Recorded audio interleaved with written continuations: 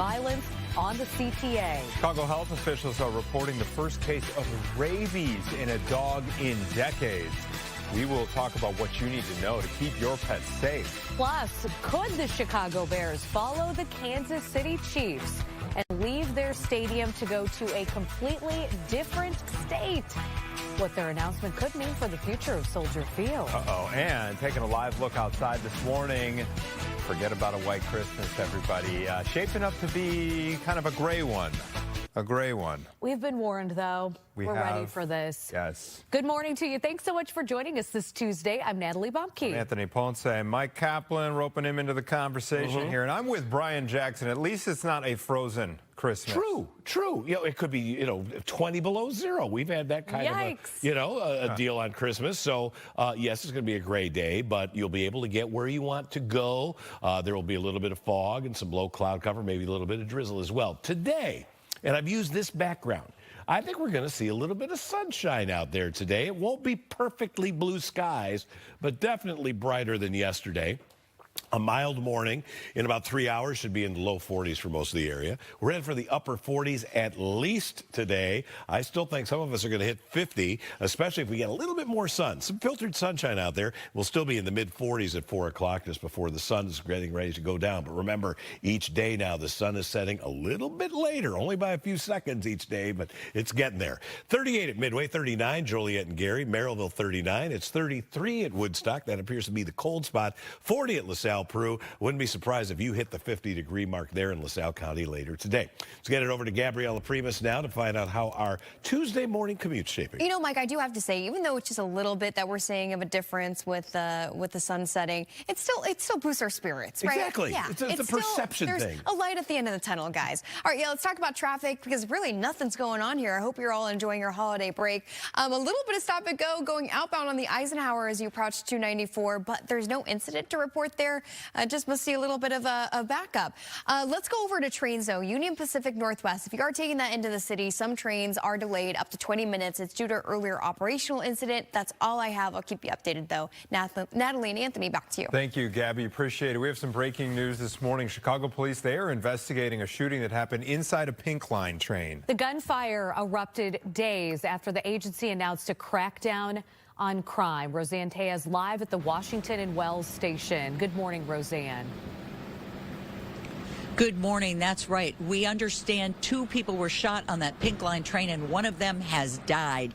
Chicago police have already left the scene this morning and trains are running once again, but Scanner picked up that traffic earlier this morning.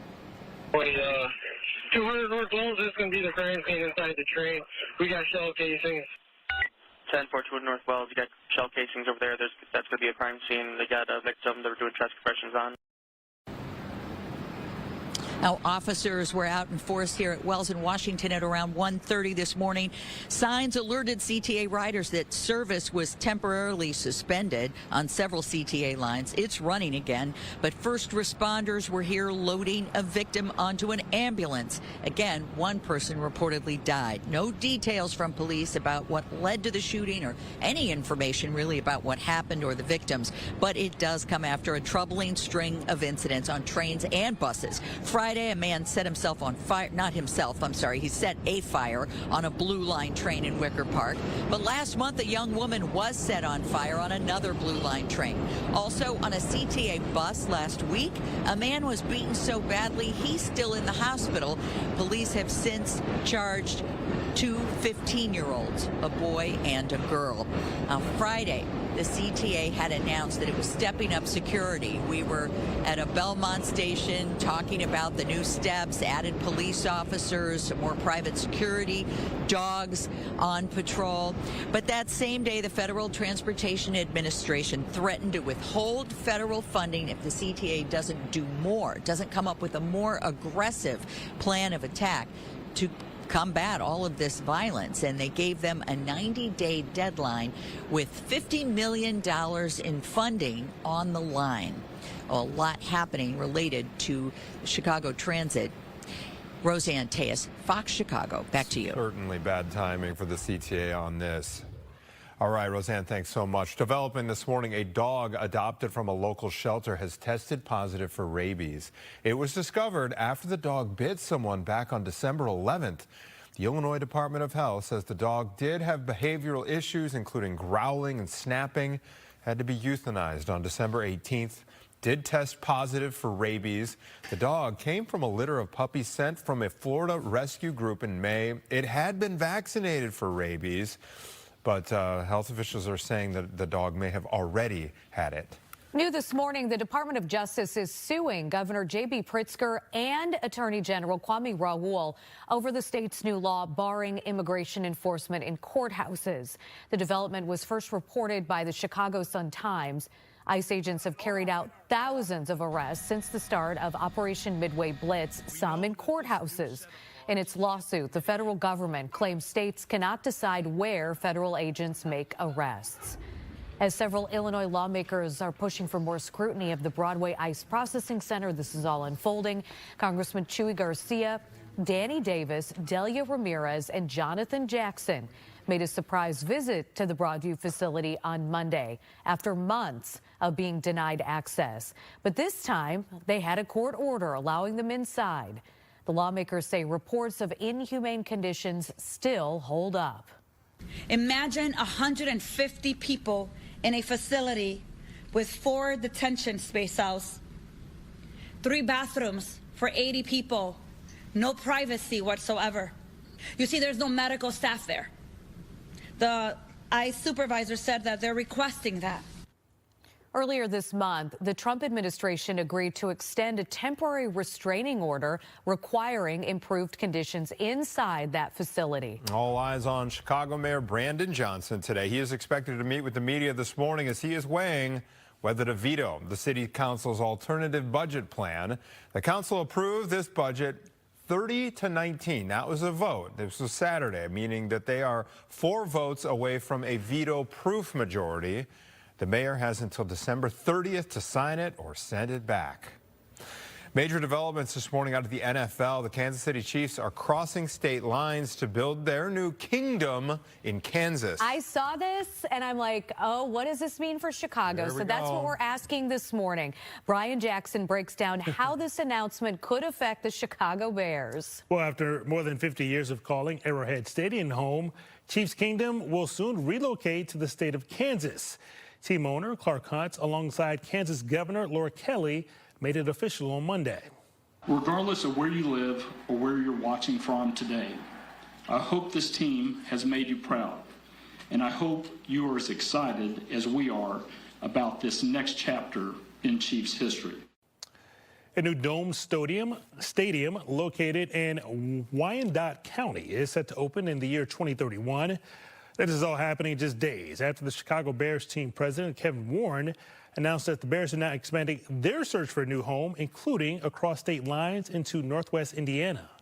Still be the Chicago Bears in Gary, Indiana, because of the proximity, the closeness to all of the same amenities, but the infrastructure that Gary has already, you can't replicate. Gary, Indiana Mayor Eddie Melton is very excited for that possibility. We have reached out to Chicago Bears and Governor J.B. Pritzker's office for comment. We're still waiting to hear back. Natalie? I love the way we told that story, too, because we're riding around with the mayor. He's actually showing us some of the locations where the stadium could be located. Well, this comes as the Washington Post editorial board names Indiana as State of the Year. The board cited the outcome of Indiana's months-long redistricting battle, the state's efforts to cut spending, change property taxes, and increase education funding. Northbrook-based insurance company Allstate plans to raise rates for Illinois homeowners.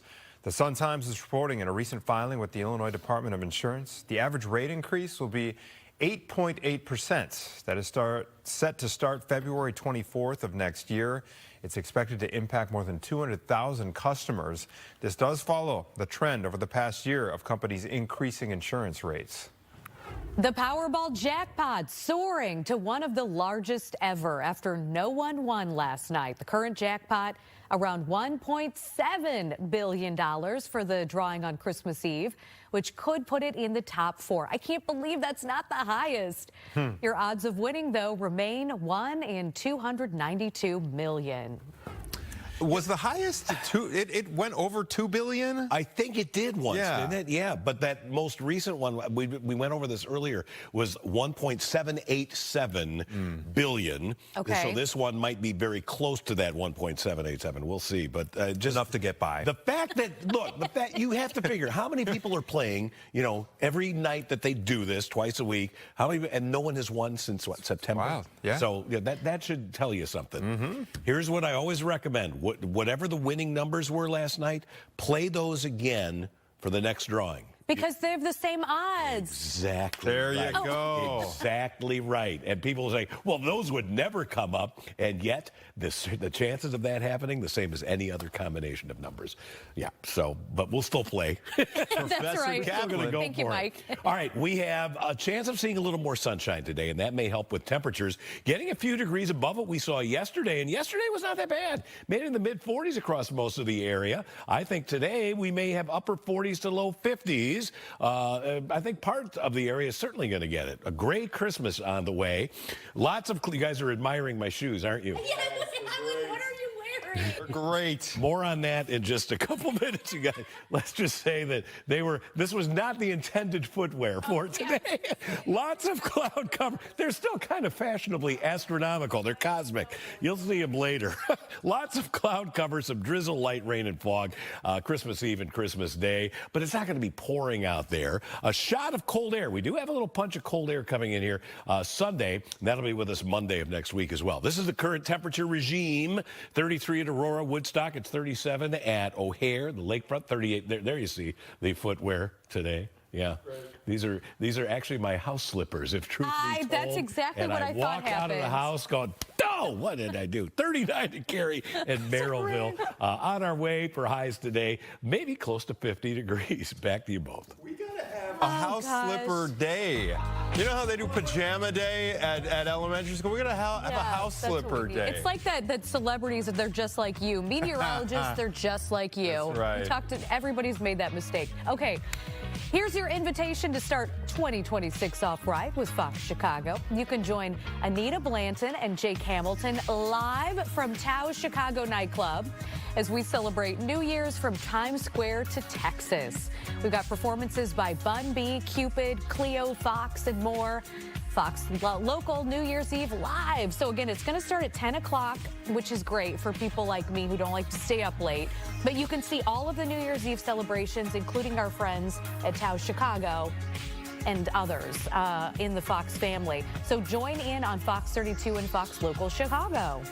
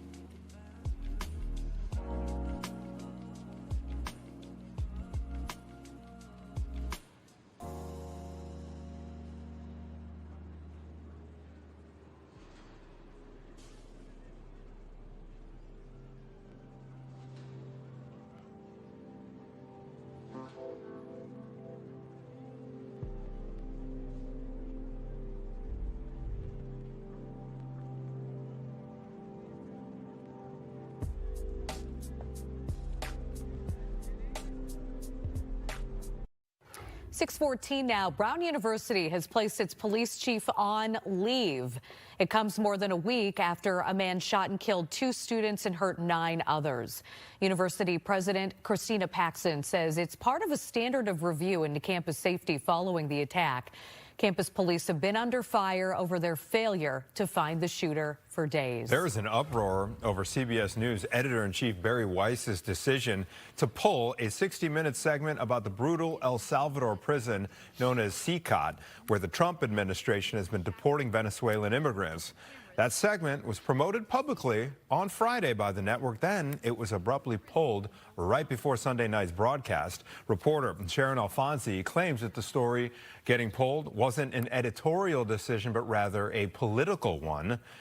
Weiss reportedly said the story wasn't ready and left out comment and perspective from administration officials. New this morning, Wegovy will soon offer the capabilities of its weight loss injections in pill form. It's the first GLP-1 pill approved for weight loss. Wegovy was first created for diabetes, but has since grown popular for losing weight. Novo Nordisk has not announced a price, but it is expected to be cheaper than the shot. The FDA is expected to approve a second pill from Eli Lilly in the coming months. All right, 6:15. Time to check back in with shoeless Mike Kaplan. Standing by in the Weather Center right now.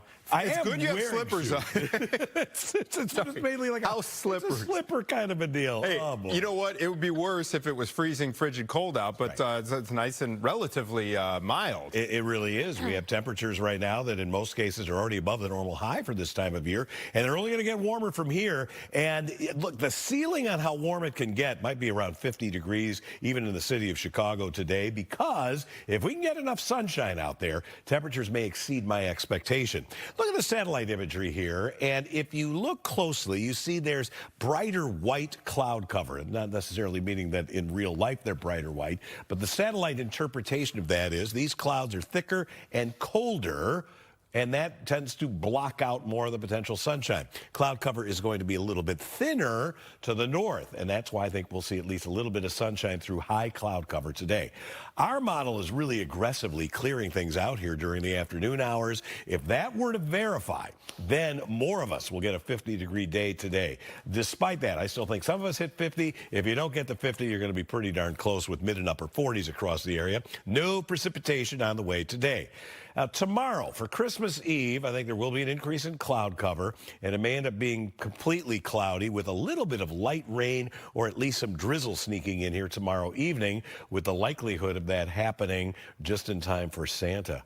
Let's get it over to Gabriella Primus. I swear I just saw the holiday train. You know what? Sky Fox. You did, Mike, and they're still on it. I was like, watch, they're going to be on it, and then I'm going to look over, and it's going to be away or something. But yeah, it looks like the holiday train going through.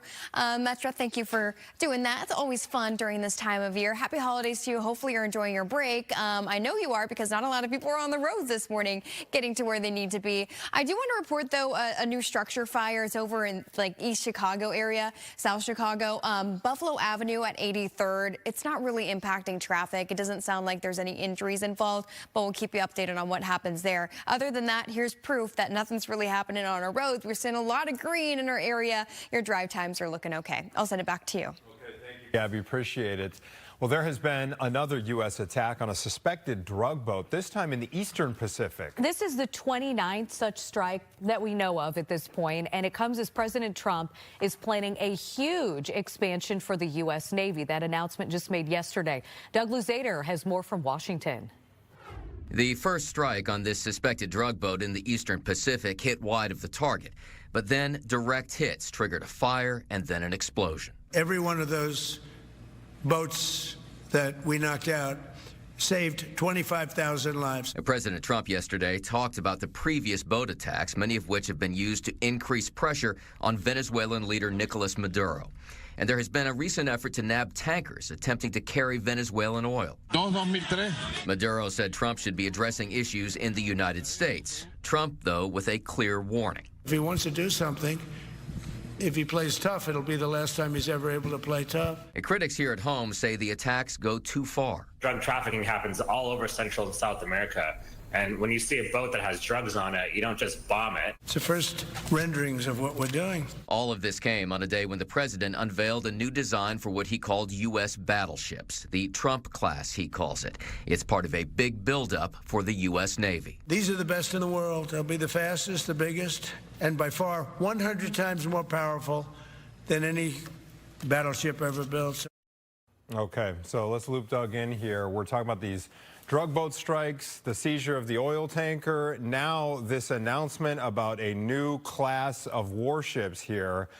Doug, what is the buzz out there with regard to all this being a prelude to full-scale war?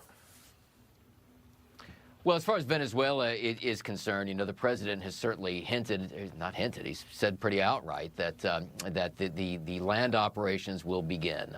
Now, we don't know exactly what that means, if we're talking about, you know, targeted airstrikes on drug camps, that kind of thing. We don't know. But this is all part of an effort to build pressure on the Maduro regime. Maduro is not seen as a legitimate leader of Venezuela. The White House would like him to step down. So they're doing all of these things to build economic pressure around him. I mean, you look at the flow of money heading into that country. A lot of it comes from drugs. A lot of it comes from oil. And the administration is targeting both of those fronts. With this battleship announcement, I was reading yesterday that China has almost doubled the number of battleships that the U.S. has. They've really ramped up their building of those warships over the United States. But President Trump said this isn't about China. So what is it about? I mean, are we looking at Russia now? What are your thoughts on that? Well, I think it's addressing overall threats. And, yeah, I mean, in terms of sheer quantity, China has an advantage in terms of shipbuilding. But, you know, we also have a number of aircraft carriers, and we have, you know, I think it's generally acknowledged we have kind of a quality advantage when it comes to these things. But, you know, you're comparing sometimes apples and oranges based on different classes of ships. This is kind of a new thing. I mean, the idea of building battleships once again. And these are not, you know, what most people associate with battleships of the past, Iowa, Missouri, and so on. But these are similar in size. So they're pretty big ships, and they're talking about commissioning perhaps 20 of them, perhaps more than that in coming years. All right. Doug, thank you for the update from Washington. Appreciate it, sir. Thank you. All right, to other news. A major bourbon producer just announced that it's going to be pausing production at its largest distillery. We will tell you why. And it's the season of giving. Fox 32 Chicago, PNC Bank, and the Chicago Bears are teaming up with the Greater Chicago Food Depository to help feed local families in need. And we want you to help out as well. You can go online to chicagosfoodbank.org. I need some of that swag to start my day. Go start my day right. Hurry in for a great deal on the most awarded.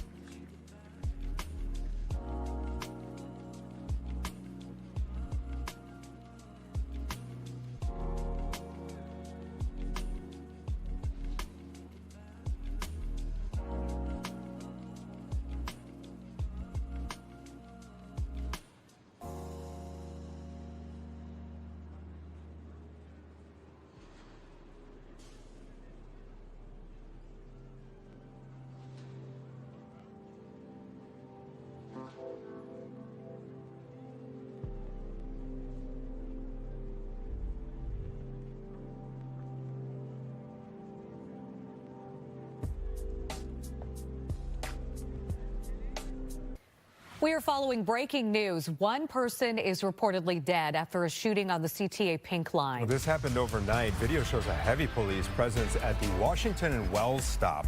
We have a crew there now and are right now working to get more information on what happened. The Department of Justice is suing Governor J.B. Pritzker and Attorney General Kwame Raoul over the state's new law barring immigration enforcement in courthouses. The development was first reported by the Chicago Sun-Times.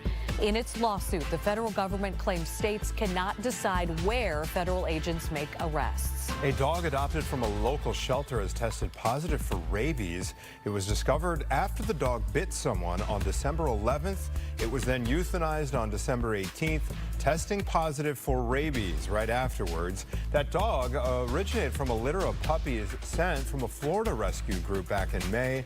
Now, it had been vaccinated for rabies, but public health officials say that the dog probably had rabies before that vaccination. The Trump administration says it will offer undocumented immigrants more money to leave the country on their own. DHS is promising a $3,000 stipend to people who self-deport. We'll buy you a ticket, give you $3,000 to go home, and that includes people that have not been detained, maybe have interacted with us, are detained and don't have criminal charges against them.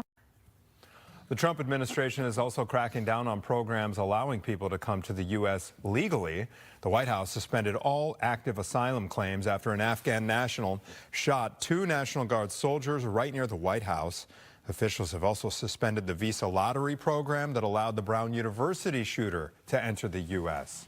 Bourbon maker Jim Beam is stopping production at its largest distillery as it navigates tariffs from the White House. The one-year pause also comes amid a slump in demand. Overall, exports of American spirits fell 9% in the second quarter of this year. About 95% of all bourbon made in the U.S. comes from Kentucky. The Trump administration is giving the Smithsonian Museum an ultimatum. Give us the internal documents we requested or lose funding. The White House says it wants the records by mid-January. Also wants the museum to remove exhibits that show America in a race-centered way. And it wants the museum to cut any programs that don't match what the administration calls American values. Illinois is back with another round of vanity license plate requests that did not get approved. It's the naughty list of license plates. We look forward to this every year. The state looks at these, like I said, every year. Some requests, they say, go a little too far. Secretary of State says more than 55,000 people applied for custom plates this year, including, I'm sure, Mike Kaplan. About 550 were turned down. The state law blocks anything offensive, inappropriate, hard to read. Some of these were meant to be funny. Others raise real concerns about decency and safety. Type SHT. I'm on that Secretary of State type, you know what? Apparently also a Gen Z thing. I be poopin'. Okay, that one's pretty funny. ICUP. This one, I guess you just say the letters. Apparently a 10-year-old requested this one. Priussy. If this is how you refer to your Prius, there's a show on TLC for you. I can't believe they included that last one. I'm going to be real honest. Yes. The state keeps a list of rejected plates that now tops 8,000 combinations. You can test your ideas online before you apply. Oh, my goodness. You know what? I wish that Jesse White did that. You know, I mean, maybe he could come back and just do that list. Do the list as a, emeritus secretary. There you go. Emeritus come in there and maybe join Secretary Janulius. That's good. It was even cracking him up, Secretary Janulius. We have today a little bit more sunshine on the way, and temperatures will be slightly warmer than yesterday as our generally mild week continues, but it's going to be a great Christmas. I've got the holiday forecast right after this. Did you know that about 20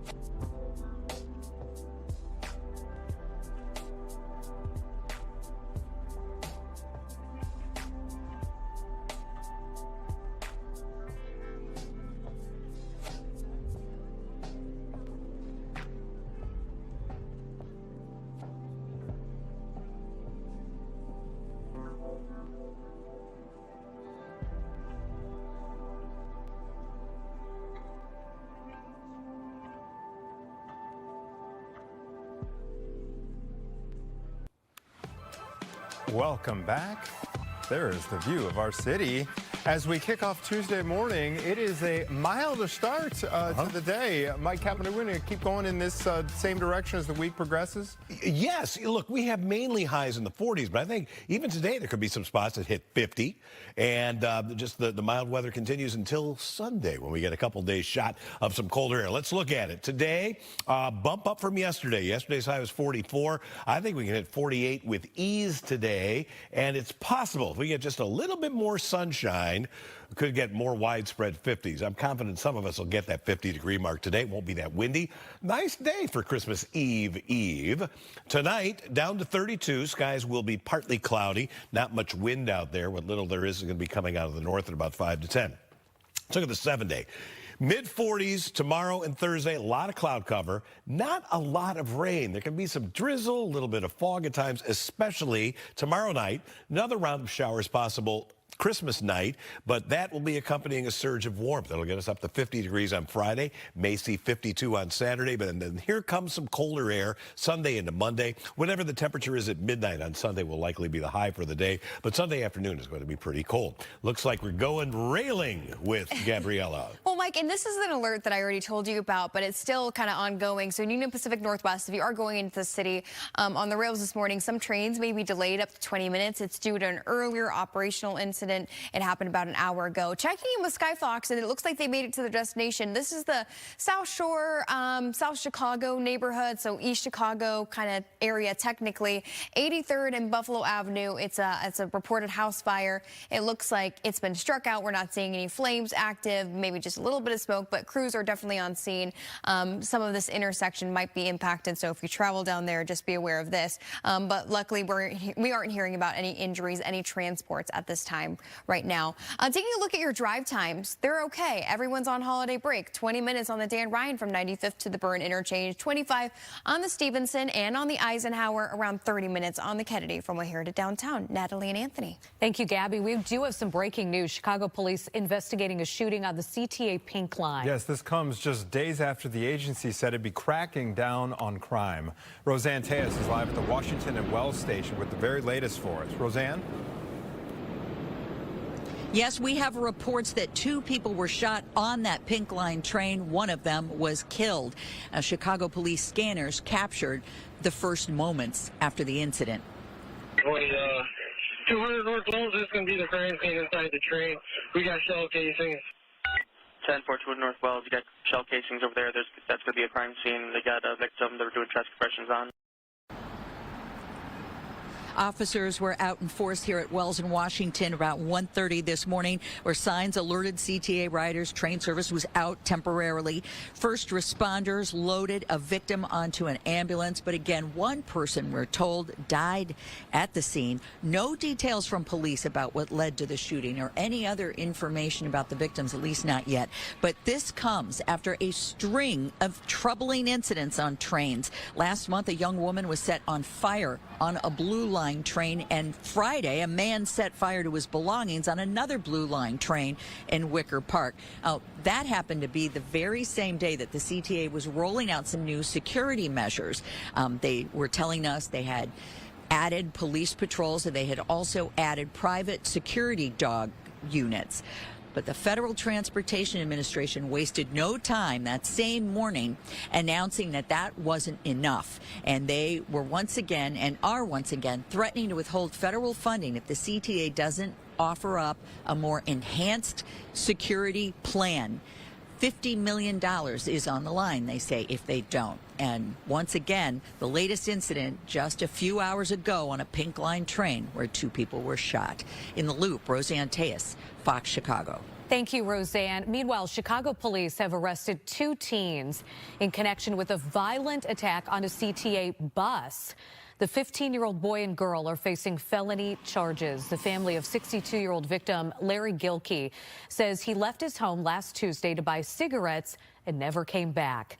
His nephew says Gilkey was trying to help one of the 3 teens who would later attack him.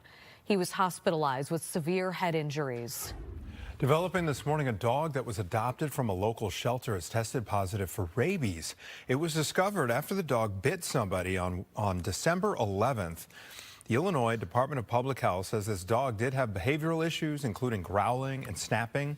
It had to be euthanized on December 18th. It tested for positive for rabies. The dog did come from a litter of puppies sent in from a Florida rescue group back in May. It had been vaccinated for rabies, but it may have already had it. New this morning, the Department of Justice is suing Governor J.B. Pritzker and Attorney General Kwame Raoul over the state's new law barring immigration enforcement in courthouses. The development was first reported by the Chicago Sun-Times. ICE agents have carried out thousands of arrests since the start of Operation Midway Blitz, some of them in courthouses. In its lawsuit, the federal government claims states cannot decide where federal agents make arrests. And this comes as several Illinois lawmakers renew their push for more scrutiny of the Broadview ICE Processing Center. Congressman Chuy Garcia, Danny Davis, Delia Ramirez, and Jonathan Jackson made a surprise visit to that facility on Monday after months of being denied access. This time, though, they had a court order allowing them inside. The lawmakers say reports of inhumane conditions still hold up. Imagine 150 people in a facility with 4 detention space cells, 3 bathrooms for 80 people, no privacy whatsoever. You see, there's no medical staff there. The ICE supervisor said that they're requesting that. Earlier this month, the Trump administration agreed to extend a temporary restraining order requiring improved conditions inside that facility. All right, all eyes are on Chicago Mayor Brandon Johnson today. He is expected to meet with the media this morning as he weighs whether to veto the city council's alternative budget plan. The council approved the budget 30-19. That was the vote tally on Saturday, meaning that they are still 4 votes away from a veto-proof majority. The mayor has until December 30th to either sign this or send it back. Government shutdown on the line here. They need to pass it by the end of the year. All right, some major developments this morning out of the NFL. The Kansas City Chiefs are crossing state lines to build their new kingdom in Kansas. So, could the Chicago Bears follow suit? Could they cross over state lines? Brian Jackson breaks down how this announcement could affect the Bears. Brian? Well, you guys, after more than 50 years of calling Arrowhead Stadium home, Chiefs Kingdom will soon relocate to the state of Kansas. Team owner Clark Hunt, alongside Kansas Governor Laura Kelly, made it official on Monday. Regardless of where you live or where you're watching from today, I hope this team has made you proud. And I hope you are as excited as we are about this next chapter in Chiefs history. A new domed stadium located in Wyandotte County is set to open sometime in 2031. That's all happening just days after the Chicago Bears team president, Kevin Warren, announced that the Bears are now expanding their search for a new home, including across state lines into Northwest Indiana. To still be the Chicago Bears in Gary, Indiana, because of the proximity, the closeness to all of the same amenities, but the infrastructure that Gary has already, you can't replicate. Gary, Indiana Mayor Eddie Melton says he's excited for the possibility of the Bears moving there. We have reached out to the Chicago Bears and Governor J.B. Pritzker's office for comment. We're still waiting to hear back. Natalie? And Brian, this comes as the Washington Post editorial board names Indiana the state of the year. The board cited the outcome of Indiana's months-long redistricting battle, the state's efforts to cut spending, change property taxes, and increase education funding. All right, Northbrook-based insurance company Allstate is planning to raise rates for Illinois homeowners. The Chicago Sun-Times reports that in a recent filing with the Illinois Department of Insurance that the average rate increase will be 8.8%. This is set to start February 24th of next year, impacting more than 200,000 customers. And this does follow the trend over the past year of companies increasing their insurance rates. The Powerball jackpot soaring to one of the largest ever after no one won again last night. The current jackpot around $1.7 billion for the drawing on Christmas Eve, which could put it in the top 4. Your odds of winning remain the same, 1 in 292 million. Jackpot goes up, odds stay the same. I like that, deal.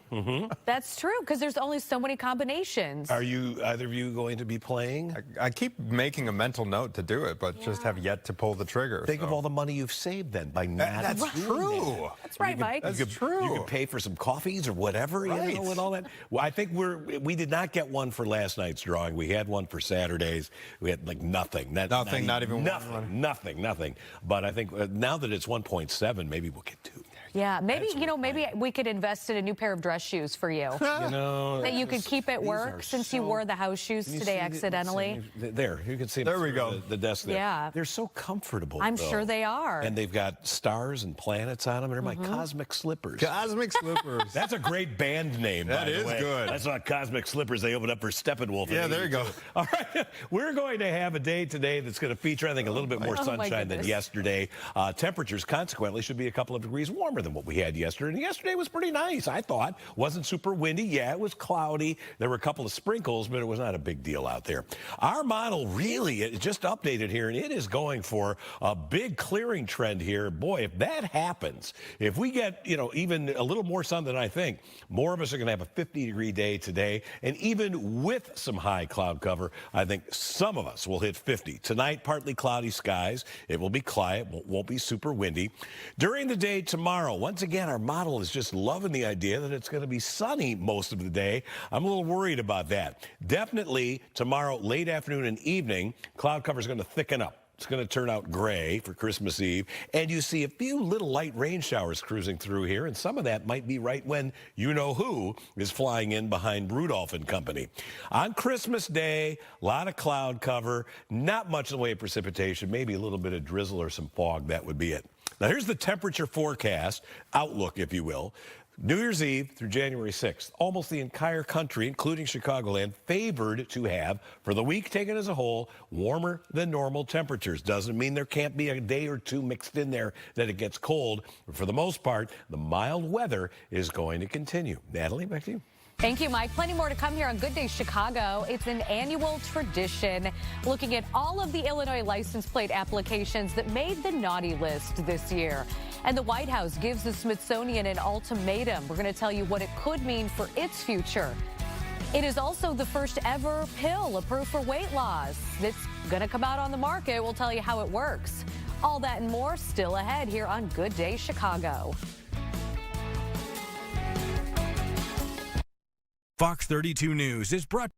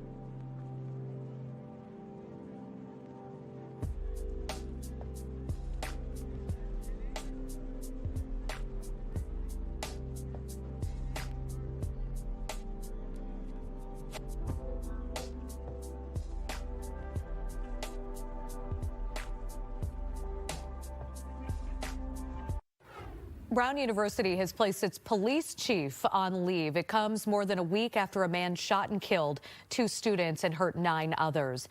University President Christina Paxson says this is part of a standard review into campus safety following the attack. Campus police have been under fire over their failure to find the shooter for days and also a lack of security cameras. New this morning, the U.S. military says one person is dead after a strike against another boat that it says was smuggling drugs in the Eastern Pacific. Since September, at least 105 people have been killed in 9 known strikes. The Trump administration says that they are stopping the flow of narcotics into the U.S. However, a handful of lawmakers say the administration has provided little to no evidence of that. President Trump says that the Navy will build a new class of warships named after himself. It is part of a larger plan to create his vision of what he describes as a golden fleet. Navy Secretary John Phelan says the Trump-class battleship will be armed with hypersonic missiles, nuclear cruise missiles, rail guns, and high-powered lasers, all technology that is in different stages of development. The ship isn't just to swat the arrows. It is going to reach out and kill the archers. And for the first time in generations, we'll have a new leg in America's nuclear deterrence, because the Trump-class battleship will carry the nuclear-armed, sea-launched cruise missile. The new battleships are expected to be ready in the next decade. New this morning, Wegovy will soon offer the capabilities of its weight loss injections in pill form. It is the first GLP-1 pill approved for weight loss. Wegovy was first created for diabetes, but it has since grown popular for losing weight. Novo Nordisk has not announced a price. It is expected, though, to be cheaper than the shot. The FDA is expected to approve a second pill from Eli Lilly in the coming months. All right, we have some promising news from the family of Reverend Jesse Jackson. He is now out of an acute facility. He is back home. His family says he was treated for several different infections related to the progression of a neurological disorder. They add that they are grateful for the prayers and support that they have received during this time. We hope your Tuesday morning's off to a wonderful start. We appreciate you joining us here on Good Day Chicago. It's now 6:48. And this morning, we are following breaking news. One person reportedly dead after yet another violent incident on the CTA. This one happened on the Pink Line overnight. Video shows a heavy police presence at the Washington and Wells stop. We have a crew there now. We are working to get more information. The Department of Justice is suing Governor J.B. Pritzker and Attorney General Kwame Raoul over the state's new law barring immigration enforcement in courthouses. The development was first reported by the Chicago Sun-Times.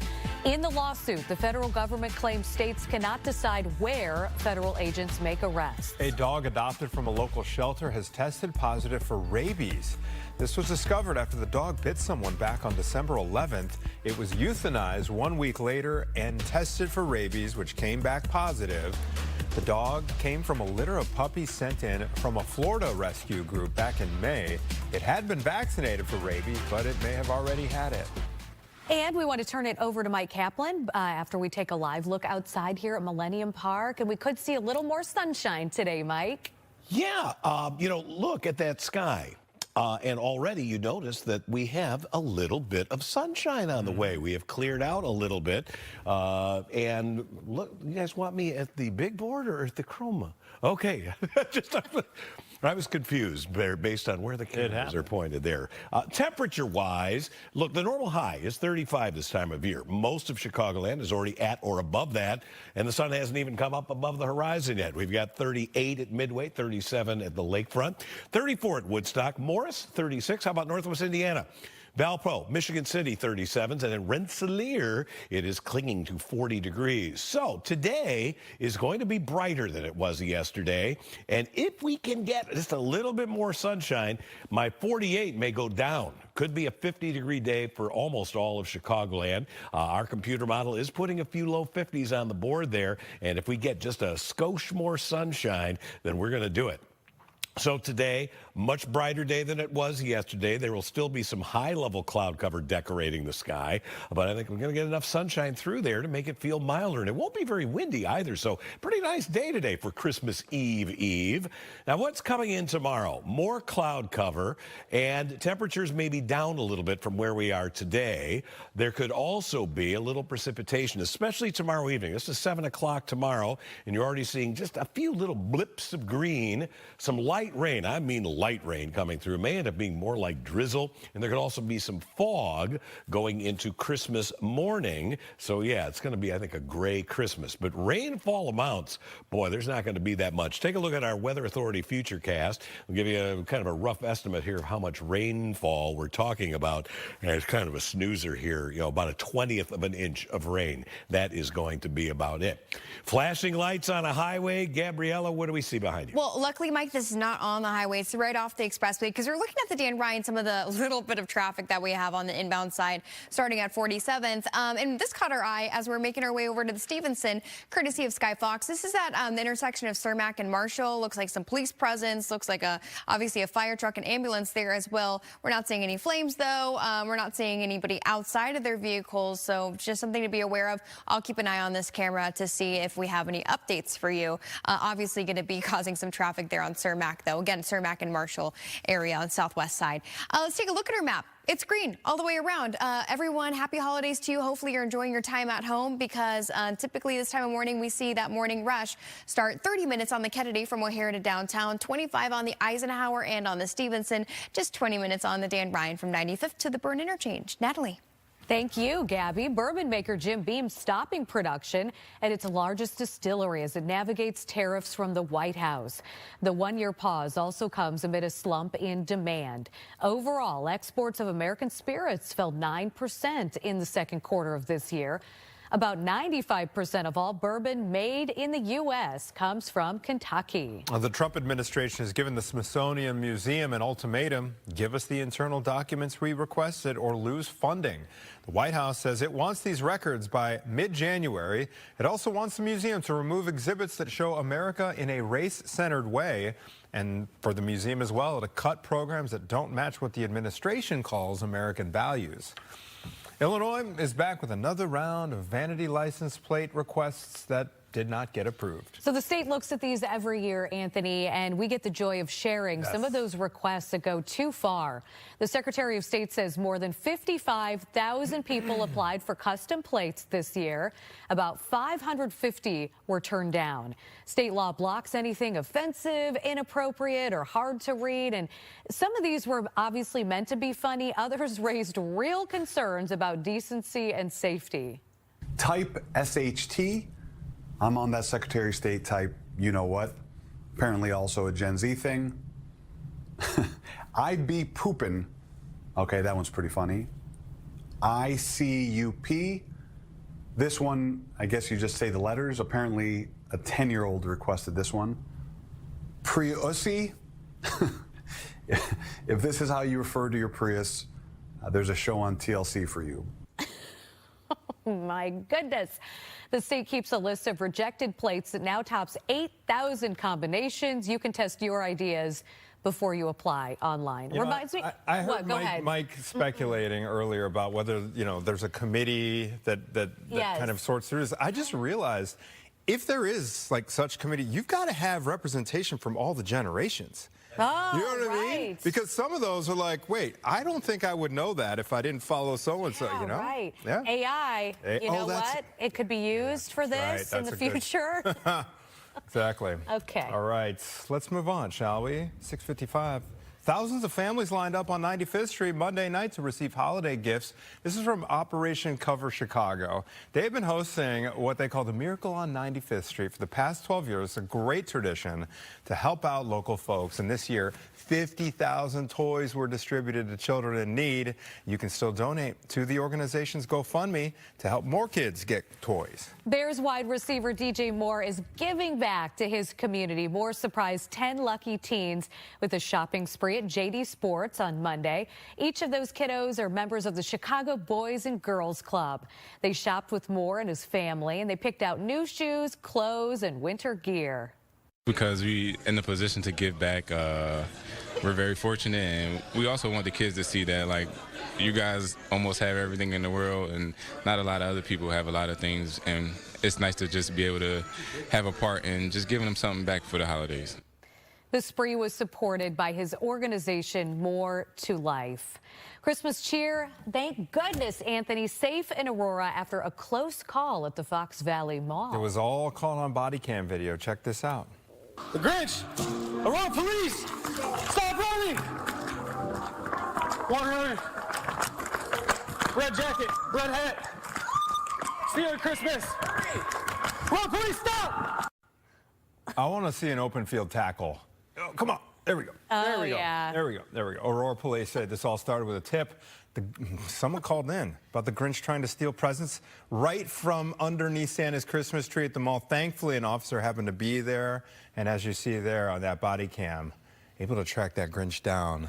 Man, it's always something to contend with. He's a mean one. He is. Is that how the song goes? Right. Yeah. Yeah.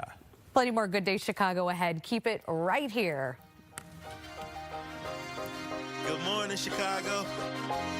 Or should I say, good day, Chicago. He must be Doc Martin.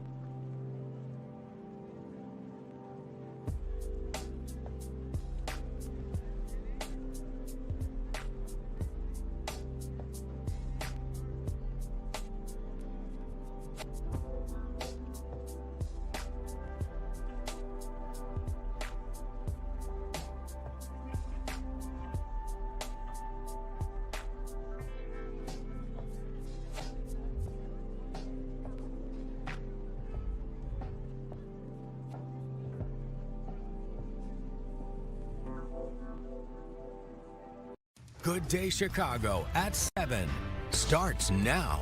And breaking right now at 7 o'clock, Chicago police are investigating a shooting on the Pink Line. One person reportedly dead. We are live to cover this latest act of violence on the CTA.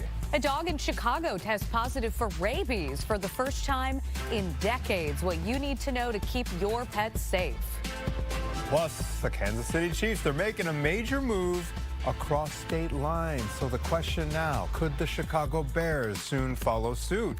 And let's give you a live look outside. Get ready for a holiday heat wave, friends, and a little more sunshine today as well. We thank you for joining us here at 7 o'clock as we close in on Christmas Eve here, Mike Kaplan. It is not too uncomfortable outside. No, it's not very windy. Today we're going to get a little bit of sunshine. Yesterday was such a great day. I mentioned earlier in our broadcast that I was out with our dog doing a little Frisbee action yesterday and got sprinkled on for just lightly for a couple minutes. That was it. Going to be dry today, but there is a chance for some precip coming in here for Christmas Eve and also Christmas Day. But today, I think is a winner with a decent shot of getting at least a little bit of sunshine through some high clouds out there. Temperatures temperatures are going to respond by getting a few degrees warmer than yesterday. In fact, I think easily we can get to the upper 40s, and some of us are going to hit that 50-degree mark. Filtered sun at noon right around 48 degrees, still mild at 4 as the sun is getting ready to set. But remember now, each day, only by a few seconds, but the sun is setting a little bit later each day as we go forward now. 38 at Midway, it's only 32 at Joliet, 34 at Woodstock, 36 Waukegan, LaSalle, Peru, 38, 39s at Gary and Maryville, Valparaiso, 34. We're headed today for at least the upper 40s, with some of us hitting the 50-degree mark. Gabriella Primus joins us now to give us that Christmas Eve traffic update. I know, right? The eve before the eve, and things are looking okay. So if you are traveling for Christmas, maybe right now is the best time to leave because there is zero traffic to talk about. Luckily, no incidents either. Taking a look at the Eisenhower, this is close to 294, close to the Strangler there. Traffic moving smooth on both our tollways and our expressways here. Let's go over our drive times because, again, I really have nothing. 20 minutes on the Dan Ryan from 95th to the Burn interchange. You see that little bit of stop-and-go traffic near 47th all the way in. And then on the Stevenson, starting near Central all the way to around Damon or to the Dan Ryan ramp, around 25 minutes. 25 as well on the Eisenhower, 30 minutes on the Kennedy from O'Hare to downtown. I'm going to call it the same if you are headed out to O'Hare towards the terminals. I'll send it back to you. All right, thank you very much, Gabby. Appreciate it. Breaking overnight, Chicago police are investigating a deadly shooting on the CTA Pink Line just days after the agency announced a crackdown on crime. Roseanne Tejas is live at Washington and Wells Station with more. Roseanne? That's right. Another incident early this morning. We're told 2 people were shot on a Pink Line train. One of them was killed. And Chicago police scanners captured those first moments. 200 North Wells is going to be the crime scene inside the train. We got shell casings. 10 200 North Wells, you got shell casings over there. That's going to be a crime scene. They got a victim they're doing chest compressions on. And that sent Chicago police to Wells and Washington at about 1:30 this morning, where signs alerted CTA riders. Train service was halted on several lines for a time. First responders loaded a victim onto an ambulance, but again, a second person shot did die. We don't have any details from police yet about what may have led to this shooting or any information about the victims, but it does come after a string of incidents on trains. Last month, a young woman was set on fire on a Blue Line train. Friday, a man set fire to his own belongings on another Blue Line train. And that, on Friday, happened to be the very same day that the CTA rolled out increased security. That was my story that morning. We were out as they were announcing added police patrols and also private canine security. But no sooner did they make that announcement, the federal government said, "You're not doing enough." And they immediately announced that they were once again threatening to withhold federal funding to the tune of $50 million if the CTA doesn't come up with a more aggressive plan to fight this violence on trains. And they were given 90 days to come up with sort of a plan. The clock is ticking. Meantime, here on the Pink Line, another incident just this morning. Roseanne Tejas, Fox Chicago. So sad. Thank you so much, Roseanne. Meanwhile, Chicago police have arrested 2 teens in connection with a violent attack on a CTA bus. The 15-year-old boy and girl are facing felony charges. The family of 62-year-old victim Larry Gilkey says he left his home last Tuesday to buy cigarettes and he never came back. His nephew says Gilkey was trying to help one of the 3 teens who would later attack him. He was hospitalized with severe head injuries. And developing this morning, a dog adopted from a local shelter has tested positive for rabies. This was discovered after the dog bit someone on December 11th. The Illinois Department of Public Health says the dog did have behavioral issues, including growling and snapping. It was euthanized a week later and tested for rabies. That test came back positive. The dog came from a litter of puppies sent from a Florida rescue group back in May. It had been vaccinated for rabies, but it may have already had it. New this morning, the Department of Justice is suing Governor J.B. Pritzker and Attorney General Kwame Raoul over the state's new law barring immigration enforcement in courthouses. The development was first reported by the Chicago Sun-Times. ICE agents have carried out thousands of arrests since the start of Operation Midway Blitz, and some of those in courthouses. In its lawsuit, the federal government claims states cannot decide where federal agents make arrests. And this all comes as several Illinois lawmakers renew their push for more scrutiny of the Broadview ICE Processing Center. Congressman Chuy Garcia, Danny Davis, Delia Ramirez, and Jonathan Jackson all made a surprise visit to the facility on Monday after months of being denied access. This time, though, they had a court order allowing them inside. The lawmakers say reports of inhumane conditions still hold up. Imagine 150 people in a facility with 4 detention space cells, 3 bathrooms for 80 people, no privacy whatsoever. You see, there's no medical staff there. The ICE supervisor said that they're requesting that. Earlier this month, the Trump administration agreed to extend a temporary restraining order requiring improved conditions inside the facility. Okay, drum roll here. All eyes on Chicago Mayor Brandon Johnson today. He's expected to meet with the media this morning as he is weighing whether to veto the city council's alternative budget plan. The council approved the budget 30-19. That was the vote tally on Saturday, meaning those 30 votes are still 4 shy of a veto-proof majority. The mayor has until December 30th to sign it or send it back. And some major developments out of the NFL this morning. The Kansas City Chiefs, they are on the move. They are crossing state lines to build their new stadium in the state of Kansas. So you got to ask the question, could the Chicago Bears follow suit? What does this mean for the Bears? Brian Jackson breaks down how it could affect them. Well, after more than 50 years of calling Arrowhead Stadium home, Chiefs Kingdom will soon relocate to the state of Kansas. Team owner Clark Hunt, alongside Kansas Governor Laura Kelly, made that announcement official on Monday. Or where you're watching from today, I hope this team has made you proud.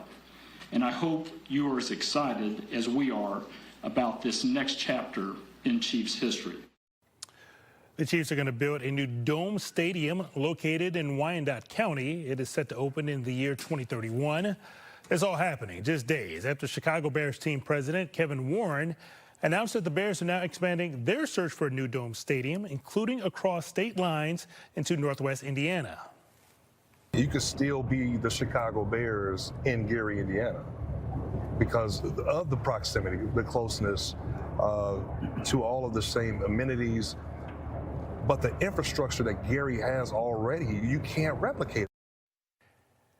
And that was Gary, Indiana Mayor Eddie Melton. He is very excited for the possibility.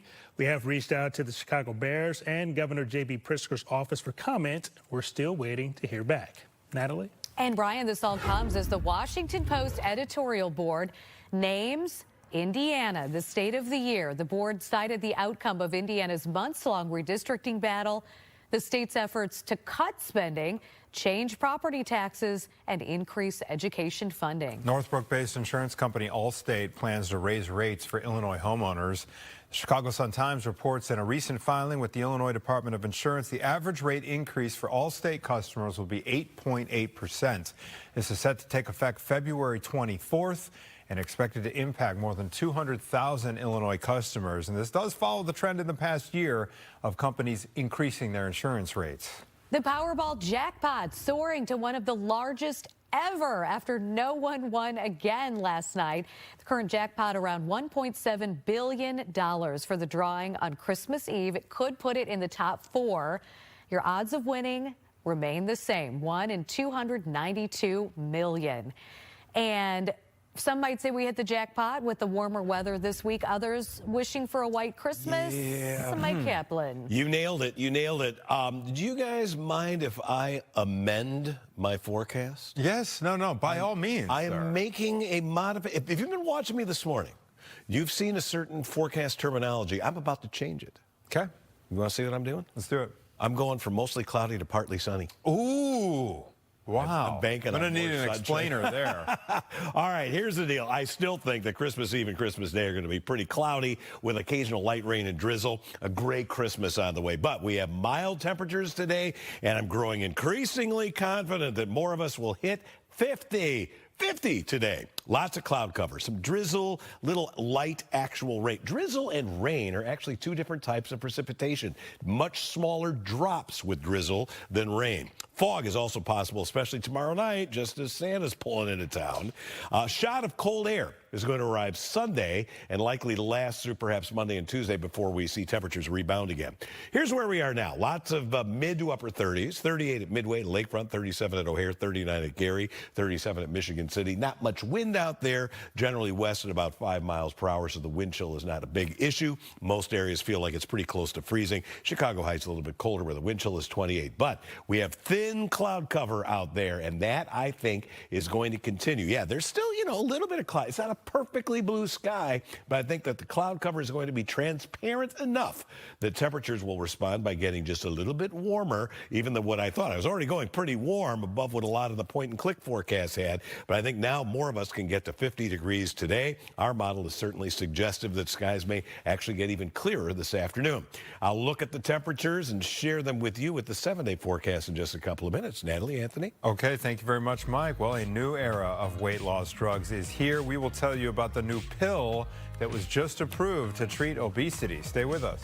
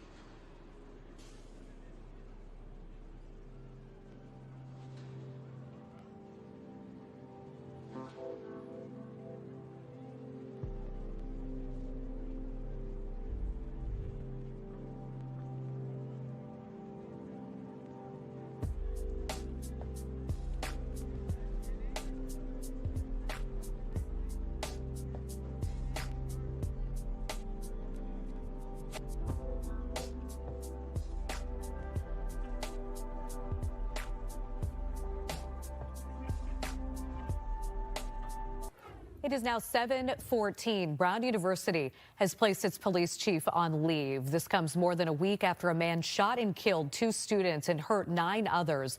University President Christina Paxson says this is part of a standard review into campus safety following the attack. Campus police have been under fire over their failure to find the shooter for days and a lack of security cameras. There's an uproar over CBS News editor-in-chief Barry Weiss's decision to pull a 60-minute segment about the brutal El Salvador prison known as CTA, where the Trump administration has been deporting Venezuelan immigrants. The segment was promoted publicly on Friday by the network, but then it was abruptly pulled right before Sunday night's broadcast. Reporter Sharon Alfonsi claims that the story getting pulled was not an editorial decision, but a political one. Weiss reportedly said the story wasn't ready because it left out comment and perspective from administration officials. The Trump administration putting a pause on several offshore wind projects. It claims the 5 wind farms pose national security risks. Interior Secretary Doug Burgum says the turbine blades are causing radar interference and making it hard to see moving targets. The move comes 2 weeks after a federal judge struck down President Trump's executive order blocking wind energy projects. And new this morning, Wegovy will soon offer the capabilities of its weight loss injections in pill form. This is the first GLP-1 pill approved for weight loss. Wegovy was first created for diabetes, but as you know, it has since grown popular for losing weight. Novo Nordisk has not announced a price, but it is expected to be cheaper than the shot. The FDA is expected to approve a second pill from Eli Lilly in the coming months. All right, from the family of Reverend Jesse Jackson, some good health news. He is now out of an acute facility. He is back home. His family says he was being treated for several different infections related to the progression of that neurological disorder he's been diagnosed with. Family members add that they are grateful for all the prayers and support that they have received during what has been a difficult stretch for Jesse Jackson. All right, 7:16, we're sending things over to Mike Kaplan for a look at, well, there's O'Hare. That's going to be a busy place for sure. Oh, yeah. And it doesn't sound like the weather is going to get in the way of any inbound or outbound flights. Certainly not today. Maybe some fog issues, especially tomorrow night. I'm wondering if I could throw our director, our fine director, Lindsay, a curveball and ask her to give me the reverse view by showing that shed cam shot over the Look at that sky. Does that work? Yeah. Natalie, like a chorus of angels. Yes, indeed. Yes. Yeah, this is just, it's beautiful to see, and those are some high, thin clouds up there, and the fact that we don't have just that low stratus deck that we had all day yesterday, this is emboldening me to raise my high temperature forecast and to be a little bit more optimistic about cloud cover. So, what are we talking about? More of us, I think, can hit 50. I'm putting 50 up on the board for the official high at Chicago today. If it doesn't get there, it's going to be close, upper 40s, maybe a couple of degrees cooler far north, but this is going to be a really mild day. And yesterday was so nice, too, despite the fact that it was so cloudy out there. But today, more sunshine and a few degrees warmer. This is a look at the satellite radar imagery, and most of what you're seeing here is that high, thin cirrus cloud cover through which sunshine is going to emerge. Our futurecast is actually trying to scour out almost all of the cloud cover. That may be a little bit too optimistic, but there will be just enough sunshine, I think, to boost those temperatures up right around 50 degrees. Tonight, no issues. If you're driving around, maybe getting, pre-holiday meal going out somewhere, you're in good shape. During the day tomorrow, once again, I think our model, it's got no cloud cover here tomorrow morning at 10. I think we will see some cloudiness, certainly during the afternoon. A wall of cloud cover comes in, and with that, we will see a few light rain showers. And this will be mainly tomorrow night, and it could impact it will not stop the arrival of Santa, but he is going to require the high beams on Rudolph's nose, I think, in order to get through some of that lower visibility. On Christmas Day, I expect nothing more than a few patches of drizzle with temperatures in the 40s. Today, I'm going to go 50 for the high, partly sunny now instead of mostly cloudy, and it won't be all that windy. West winds at 5 to 15 miles per hour. It's so nice. We have the helicopter flying today, Sky Fox. It's like a Christmas gift here, Mike Kaplan. No, we're looking at I-55 near Route 53. This is a normal spot where we see some stop-and-go traffic. Nothing really to report about when it comes traffic-wise going into the city. Minimal delays, under 30 minutes on the Kennedy, Eisenhower, and Stevenson, around 25 minutes on the Dan Ryan. Let's take a look, though. We do have a couple of incidents that are just coming into the system. One is on I-55 on the northbound side at Arsenal Road. It looks like it's causing a little bit of traffic in that area, at least a lane blocked. And then a crash southbound Eden's exit ramp to eastbound 2E. That icon should be over here. I know that it's partially blocking this ramp, so just be aware there might be a little bit extra traffic in this spot as well. I'll send it back to you. We appreciate it. Well, there has been another U.S. attack on a suspected drug boat, this time in the Eastern Pacific. This is the 29th strike that we know of, at least, and it comes as President Trump is planning a huge expansion for the U.S. Navy. Doug Luzader has more from Washington. The first strike on this suspected drug boat in the Eastern Pacific hit wide of the target, but then direct hits triggered a fire and then an explosion. Every one of those boats that we knocked out saved 25,000 lives. President Trump yesterday talked about the previous boat attacks, many of which have been used to increase pressure on Venezuelan leader Nicolas Maduro. And there has been a recent effort to nab tankers attempting to carry Venezuelan oil. Maduro said Trump should be addressing issues in the United States. Trump, though, with a clear warning. If he wants to do something, if he plays tough, it'll be the last time he's ever able to play tough. And critics here at home say the attacks go too far. Drug trafficking happens all over Central and South America. And when you see a boat that has drugs on it, you don't just bomb it. It's the first renderings of what we're doing. All of this came on a day when the president unveiled a new design for what he called U.S. battleships, the Trump class, he calls it. It's part of a big buildup for the U.S. Navy. These are the best in the world. They'll be the fastest, the biggest, and by far 100 times more powerful than any battleship ever built. And Doug Luzader joins us live in Washington now. Good morning, Doug. On top of these warships, the president announced a new class of aircraft carriers. This is something that I was wondering earlier, but we didn't have time to ask you, so I'm going to ask you now. No money in the current Pentagon budget for either of these programs. How difficult is it going to be to get Congress to sign off on that funding? Well, these are multi-year programs. I mean, you look at the Trump class ship that they announced yesterday. I mean, that's eventually going to be an order for 25, which obviously is a huge expenditure that would have to be approved by Congress. The initial order for 2 of those. So there is some kind of incrementalism at play here, but these are expensive weapon systems. There's no doubt, and of course Congress does control the purse strings. Okay, so what are we hearing from folks within the military here? Do these military officials involved here think that the new class of boats here are needed for the missions at hand these days? Well, it's always difficult because of the time involved in coming up with a weapons system, particularly one as complicated as a new ship or a new generation of fighters, for instance. It takes so long to develop those that oftentimes the threat that they're developed for is not really the threat that they need to deal with once they come online. So, that's always the risk here. And of course, we've seen the Navy, wind up with kind of boondoggles in the past on some of these ship programs. So it's a matter of being forward-looking enough to know that the ship that you're designing and pushing for today will have a real utility once it's actually put to use. That is such a good point, one that I didn't think of. Doug Luzader, live in Washington. Thank you, Doug.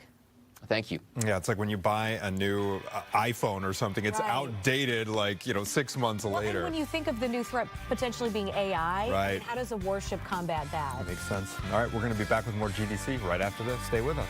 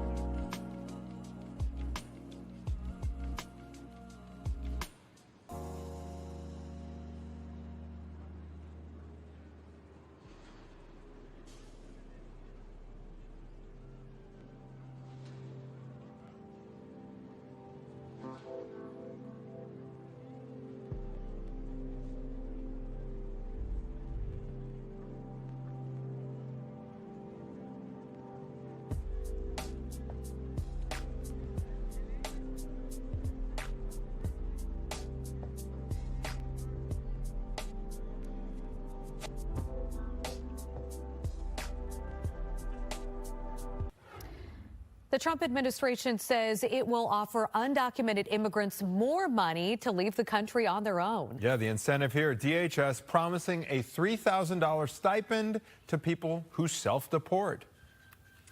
We'll buy you a ticket, give you $3,000 to go home, and that includes people that have not been detained, maybe have interacted with us, are detained and don't have criminal charges against them. The Trump administration is also cracking down on several programs that allow people to come to the U.S. legally. The White House suspended all active asylum claims after an Afghan national shot 2 National Guard soldiers right near the White House.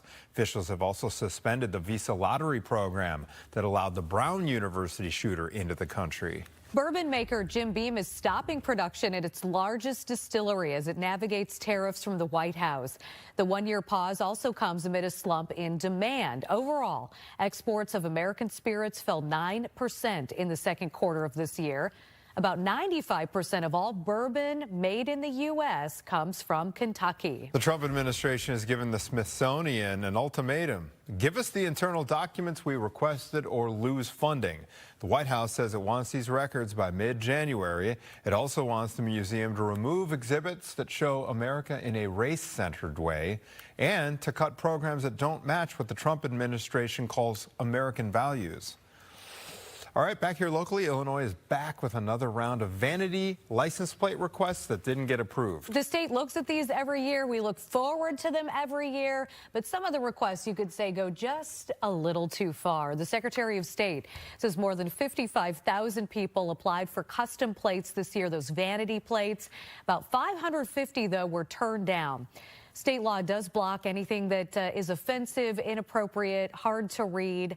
Some of these were meant to be funny. Others raised real concerns about decency and safety. Type SHT. I'm on that Secretary of State type, you know what? Apparently also a Gen Z thing. I be poopin'. Okay, that one's pretty funny. ICUP. This one, I guess you just say the letters. Apparently a 10-year-old requested this one. Priussy. If this is how you refer to your Prius, there's a show on TLC for you. Anthony, I'm not explaining the last one to you. The state keeps a list of rejected plates that now tops 8,000 combinations. You can test ideas online before you apply. Yeah. I just send in all those requests and just see what happens. Yeah. I used to have a vanity plate when I was Natmobile. Ah, the Natmobile. I like cute. that. Right, but then I moved out of state for a job and I just gave it up. Gave it all up. Maybe Natmobile is still available. Maybe. Might be worth looking at. But Anthony, you pointed out that this should be a multi-generational thing because there's some stuff that I'm like, what's wrong with that? Exactly. I don't get it. But it means something wild to like a 12-year-old. What's 676767, right? All right, we have a little bit of sunshine on the way today, and I am increasingly confident that more of us are going to hit the 50-degree mark. But what about Christmas Eve and Christmas Day? I've got the holiday forecast coming up. It's that time of year.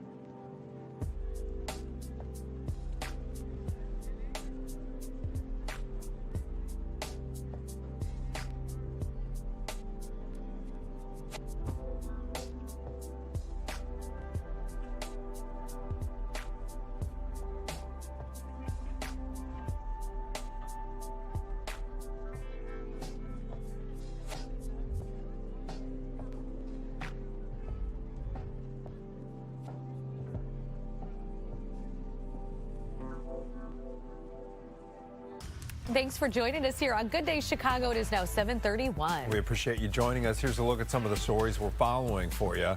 For the first time in more than 60 years, Cook County has a case of rabies in a dog. The State Department of Health says a dog tested positive for rabies just days ago. It had been adopted by a family in May when it came from a Florida rescue group.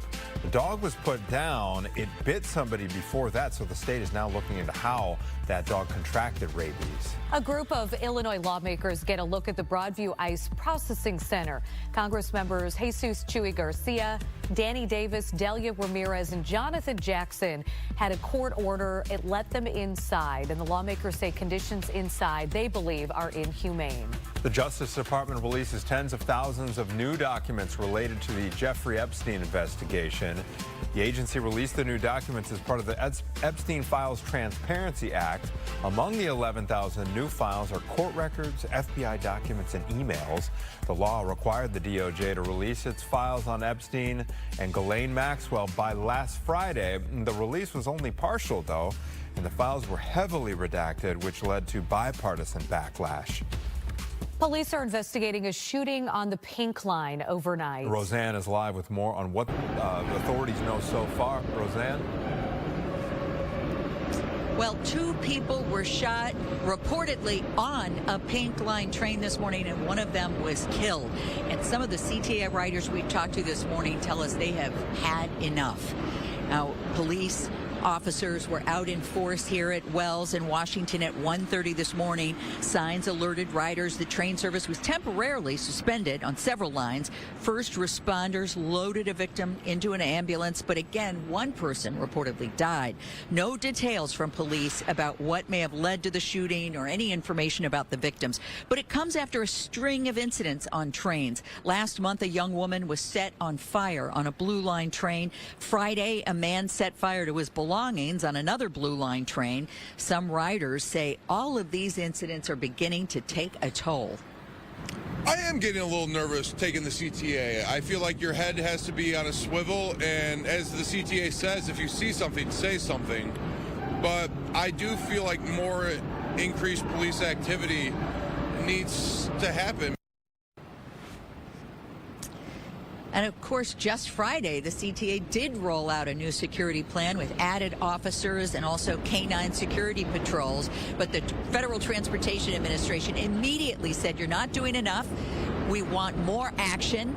And they gave a 90-day deadline to the CTA to come up with the new plan or face the loss of $50 million in federal funding. We reached out to the CTA this morning for comment on this latest incident.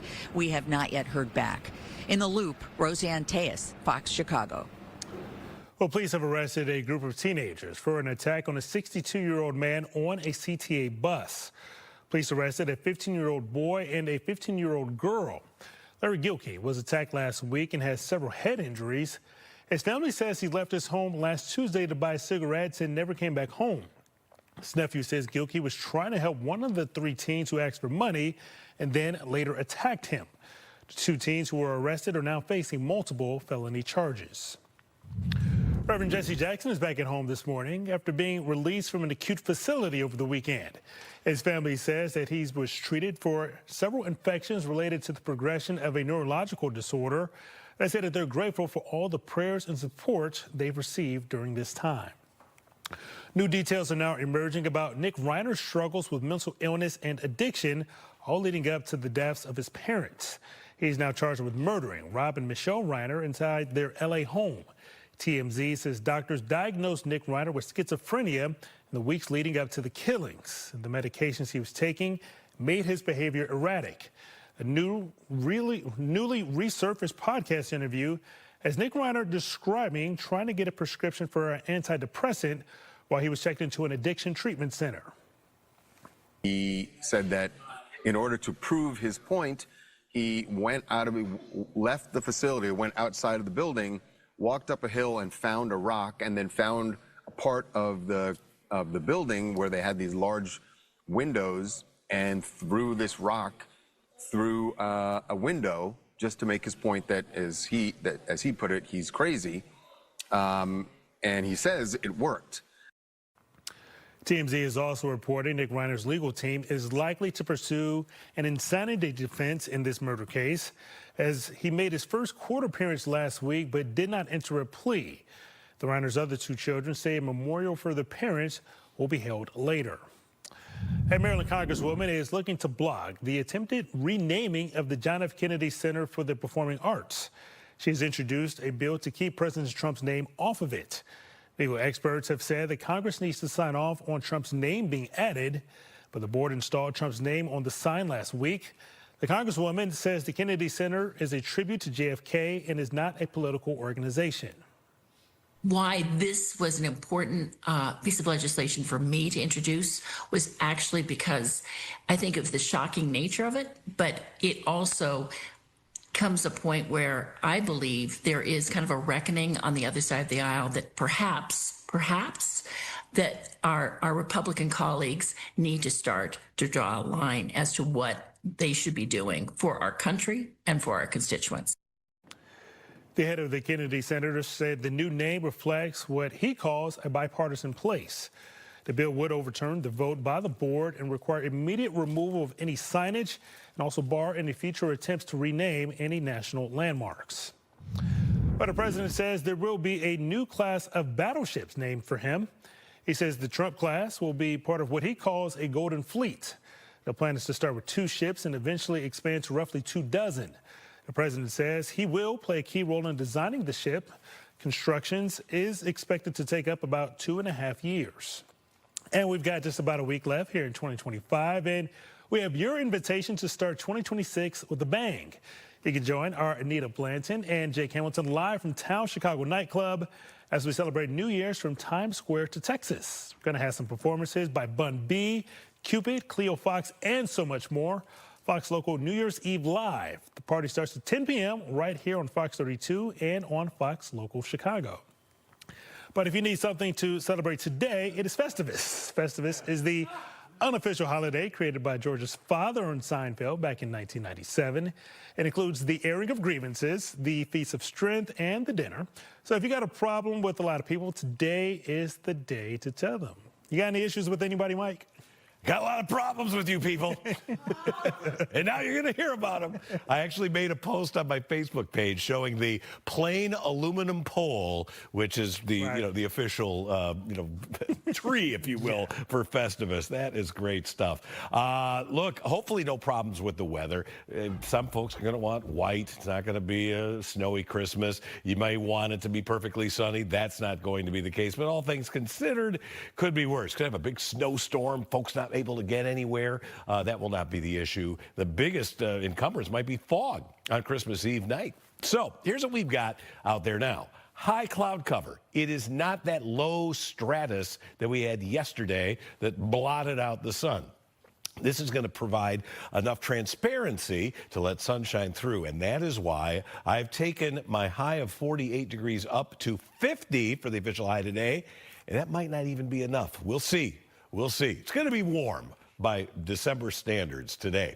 And we'll see some sunshine, too. High pressure is going to be off to our north, though, and that's going to create a northeast wind here tomorrow. Temperatures, I think, will be a few degrees cooler than today. And at some point, cloud cover is going to come right back in here, and it will shut down the warm-up tomorrow. So tomorrow not as warm as today.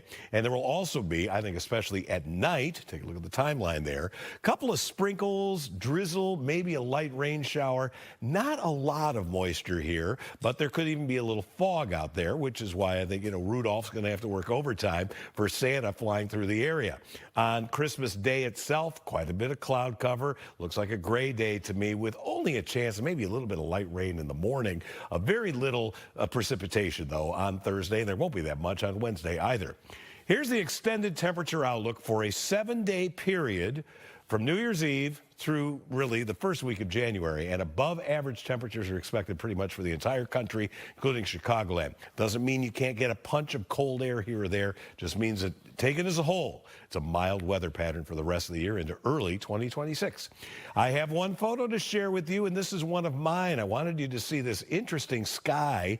Those types of clouds are called asperitis. In fact, as of just 2017, that is when the International Cloud Society if you will, decided that that was indeed a specific type of cloud cover. And it's rarely seen, but it was widespread yesterday. This happens when you have gravity waves. Think of it like if you see waves on water, okay? Same kind of thing happens in the air. When you have these gravity waves aloft on top of a layer of stable air, you can get these clouds up there around 10,000 feet to create those cool patterns. Anthony's looking closely. It's like a Rorschach test, isn't it? And I'm just, the asperitis sounds like a disease. I had some penicillin will clear that right up for you. Okay. And that's also not allowed in the Illinois state license plate. Oh, there we go. You cannot have asperitis out there.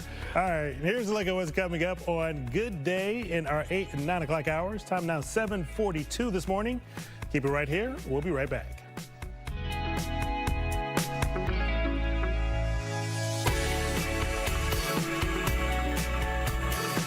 I was 65 when that accident happened.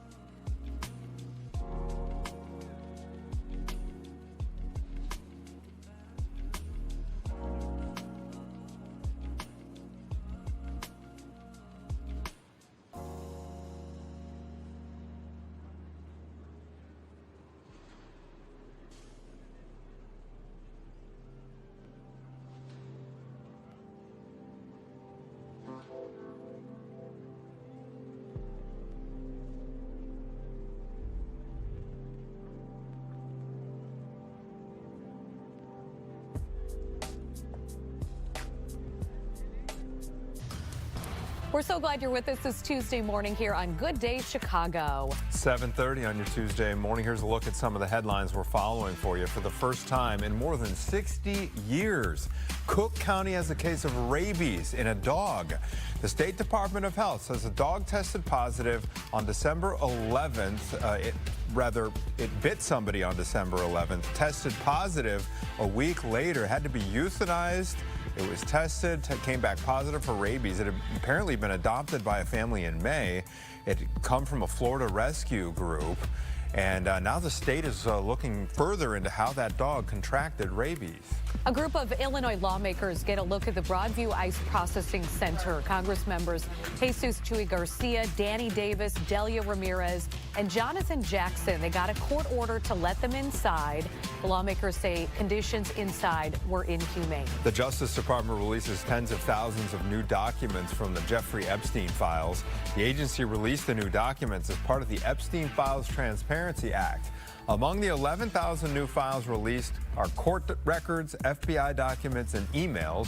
The law required the DOJ to release its files on Epstein and Ghislaine Maxwell by last Friday, although the release was only partial and many of the files were heavily redacted, which has led to bipartisan backlash.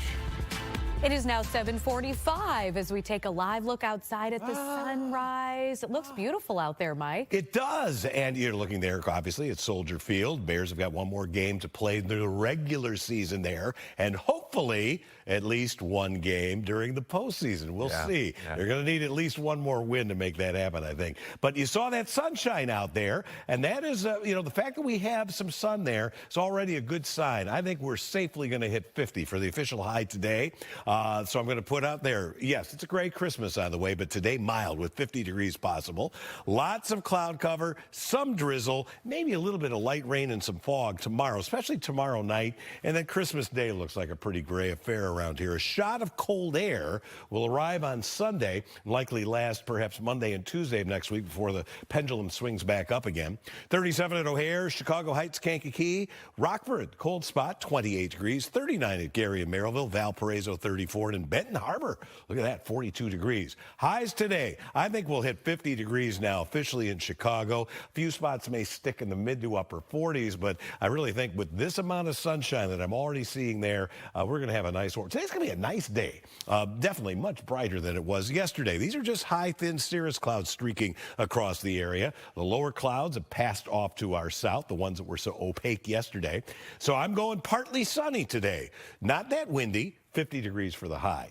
Tonight, partly cloudy, seasonably chilly. Low temperature down to 32 degrees. Check out the 7-day forecast. Yeah, there's quite a bit of cloud cover tomorrow and Thursday. It is not going to be raining a lot, but it may be kind of damp, especially tomorrow night into Thursday, Christmas morning.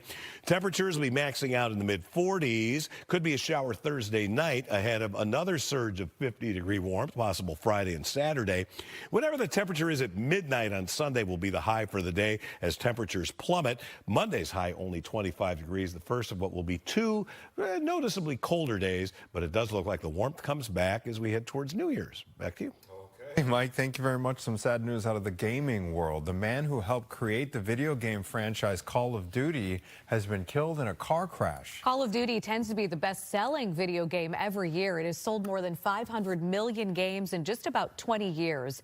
Matthew Seedorf from our sister station in Los Angeles has more. Holy New intense video obtained exclusively by Fox 11 moments after a deadly Ferrari crash. Oh my God! What the f? The single-car collision claiming 2 lives, including video game pioneer 55-year-old Vince Zampella. The California Highway Patrol says they're actively reviewing witness video like this as they investigate what exactly caused the car to lose control Sunday afternoon on Angeles Crest Highway. A windy, mountainous stretch of road in rural LA County, popular with drivers and motorcyclists, but notorious for serious, sometimes fatal crashes. Just awful, as a well-respected person in the community. Zampella, a foundational figure in modern gaming. New instruction point fast. Best known for co-creating the Call of Duty franchise, one of the highest grossing video game series of all time. Also helping build the massively successful Apex Legends universe, played by millions around the world. You never met him, but this person had a huge impact in your life. I hope that whoever came across his games, his family, the community, I hope they're all right and they grieve how they need to. That video is so stunning, is it not? Yeah. Well, in other news, he writes the songs that make the world go round, and today, sadly, he's fighting cancer. Barry Manilow, who's 82 years old, says he's been diagnosed with lung cancer. He had been fighting bronchitis for 6 weeks, and his doctors found a cancerous spot on his left lung. He says the cancer was found early. He will undergo surgery. Manilow had been on a farewell tour, but all of those dates have now been postponed. New York has signed into law a bill to require social media sites to display warning labels. The laws will require platforms like Instagram and TikTok to warn users under the age of 18 about the risks caused by excessive use. A U.S. Surgeon General advisory linked excessive use of social media to anxiety, depression, and other mental health issues. For now, a Milwaukee judge convicted of helping an undocumented immigrant escape will continue to get paid. Because Judge Hannah Dugan is appealing the ruling, she will keep her job. Wisconsin law says convicted felons cannot be judges. Other judges will cover her cases. The state Supreme Court says the federal court hasn't entered the guilty judgment yet. A federal judge has given the Dugan defense team until January 30th to file a motion to overrule the jury's guilty verdict. The government will have to respond by February 20th, and the defense can reply to that by March 6th. Waymo has come under increasing scrutiny after its self-driving cars appeared unable to appropriately navigate areas where traffic lights were out in San Francisco. Video posted to social media shows a Waymo robotaxi blocking intersections while the power outage shut down traffic signals. In at least one case, Waymo cars were blamed for blocking emergency vehicles. They need to do better. We got a good response from them after we informed them of the problems, but we need them to be more proactive. San Francisco Supervisor Bilal Mahmoud is calling for hearings on the disruption to Waymo robotaxis during the power outage. The company says it is committed to integrating the lessons learned from the power outage. One of my favorite stories of the morning, just because it's so bizarre. Someone might want to give a man in Arizona some pants for Christmas. A group of people say the man has been sunbathing pantsless. They say he does it in his driveway with kids around. Parents say they've complained to the police. Nothing is being done. Whoa! How's that for a Merry Christmas? However, police say they have talked to the man who says he will not be sitting out with it all out again. Police say neighbors did not want to press charges, but some neighbors say they're probably going to. They said, well, we can't really do anything because there's no actual victim. My sister did say, well, I am the victim. I saw this, like, well, unless you are a minor or there are kids around, we really can't arrest them. We shouldn't have to tell our kids, look away so you don't see something in your own neighborhood, especially a family neighborhood. Whatever happened to indecent exposure? Is that not on the books anymore? What? Police say they've contacted Adult Protective Services to talk with that man. Okay. All right. Well, flu cases are surging with 5 million cases reported just ahead of the holidays here. The CDC estimates at least 49,000 hospitalizations and nearly 2,000 deaths so far this season, including 2 children. So health officials are urging everyone over the age of 6 months to get that flu shot, despite the fact that there are a number of variants swirling. Staff and students going to their family Christmases sick and taking this stuff to their grandma and grandpas, and that's important. So we wanted to really get everybody well by Christmas. And good hygiene is what experts are advising here. Wear masks in public if you are sick to help boost immunity. It's not clear why Rocky Top was part of a Christmas program, but one kid was not having it.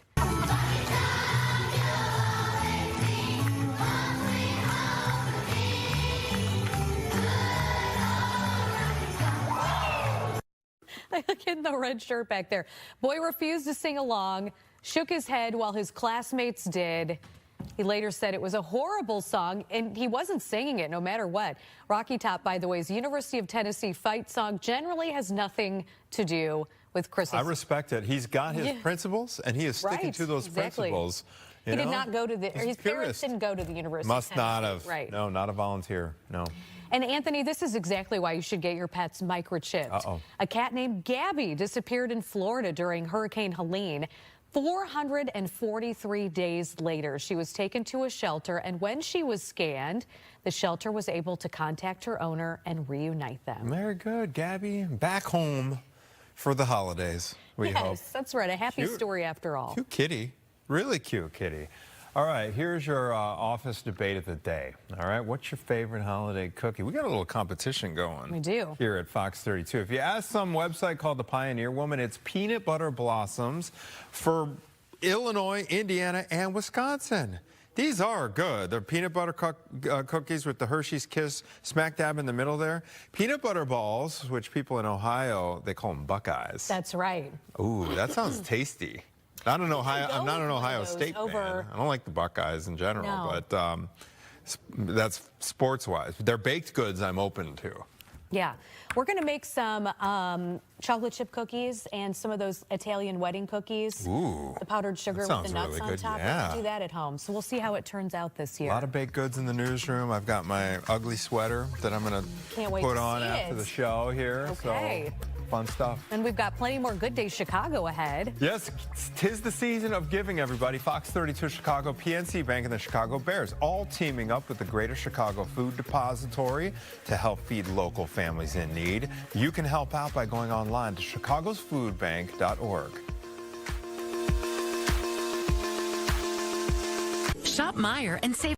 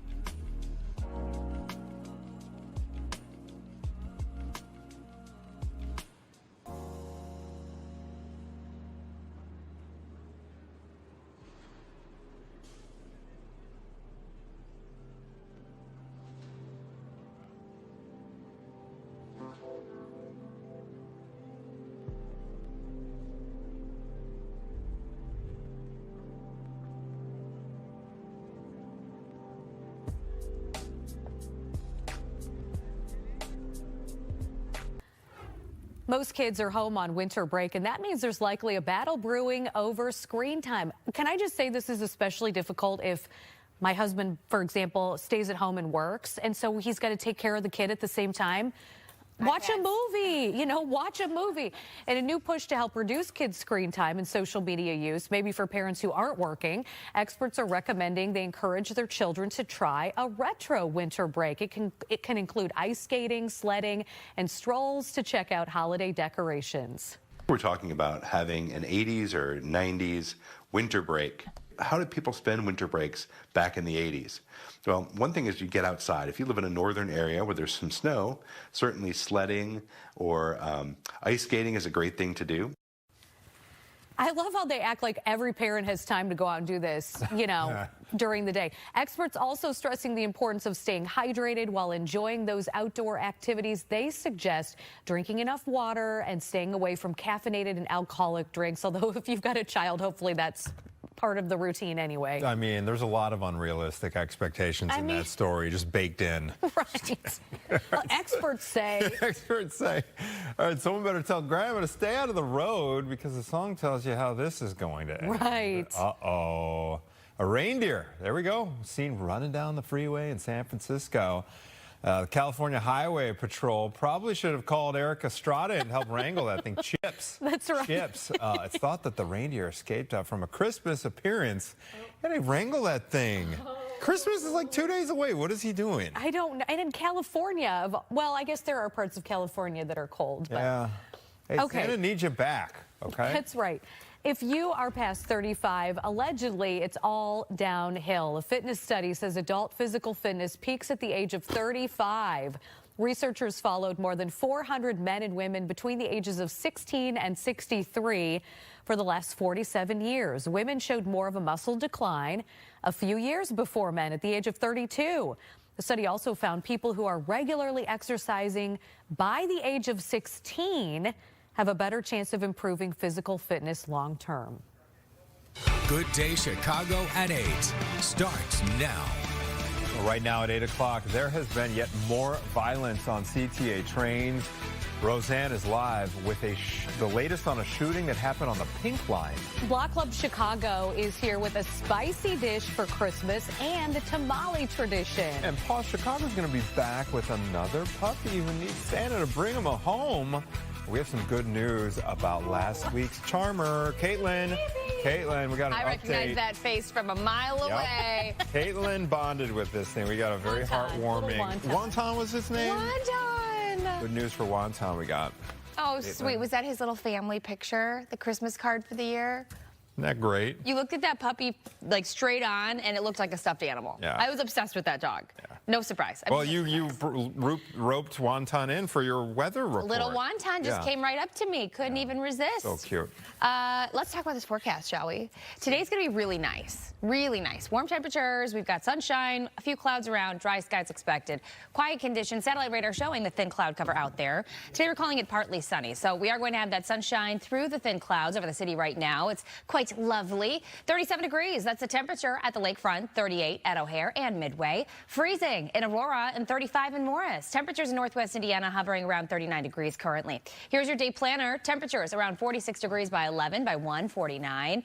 Today we could be tagging 50. It's going to be a really nice day to be outside. 3-day forecast. Chance for rain is back. Creeping in tomorrow for Christmas Eve. 42 degrees. 41 is expected on Christmas. So temperatures not too bad. Cloudy skies, though, are sticking around. Back to you. Okay, thank you very much, Caitlin. Appreciate it. Police investigating yet another violent incident on a CTA train. Roseanne has more on a Pink Line shooting. Roseanne? That's right. This time it was a shooting. 2 people shot on a Pink Line train, one of them killed. Some of the CTA riders we talked to this morning say they have really had enough now. Officers were out here in force at about 1:30 this morning at Wells in Washington, where signs alerted riders. The train service was halted on several lines. First responders were busy loading a victim onto an ambulance. But again, one person reportedly died. No details from police about what led to the shooting or any information about the victims, not yet. But this does come after a string of troubling incidents on trains. Last month, a young woman was set on fire on a Blue Line train, and just Friday, a man set fire to his belongings on another Blue Line train. Some commuters tell us they now steer clear of the CTA. I haven't seen it this bad. This is very bad now. Because now that's the reason why I drive, because I'm scared to get on the L's.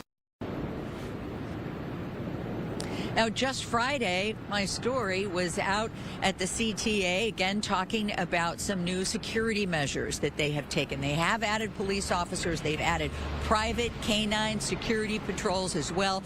But no sooner did we report that, the federal government once again said, you're not doing enough, and once again threatened to pull federal funding. They're threatening to withhold up to $50 million if the CTA doesn't come up with a better, more enhanced security plan within 90 days. In the loop this morning, Roseanne Tejas, Fox Chicago. Thank you, Roseanne. For the first time in more than 60 years, Cook County has a case of rabies in a dog. The State Department of Health says a dog tested positive on December 19th. It had been adopted by a family in May. It came from a Florida rescue group. Before the dog was put down, it bit someone. The state is looking into how the dog got rabies. All right, we are expecting to hear from Mayor Johnson just a couple of hours from now. And he might have something to say about the budget passed by the city council. Brian is here with more. Well, we could learn today if he plans to veto that alternative budget. The mayor is expected to speak with the media a little later this morning at City Hall.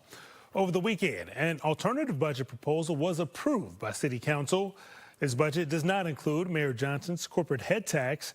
It passed with a 30-19 vote, just 4 votes short of a veto-proof majority. The Department of Justice is suing Governor J.B. Pritzker and Attorney General Kwame Raoul over the state's new law barring immigration enforcement in courthouses. The development was first reported by the Chicago Sun-Times. ICE agents have carried out thousands of arrests since the start of Operation Midway Blitz, some of them happening at courthouses. In this lawsuit, the federal government claims that states cannot decide where federal agents make arrests. One of the convicted Slender Man stabbers is due in court today. Morgan Geyser is set for a hearing. Her attorney says that they will not contest a petition to revoke her conditional release. That means that she will likely be returned to the mental health facility where she had been staying. A judge sentenced Geyser to 40 years at the Institute for stabbing a classmate multiple times. She received conditional release earlier this year. Last month, Geyser cut off her GPS bracelet and left her group home. Police say that she then caught a bus with another person from Wisconsin to Chicago and then walked to Posen, where she was later captured. Anthony? Okay, Brian, thank you for that update. 2 teens, meantime, facing charges in connection to an attack on a CTA bus. Police arrested a 15-year-old boy and a 15-year-old girl. A 62-year-old man was attacked on a CTA bus last week. The attack left him hospitalized with severe head trauma. The family of 62-year-old Larry Gilkey says that he left his home last Tuesday to buy cigarettes, never came back. His nephew says that Gilkey was actually trying to help one of those teens who later would attack him. One of the kids that attacked him asked him for $2 so that he can ride the bus. When he pulled money out of his pocket to give that kid the $2, another kid hit him, and he was just out from there. So he went to help someone that needed the help, and it turned out a different way. The 2 teens were arrested. They are now facing multiple felony charges. Some letters are set to go up today on the Obama Presidential Center. The "You Are America" screen text was supposed to be in place by now, but bad weather has delayed the installation. The letters are 5 feet tall and made of concrete. The Obama Presidential Center is supposed to open in June. The Trump administration is rolling out a Home for the Holidays pitch aimed at getting undocumented immigrants to leave the U.S. voluntarily. Homeland Security Secretary Kristi Noem says the government is now tripling the incentives for those who agree to self-deport. Here's the offer. It includes a free plane ticket home plus a $3,000 payout. Noem says the deal is available to migrants who are not currently facing criminal charges, even if they are not in detention. We'll buy you a ticket, give you $3,000 to go home, and that includes people that have not been detained, maybe have interacted with us, are detained and don't have criminal charges against them. The White House suspended the visa lottery system and asylum claims after recent shootings involving foreign nationals in both D.C. and at universities in the Northeast. The former husband of the president's ally, President Trump, Kellyanne Conway, is running for Congress in New York. George Conway, who is a conservative attorney and co-founder of the Lincoln Project, will run in a Manhattan district. The Washington Post says Conway has filed the paperwork. Now, Conway is a major critic of the president. The seat is open because Jerry Nadler is retiring. It is considered a deep blue district. Several Illinois lawmakers visited the Broadview ICE Processing Center, including Congressman Chuy Garcia, Danny Davis, and Delia Ramirez, along with Jonathan Jackson. They brought a court order yesterday that granted them access. Back in June, they tried to visit that facility after getting several reports that it was unlawfully detaining migrants. They were denied at that point. Congresswoman Ramirez says the conditions inside are inhumane. Imagine 150 people in a facility with 4 detention space cells, 3 bathrooms for 80 people, no privacy whatsoever. You see, there's no medical staff there. The ICE supervisor said that they're requesting that. Earlier this month, the Trump administration agreed to extend a temporary restraining order requiring improved conditions inside that facility. A couple from Indiana will be the first people married in Cook County in 2026. Christopher Perez and Stephanie Robledo won the annual lottery by the Cook County Clerk's Office. They are from East Chicago. The wedding ceremony will take place on January 2nd at the Cook County Clerk's Office. In addition to getting married, the couple receive a one-night stay at the Ritz-Carlton Chicago, a newlywed gourmet dinner box, and a dance lesson. That's nice. How fun. That's nice. That's where Maggie and I tied the knot officially, and I'll never forget the clerk inside goes, "Okay, that'll be $5." That was it? Yep. Did you get pictures? Yeah, we got pictures with the judge and everything. No way. Yeah. Oh, we should pull those up. I know, I'd have to dig them up, worth but the yes, money. exactly. Good now, our investment. wedding guests didn't know that we had previously gone to the courthouse. Oh, they Kinda didn't? did it, yeah. How romantic, Very Anthony. romantic, I know. That'll be $5. All right, Caitlin, what are we doing weather-wise today? It's going to be really nice today. Temperatures around 50 this afternoon. We've got sunshine streaming through, some thin cloud cover this morning.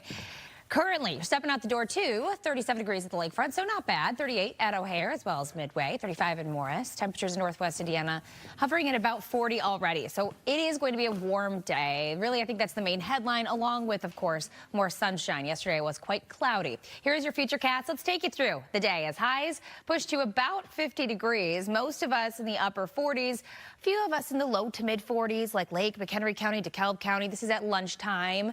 And then excuse me, we work our way through the evening and we are hovering in that 50-degree range. So it's going to be a very nice day. Temperature-wise, though, it's not going to stay this warm over the next few days. Taking a look at our 6 a.m. temperature tomorrow morning, we're in the 30s, and we are going to be hovering at about the low 40s in the afternoon with the chance for a little bit of rain around. So we're taking a hit by about 5 degrees temperature-wise tomorrow for Christmas Eve. And we're going to have the chance for some scattered showers in the afternoon on into the evening. This is 9 p.m. Still seeing some splatters of green on our screen. Luckily for Christmas Day, it's looking dry with a chance for rain returning as we end the week. A full check of your 70 forecast is coming up. It's 8:11. Stay with us.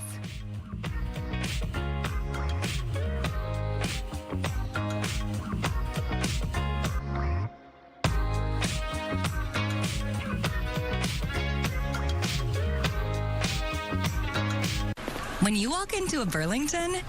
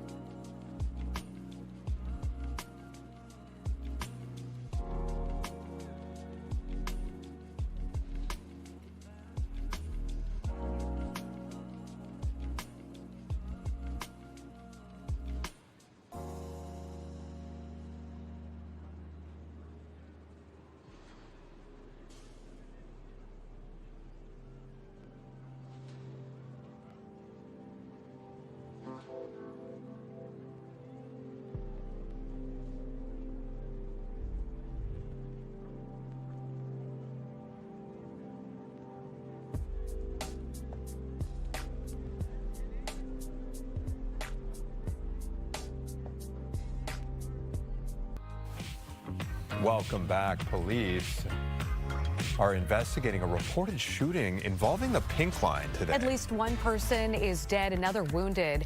Police say 2 men were on the train. They got into an argument with another man who had a knife. After it got physical, one of the men took out a gun and it went off. A 44-year-old man was killed, a 23-year-old man injured. No word on any arrests. Northbrook-based insurance company Allstate plans to raise rates for Illinois homeowners. The Sun-Times is reporting in a recent filing with the Illinois Department of Insurance that the average rate increase for Allstate's customers will be 8.8%, and this is set to go into effect February 24th of next year and impact more than 200,000 customers. This does follow the trend over the past year of companies increasing their insurance rates.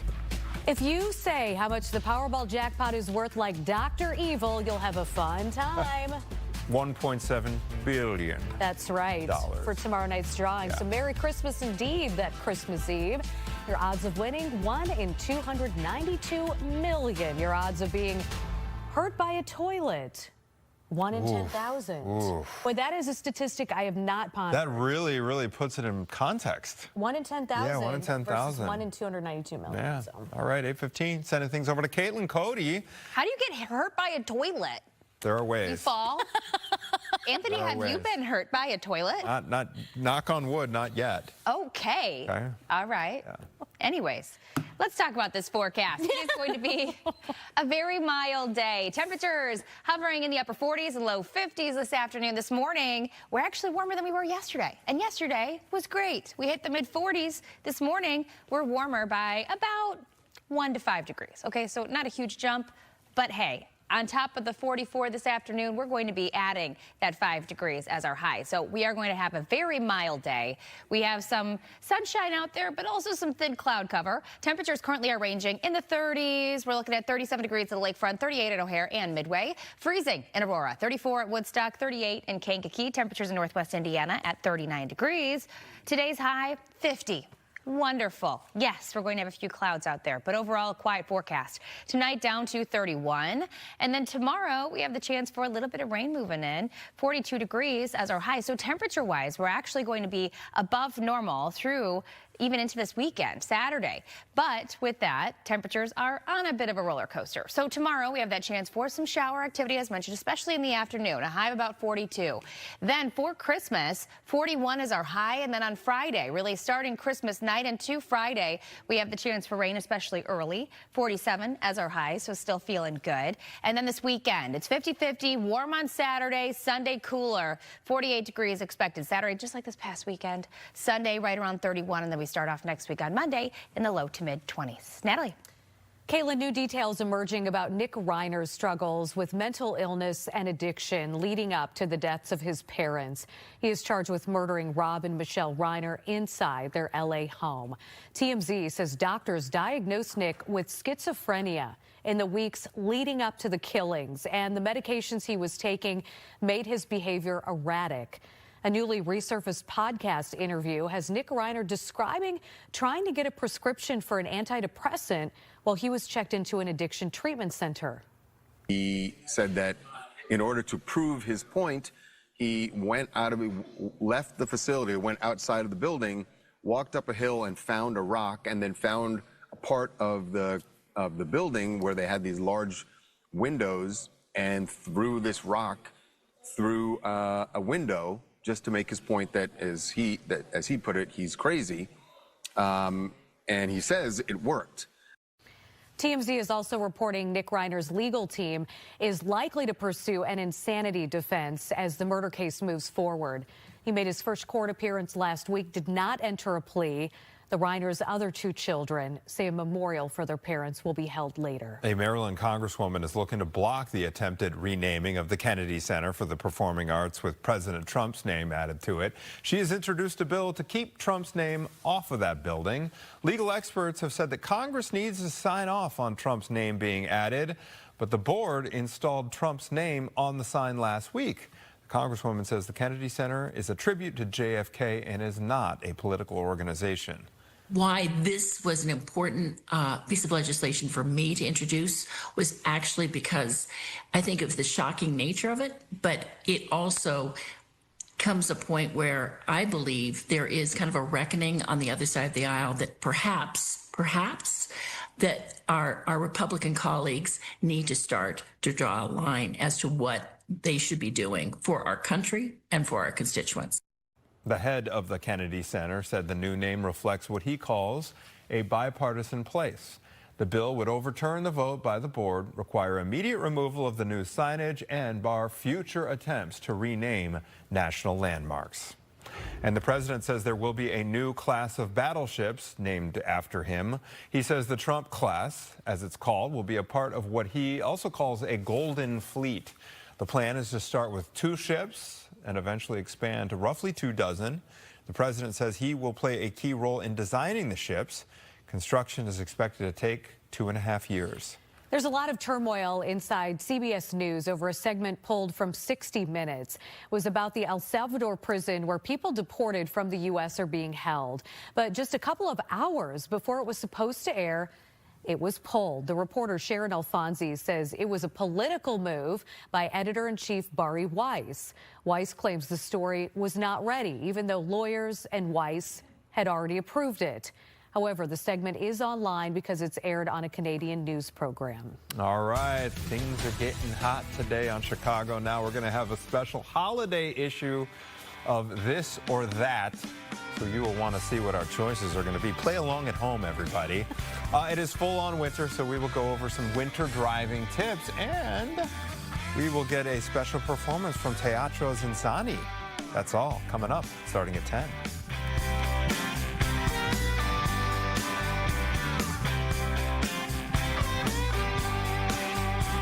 The perfect gifts. The Jewelry Exchange has done.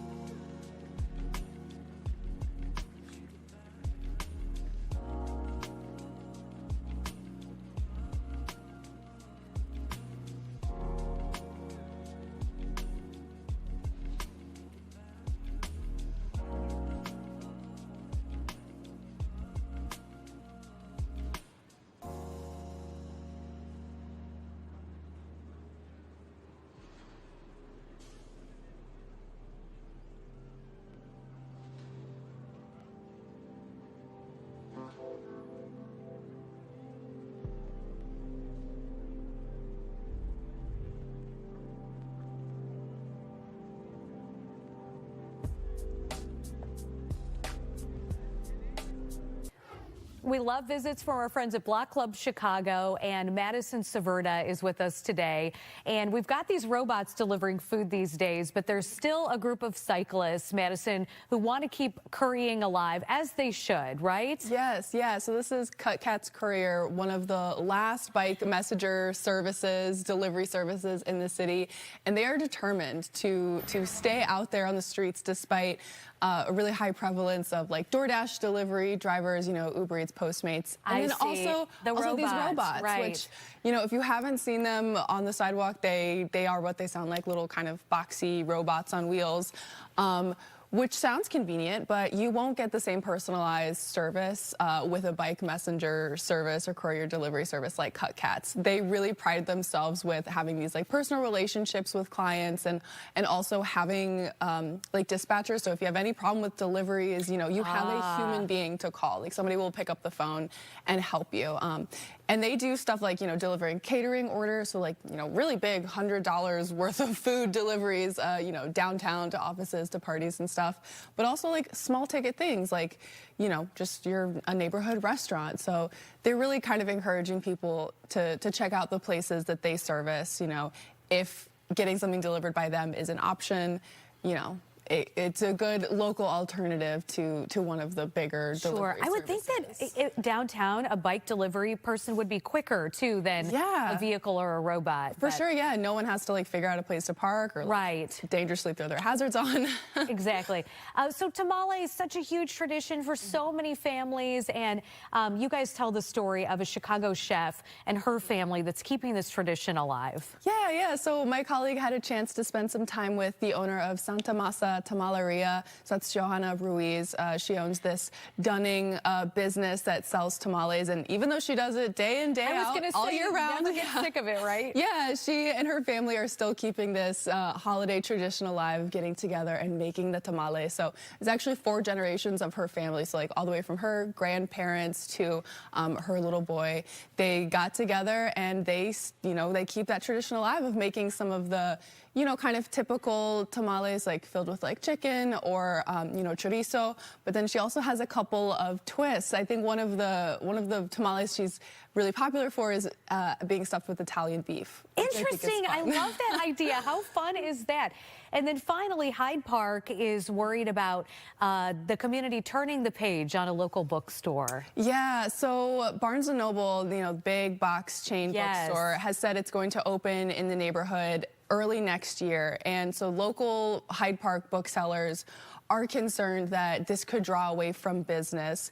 We saw Barnes & Noble open in Lincoln Park and in Wicker Park pretty recently, and in Wicker Park specifically, there was a bookstore that has since said they've had to close, and they attributed it to the presence of Barnes & Noble in the neighborhood. So in Hyde Park, booksellers are trying to be really proactive and encouraging neighbors to continue to shop their stores, and some of the other stores that sell like toys and knickknacks and stationery, things that also overlap with Barnes & Noble. They really want people to continue to shop those, so that they don't risk going out of business too. Yeah, all great stories. Thank you so much, and happy holidays to you, Madison. Thank you for coming in. We appreciate you, and look forward to more in the new year as well. All right, Caitlin is standing by for a check of the forecast in just a moment, but Paws Chicago is here to wolf it up in just a few minutes. Maybe you can find a little love in your heart for a Christmas pet. Caitlin? Oh my goodness, so cute. All right, this morning it is beautiful. We've got sunshine. You can see it behind me. Some thin cloud cover. Temperatures in the 30s to start, but we are on our way to 50 degrees. Perfect weather today. Little rain in the forecast. Returns tomorrow. A full check of your outlook is ahead.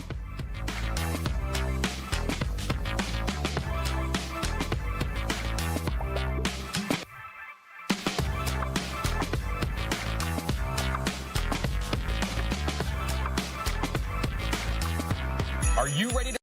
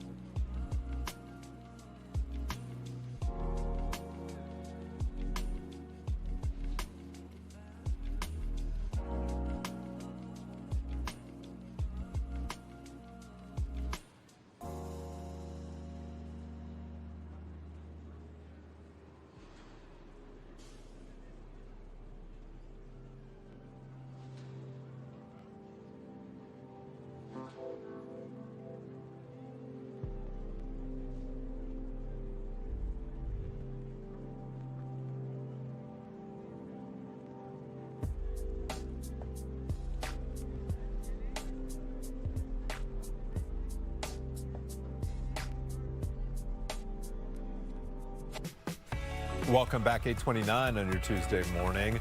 We just learned new details about what led to a deadly shooting on the Pink Line, the CTA Pink Line. Roseanne has been live all morning long on this story. She has information just released by Chicago police. Yes, that's right. We just got those new details from police. They say the victims are 23 and 44-year-old men, both shot on a Pink Line train this morning. Police say the men had some type of verbal altercation with another man, and he was armed with a knife. Well, when one of the two men produced a firearm, that man with the knife got hold of it and fired. Two people were taken from the train to the hospital. Police say the 44-year-old man shot in the abdomen died there. Now, this comes after a string of incidents on trains recently, violent incidents. Last month, a young woman was set on fire on a Blue Line train, and Friday, a man set fire to his belongings on another Blue Line train. Some commuters tell us they now steer clear of the CTA. I ride the CTA every day, different lines. It's very disappointing. We shouldn't be frightened to sit on the train puts people in a tough position as well, because you want to be trustworthy or trust your fellow citizens. So somebody starts to act a little strange, I don't know if I should react or what, you know, so it's bad. If I see police up there, I'm happy. Yes, right. Riders very conflicted because, of course, they enjoy taking the train. They need to take the train to work, and that, you know, they like the service otherwise, but they are beginning to get nervous. So just last Friday, the CTA did roll out some added security, and that had offered some relief, some additional officers, some canine patrol units, but the federal government immediately responded Friday saying you're not doing enough, you need to do more. They gave the CTA 90 days to come up with a better, more enhanced security plan or risk losing $50 million in funding. Again, the most recent incident on the CTA just this morning when 2 people were shot, one of them killed on a Pink Line train.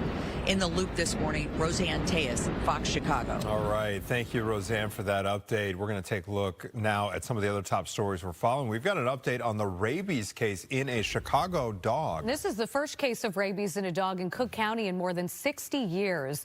We've just learned that 13 people who had been in contact with that dog have started taking antiviral drugs for rabies.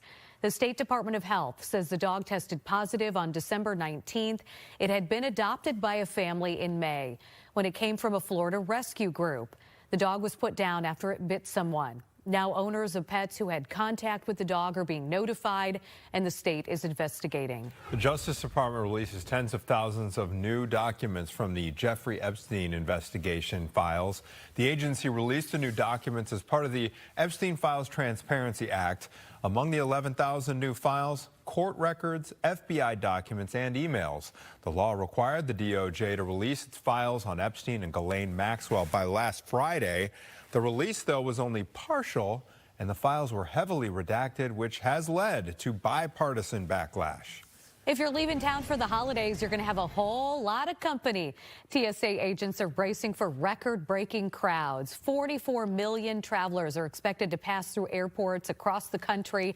The TSA says improvements like enforcement of the Real ID Act and the end of the requirement to take off your shoes in the security screening line will help people have a more seamless and secure travel experience. Okay, add the Kansas City Chiefs to the list of NFL teams that are moving to a new home. And Brian is here with more. Well, the Chiefs will now move across state lines from Missouri to Kansas starting in 2031. The Chiefs have been trying to get a replacement for Arrowhead Stadium, which has been open since 1972. Kansas will give the team around $2.5 billion in public money to build a new dome stadium. The new place will have 65,000 seats, which is less than what they currently have at Arrowhead. The Chiefs say it will allow them to host events like the Super Bowl and the college football playoffs. The state of Kansas came to us and told us about their big dream. It's a state-of-the-art stadium, a world-class training facility, a new team headquarters, and a vibrant mixed-use development. It's a public-private partnership whose primary beneficiaries are the citizens of the greater Kansas City area. Kansas City, Missouri voters overwhelmingly rejected a referendum earlier this year to help pay for a new Chiefs stadium. The design firm behind the Raiders Stadium and one of the designs for the proposed Bears Stadium is also designing the new home for the Chiefs. Back over to you guys. Interesting. All right. Thank you, Brian. 8:34 now. Caitlin Cody is here with the check of the forecast. It's beautiful looking, and it's going to be fantastic feeling. Temperatures today reaching around 50 this afternoon. This morning, it's mild. Right now, you're stepping out the door at 8:35 to 38 degrees at the lakefront and O'Hare, as well as Midway. 39 in Gary. Right now, it's 40 in Merrillville and freezing in Aurora, 37 in DeKalb. So it feels good this morning, but as mentioned, I teased, we're going to be right around 50 this afternoon. We have some thin cloud cover out there this morning, but here's your next 48 hours. We stay dry today. Tomorrow, the chance for rain is back. Temperature-wise, we're still going to be mild tomorrow for Christmas Eve, but we do have the potential for some scattered showers, especially in the afternoon. Notice highs tomorrow only in the low 40s, so it's going to be cooler than today, but still above normal. Working our way into Christmas Day, we're looking at dry skies and then more wet weather on the way Thursday night into early Friday. Futurecast does show how quiet today will be. Temperatures, as mentioned, going to be very Nice to be outside, around 50. Then we move into tomorrow, that chance for rain in the afternoon. Just some scattered, showery activity, some drizzle around. It's going to be gray. Same thing on Christmas Day. We're working our way into Thursday morning. You can see the blanket of gray over our Chicagoland area. 7-day forecast, though, temperatures staying elevated. Low 40s expected on Thursday. Friday, 47, chance for wet weather, as mentioned. Thursday night into early Friday. This weekend, it's going to be mild on Saturday, cooler on Sunday. 48 degrees Saturday as our high, down to 31 Sunday. And Monday, we start off with 23. Back to you. Okay, thank you very much, Caitlin. Appreciate it. Well, Santa has a new helper today, and Gabby is there to find out just who it is. Gabby. You know, Anthony, Kaplan hasn't stopped bothering me about doing a tea party. So there's a set, Kaplan, if you're listening. We also have some dresses, actually, for you. This looks about your size. Natalie, Anthony, I didn't forget about you. Some little steeds for you, trusty steeds, the roadies. Anthony, yours is a little more loved. He's been around for about 15 years. Had Geppetto's Toy Box. In all seriousness, guys, you can find anything you need for the Christmas season and beyond right here in Oak Park. We'll show you around coming up.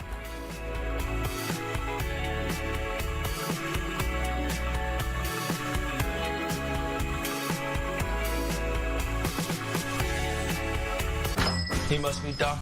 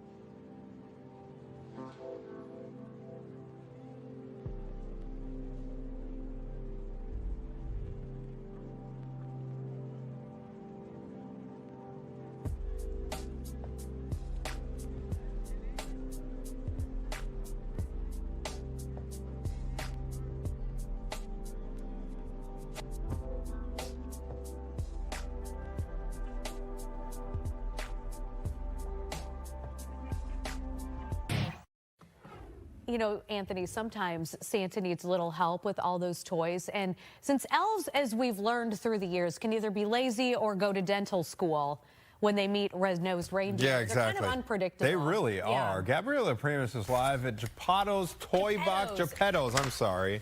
Geppetto's Toy Box in Oak Park with a closer look at this phenomenon. Gabby, what are you seeing out there? Anthony, haven't you ever watched Pinocchio before? You know it's Geppetto's. Yeah, right here on Lake Street in Oak Park, downtown area. It's so adorable. Once you come in, you're going to be overwhelmed by tons of choices for Christmas and beyond here at Geppetto's Toy Box. And, of course, with any good toy store, you need a good toyologist, as I now know. So I have Eric with me. Eric, thank you for welcoming us in. Well, thanks for being here. Okay, so people are looking around. They see things for all ages, it seems like. Is that correct? That is true. We've got something for all ages, from kindergarten newborn all the way up to adults like ourselves. Okay, I want to address this right away because it's kind of a play on, like people typically think Legos when they see these little connectors and such. Right. But you said this toy has pretty much been around for years, and this is just another version of it. It's another version of a slot car, but what's really cool about this one is that they've integrated the base plates with a Lego kind of system, so you can integrate your Legos into the whole thing and create a whole, racing atmosphere. That is so nice. This is like, I've heard the phone ring a couple of times. That means it is business. It's busy. Business is good. It's busy. It's early. Especially knowing that Christmas is around the corner. And while people are watching and maybe seeing stuff that they might like around the store, are you guys open the next couple of days? So we're open today till 8 o'clock. Okay. And then tomorrow till 3. How exciting is it when people walk in for the first time? Are they taken away? They are. So often people are just absolutely blown away at the atmosphere that they see when they come on in, especially this time of year. So many people are like, oh, it's like the old days, like the old days when we were growing up. It's seriously floor to ceiling in here of everything that you need. We're walking around, we're seeing a lot of things you can kind of get your hands on. Are fidget toys and stuff like that really still popular? They're still really, really popular. We've got a bunch of different spinners. We've got some squeezy things. We've got some things that have little light ups, all sorts of different things. Okay, I showed Natalie and Anthony the little roadies, sort of off the look above you, if that's okay. The one that was Anthony's, it was well loved, right? Because it's been here for 15 years. You yourself have had this shop for 20 years. But that just shows you how long they last. Another classic toy, huh? Absolutely, absolutely. The roadie has been a classic for years and years and years. It's like, I remember my daughter jumping on it all over the store, actually, when she was a youngster, just hopping around. She had a little balloon on her arm so we can track her around the store. So it's a great little toy. It is so cute. Why is it so exciting, you think, to shop for toys, to get a new toy? It just kind of brings that sense of nostalgia almost, doesn't it? Well, it's a nostalgia for sure. That's what we try and bring back. I mean, it's like, I grew up in the States, but my family was in the Netherlands. And so I was really taken by the toy stores in the Netherlands and wanted someday to build something like that here in the States. And I feel like I've accomplished that. So to me, it's very nostalgic. That is such a cool story when you're picking out things, because we know that there's tons of toys to choose from in the market. But it seems like you've curated a pretty good bunch here. Are there certain things that it needs to mark before you put it in the store? Absolutely. Quality is the #1 thing. Creativity. One of the things that I have as part of my logo or what have you is toys with the magic still in them. And so what we do is we look for things that the child can actually bring to life. That's what it's about. That's what toys are, is the child bringing that toy to life. I love it. I feel like a kid again in here. Eric, thank you so much. Okay, we're going to be talking again to Eric in the 9 o'clock hour. I'm going to pick out a couple more things to maybe showcase you, maybe on the other side of the store. More information about Geppetto's Toy Box on our website, fox32chicago.com, right on Lake Street in Oak Park. Super awesome area. Thank you again. I'll send it back to you. Did you guys like your little roadies? I like those little his and hers. Yeah, those dolls. are cute. I don't know if I would fit on it, but Anthony, we'll try, Nat. It's good timing for that. 8:44. It's a place where the biggest party in Chicago going to be going down literally next year. At 9 o'clock, we're going to give you a preview of what to expect at Tao's big New Year's party. Fox 30.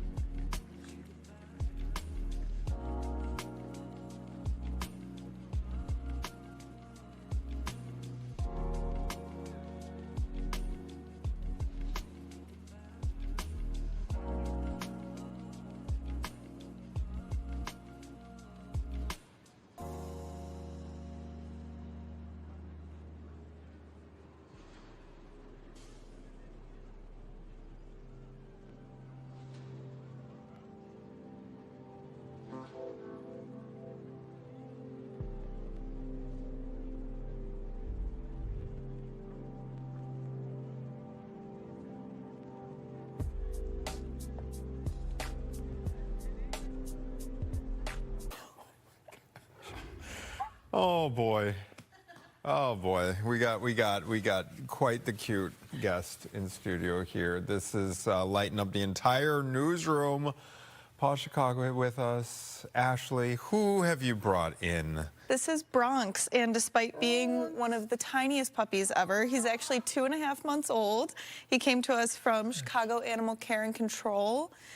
He was actually an owner relinquishment with the rest of his litter, we're assuming due to an accidental litter. Oh, an accidental litter. Yeah, so happy accident for some. Happy accident for us, yes.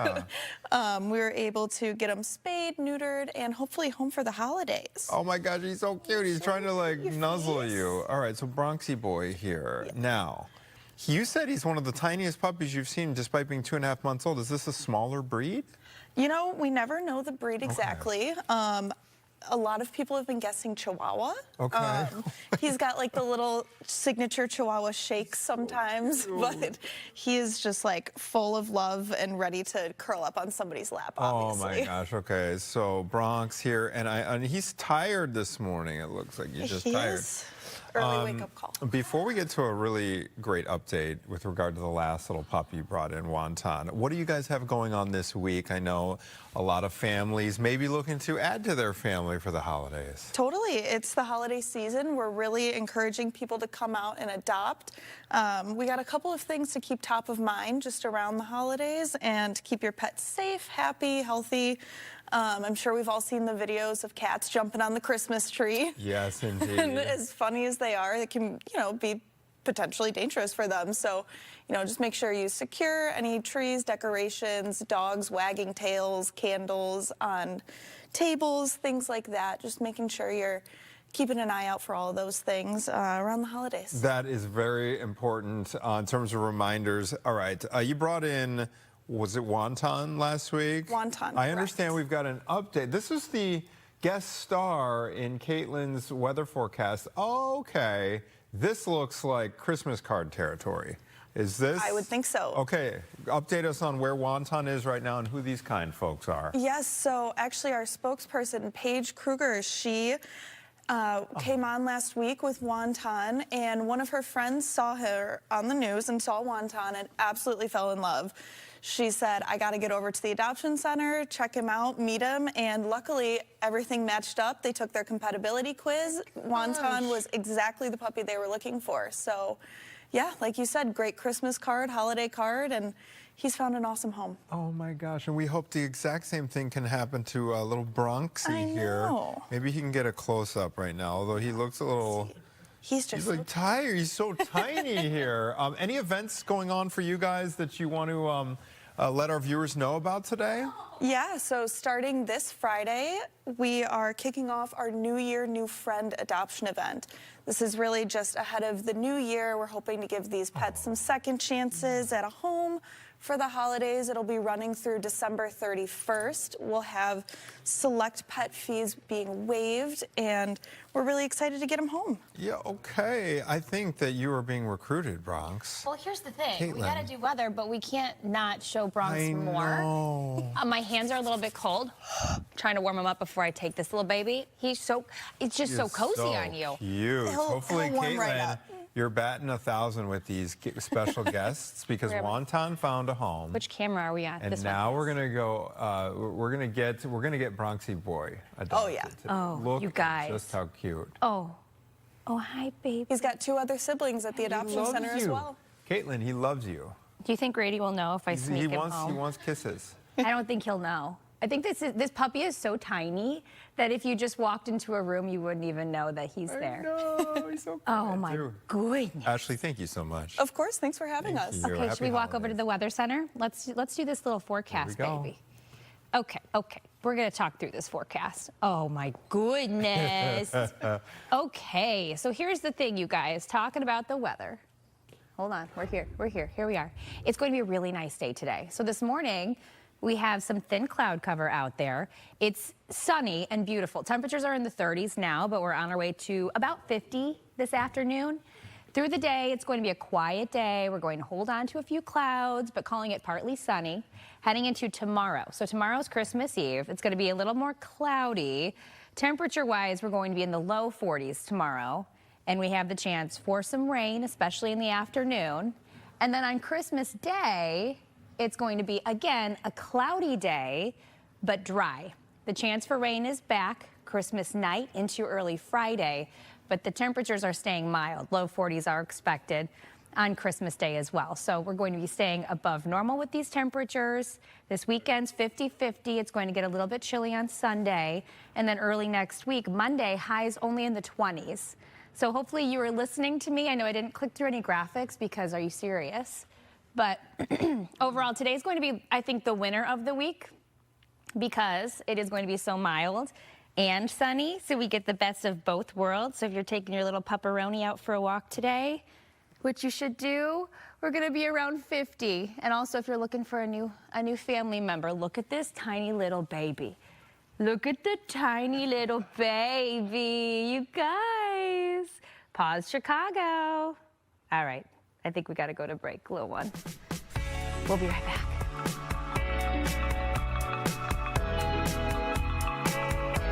Fox 32 News is brought to you.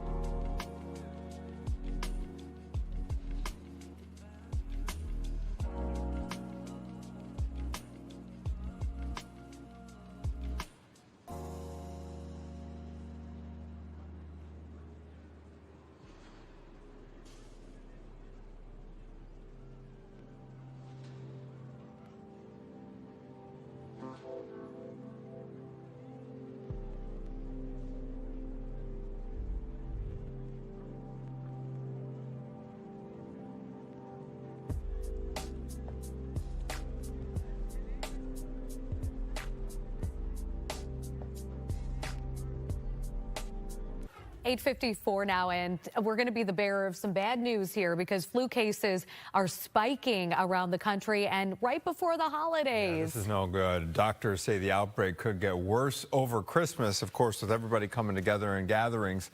Caroline Elliott joins us live from the CDC with more on this outbreak. Caroline. Yeah, Natalie, Anthony, well, as you know, nobody has the time to be sick right now, but this is when we're seeing the highest flu activity yet, and doctors think it could get even worse over the next couple weeks as a lot of people are getting together. The CDC map shows the outbreak is nationwide right now. It's all over, but especially bad in parts of the South and the Northeast, with New York, Louisiana, and Colorado seeing the highest number of cases. So far, 4.6 million people have tested positive in the U.S., 49,000 landed in the hospital, and sadly, 1,900 people have died. Doctors say their concern is we still haven't seen the worst of it yet. We expect to see a spike in flu cases, especially around the holidays. We know most folks gather together and spend more times indoors. So it's not surprising that we're seeing an uptick. It's surprising that we're seeing such an uptick. So many people visit our emergency rooms. We're seeing our hospital floors filled with flu patients, and we're seeing a lot more deaths from flu, a lot earlier than we would expect. So how bad is the flu this year? Well, doctors are calling this strain a super flu, if that tells you anything. And we're told about 15% of all tests are coming back positive. Natalie, Anthony. It's so unfortunate. Thank you so much, Caroline. You stay healthy out there. Well, it's not clear why Rocky Top was part of a Christmas program, but one kid wasn't having it.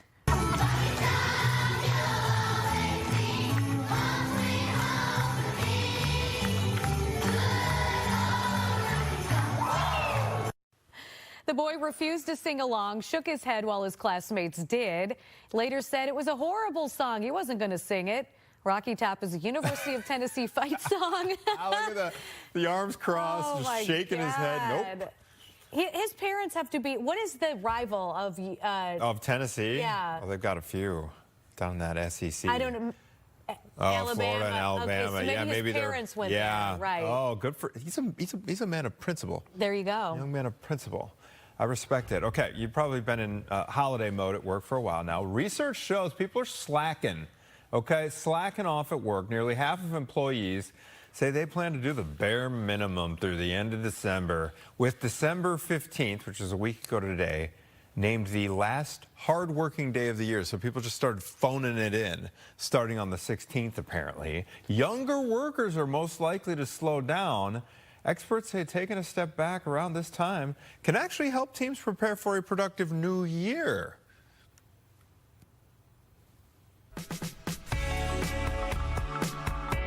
Shop Meijer and save on their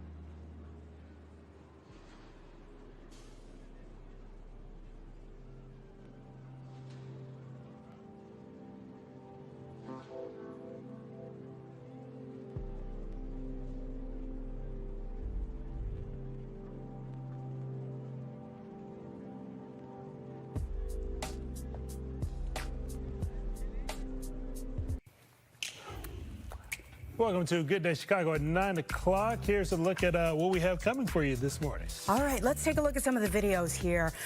We are going to be speaking with a principal. Yes, about their school's holiday giving efforts, how generosity and community strength join together in one of the city's most resilient neighborhoods. Love to see that. We've got so many great stories.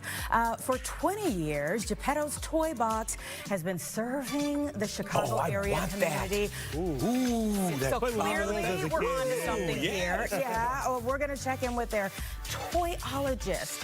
What a job this morning about how their store continues to spread magic. All right, holiday travel is underway. We have ways to keep your car winter ready and safe for the road. They asked me, like, who's going to do that interview? I was like, well, I would just say call somebody. I know nothing about cars. Well, I think we're all going to learn a little something. Oh, we've got somebody from the Rohrman Auto Group. Oh, Rohrman. That's one of the classics there. All right, let's take a live look outside. Shouldn't have any issues with your car today. No snow out there. Definitely pretty warm for this time of year, Caitlin. Anita, you are popping off the screen, by the way. Well, thank you, lady. That pink is phenomenal. Thank you. It is going to be a really nice day. Brian, you're right. We do have sunshine. Temperatures are going to be mild. We're talking about highs in the upper 40s to about 50 today. This morning, we have some thin clouds out there. Temperature-wise, not bad. We're sitting in the 30s in most spots, 39 at the lakefront, 40 at O'Hare, but 39 from Aurora to 38 in Morris. Temperatures in northwest Indiana in the low 40s, so it does look. 40s are becoming more prevalent across Chicagoland already this morning. So highs, yes, we're going to be hovering at about 50. We're going to have partly sunny skies, so a few thin clouds out there. Temperatures should be in the 30s, so well above normal. And then tonight, we're getting back down to the 20s and 30s.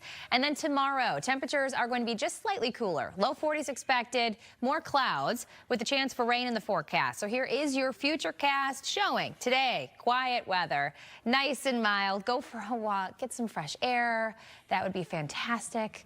And then we move into tomorrow, and it's Christmas Eve. We have the clouds streaming in, and in the afternoon, scattered showers are expected. Through the evening, this is 7:45 still, with some scattered wet weather. And then working our way into Christmas Day, we're looking dry during the day with a chance for rain. It's back again Thursday night and early Friday. So here's your 7-day outlook. Temperatures continuing in the 40s over the next 4 days. Friday around 47, 48 on Saturday. Then we drop. So the second half of the weekend is going to be quite a bit cooler. 31 is our high on Sunday, starting off next week with only 23. So a chilly start to the week. In the meantime, a long stretch of very mild temperatures, and today is the day to get outside and enjoy it. Back to you. Well, we just learned some new details about what led to a deadly shooting on Chicago's Pink Line. This really came as a shock here. Roseanne is live with information just released by Chicago police. Roseanne, we've kind of been in a string of bad incidents happening. There certainly has been a string of very violent and disturbing incidents. This most recent one this morning on a Pink Line train, and Chicago police now telling us that the men shot on that train were 23 and 44 years old. Now, apparently, police say those men got into an argument with another man who had a knife. When one of them pulled a gun, the man with the knife got hold of that gun and fired. 2 people were taken from the train to the hospital, and police say the 44-year-old man died there. This does come after a string of violent incidents on trains recently. Just last month, a young woman was set on fire on a Blue Line train, and Friday, a man set fire to his belongings on another Blue Line train. One rider called the CTA a fine transportation system that just needs to beef up security. I am getting a little nervous taking the CTA. I feel like your head has to be on a swivel, and as the CTA says, if you see something, say something. But I do feel like more increased police activity needs to happen. As some of you may remember, just Friday, the CTA rolled out some additional security measures. They were adding the number of police officers on trains as well as private security canine patrols. But no sooner did they do that, we heard from the Federal Transportation Administration saying that CTA needed to do more and giving the CTA 90 days to come up with an enhanced security plan or face losing $50 million in funding. Again, this most recent incident just this morning when one man was killed and another shot on a Pink Line train. In the Loop, Roseanne Tejas, Fox Chicago. It really is like, what is going on? Yeah, and this next story is also related to the CTA, where 13 is now arrested in connection to a beating on a CTA bus. 18-year-old Lindale Roberts Jr. is now facing felony charges. A 15-year-old boy and a 15-year-old girl were also arrested. A 62-year-old man was attacked on a CTA bus last week, leaving him hospitalized with severe head injuries. The family of Larry Gilkey says that he left his home last Tuesday to buy cigarettes and never made it back home. His nephew says Gilkey was trying to help one of the 3 teens who would later attack him. One of the kids that attacked him asked him for $2 so that he can ride the bus. When he pulled money out of his pocket to give that kid the $2, another kid hit him, and he was just out from there. So he went to help someone that needed the help, and it turned out a different way. The 2 teens who were arrested are also facing multiple felony charges. People are now being warned about their exposure to a Chicago rescue dog that tested positive for rabies. We just learned that 13 people who had contact with the dog have started taking antiviral drugs. The State Department of Health says the dog tested positive on December 19th. It had been adopted by a family in May when it came from a Florida rescue group. The dog was put down after it bit someone, and now owners of pets who had contact with the dog even are being notified. This is the first case of rabies in a dog in Cook County since 1964. The state is investigating. Rabies is 100% fatal, so the folks who are exposed have got to get that treatment there. Wow. All right, all eyes are on Chicago Mayor Brandon Johnson today. He is expected to meet with the media this morning as he weighs whether or not to veto the city council's alternative budget plan. The council approved the budget in a 30-19 vote on Saturday, meaning they are 4 votes away from a veto-proof majority. The mayor has until December 30th to sign it or send it back. The Department of Justice is suing Governor J.B. Pritzker and Attorney General Kwame Raoul over the state's new law barring immigration enforcement at courthouses. This development was first reported by the Chicago Sun-Times. ICE agents have carried out thousands of arrests since the start of Operation Midway Blitz, some of them happening at courthouses. In this lawsuit, the federal government claims that states cannot decide where federal agents make arrests. Well, the Justice Department releases tens of thousands of new documents from the Jeffrey Epstein files. The agency released the new documents as a part of the Epstein Files Transparency Act. Among the 11,000 new files are court records, FBI documents, and emails. The law required the DOJ to release its files of Epstein and Ghislaine Maxwell by last Friday. The release was only partial, though, and the files were heavily redacted, which led to bipartisan backlash.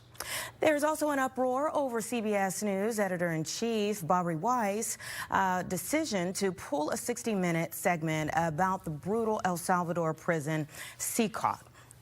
That's where the Trump administration has been deporting Venezuelan immigrants. The segment was promoted publicly on Friday by the network, but then it was abruptly pulled before Sunday night's broadcast. Reporter Sharon Alfonsi claims that the story getting pulled wasn't an editorial decision, but a political one. Of course, Weiss reportedly said that the story wasn't ready and left out comment and perspective from administration officials. It's important to note that CBS and Paramount, their parent company, are in the process of trying to get FCC approval from the Trump administration.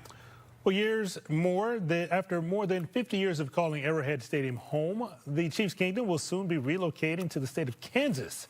Team owner Clark Hunt, alongside Kansas Governor Laura Kelly, made that announcement official on Monday.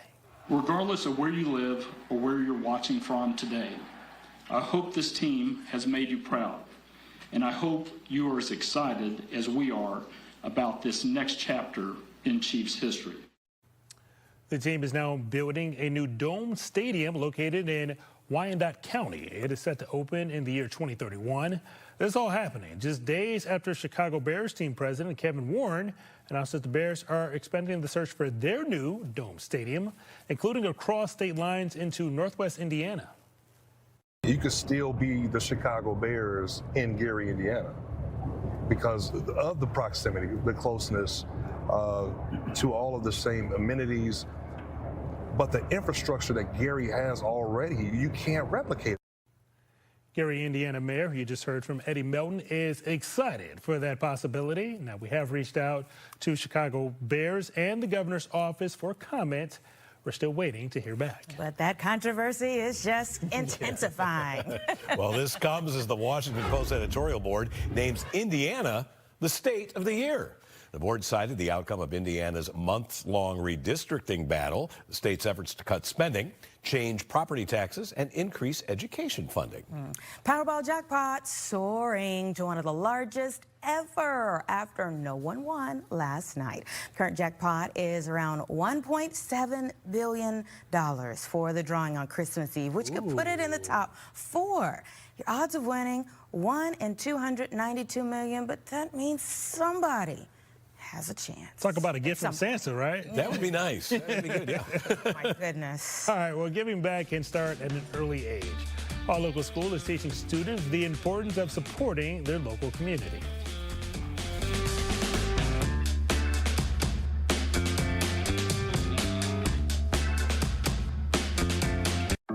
Ghirardelli Caramel and Chocolate.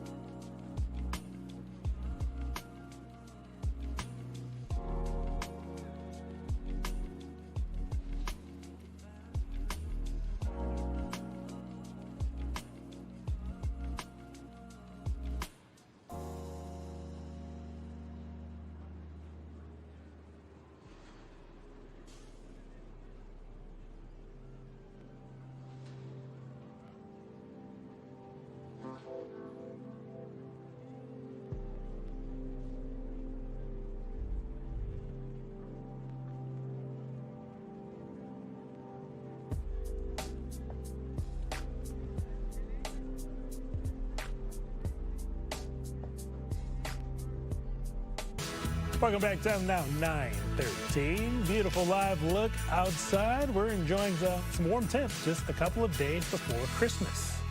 Well, it is the holiday season, and this morning we're sharing a feel-good story of generosity and community pride from Chicago's Back of the Yards neighborhood. Students, family, and staff at Hamlin Elementary came together for a winter coat and canned food drive, proving that even in one of the city's most resilient neighborhoods, giving back starts young. We're joined this morning by Principal Natasha Ortega and third grade student Lizette Soto. Thank you both for being here this morning.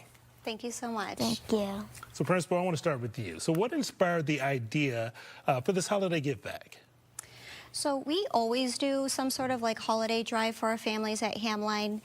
This year was uniquely different in the fact that our families just faced a lot of trauma and tragedy and injustices this particular year. So we wanted to make sure we had a more holistic approach to supporting our families.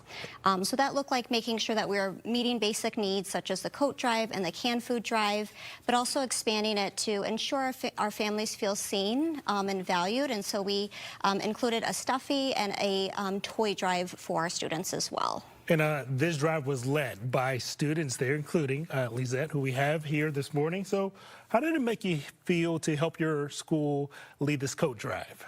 By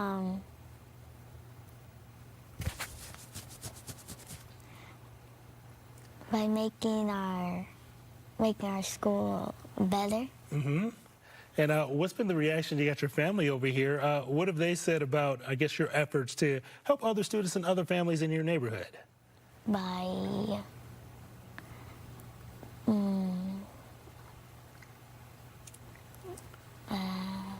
just makes you feel good to help other people? Yeah. Yeah. The principal, when you have students as young as Lizette, she's only in third grade.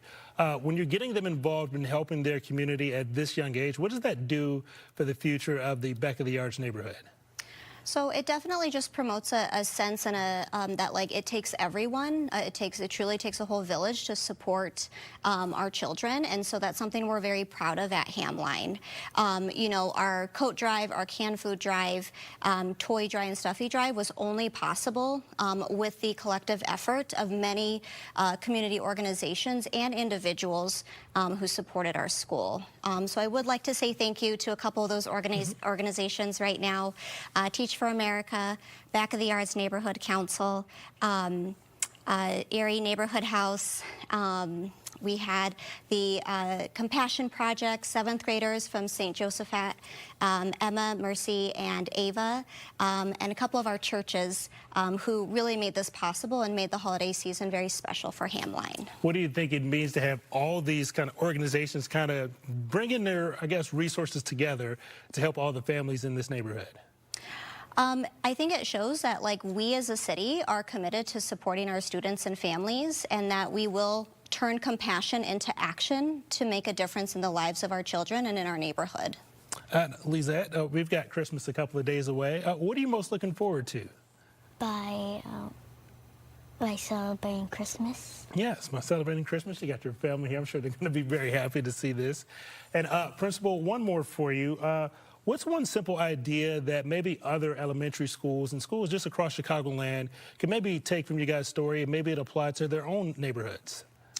I would say definitely like reach out and also, like, for individuals, like, make sure that as individuals you're also reaching out.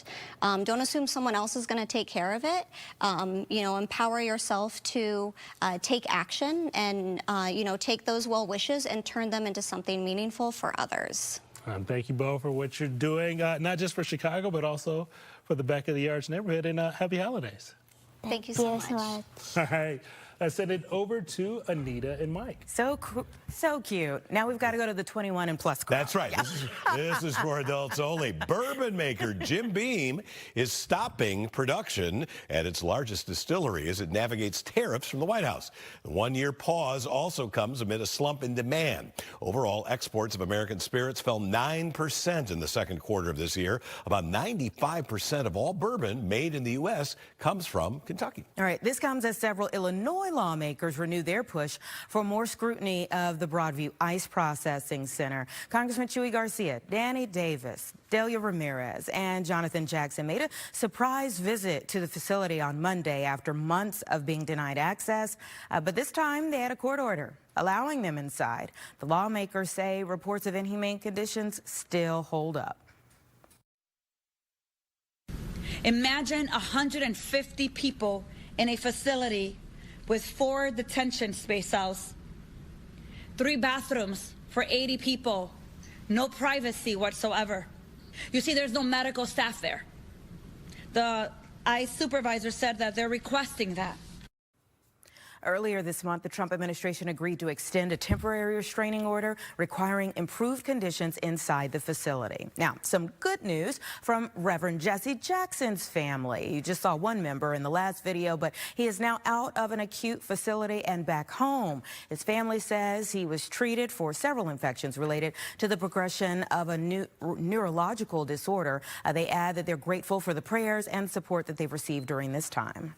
Wegovy will soon offer the capabilities of its weight loss injections in pill form.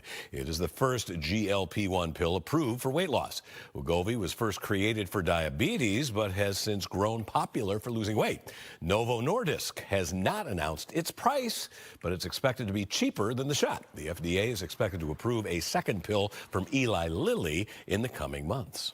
All right, well, things are getting hot today on Chicago Now. We're going to have a special holiday edition of This or That, so you will want to see what our choices are going to be. And it is full-on winter. We're going to go over some winter driving tips, and we'll get a performance from Teatro Zinzani. I love them.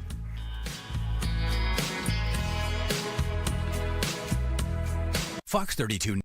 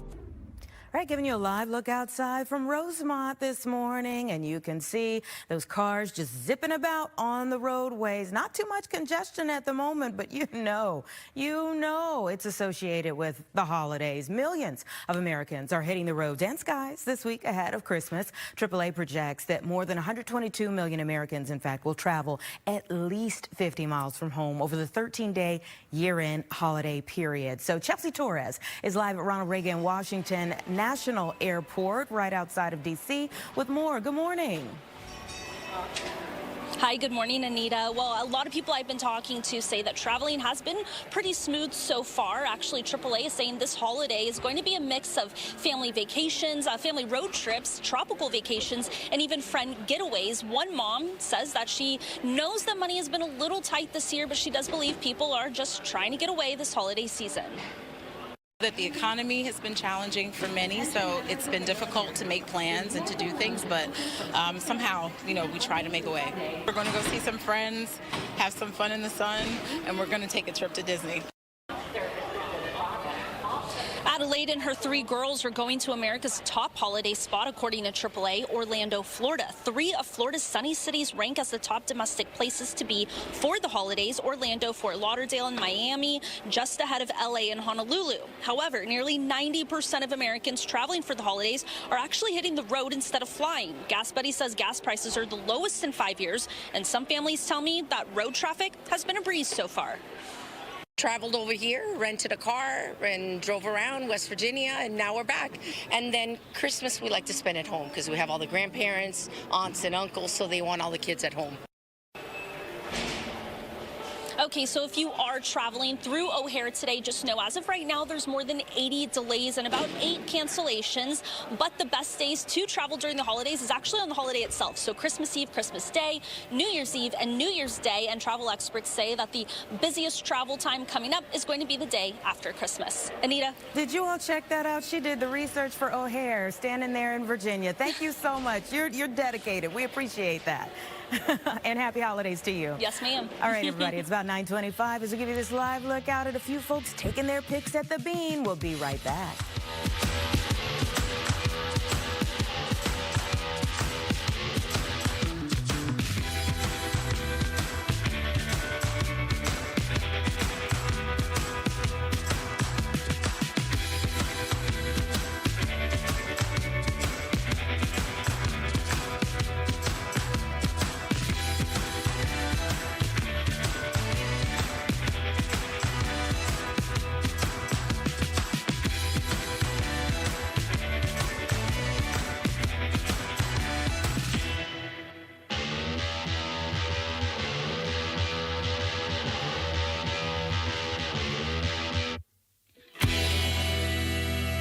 Patrick Dempsey.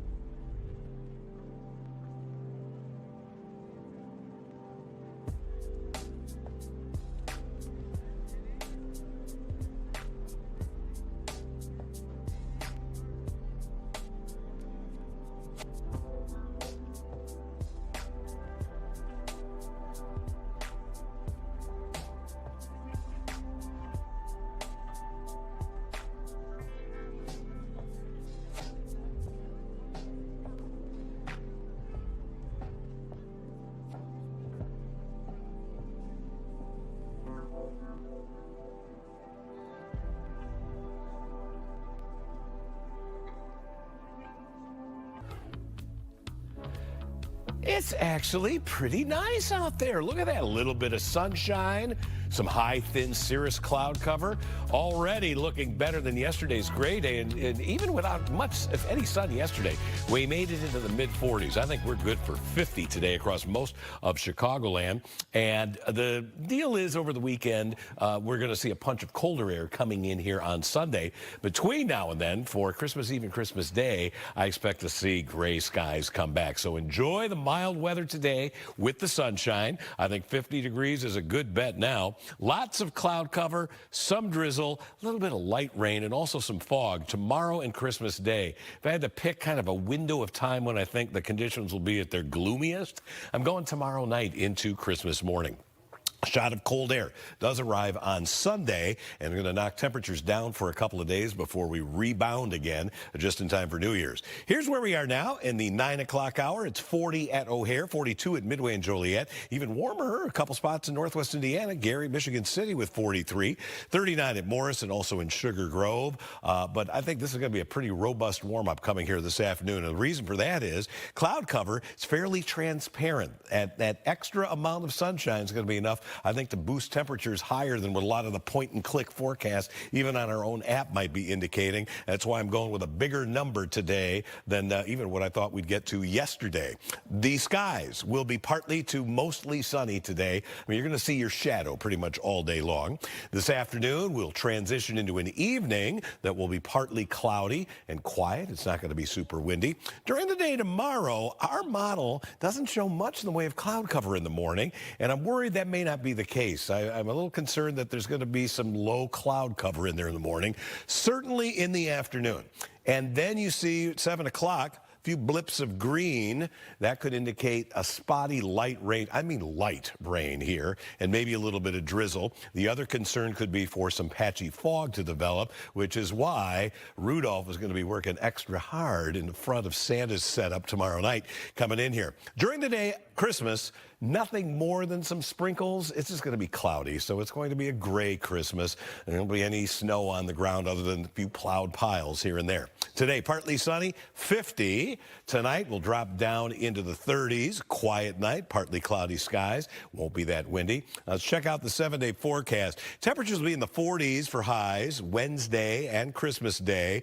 Pretty good chance for some scattered rain showers tomorrow night and again Thursday night. Friday, we may be close to 50 again. We'll see. Friday into Saturday, some mild weather. Then we get that punch of cold air Sunday and Monday with temperatures pretty chilly on Monday, but the temperatures later in the week will bounce back up. We've got a lovely photo to share with you. This is a sunrise shot from Ron Baker Sr. and Ron Baker Jr.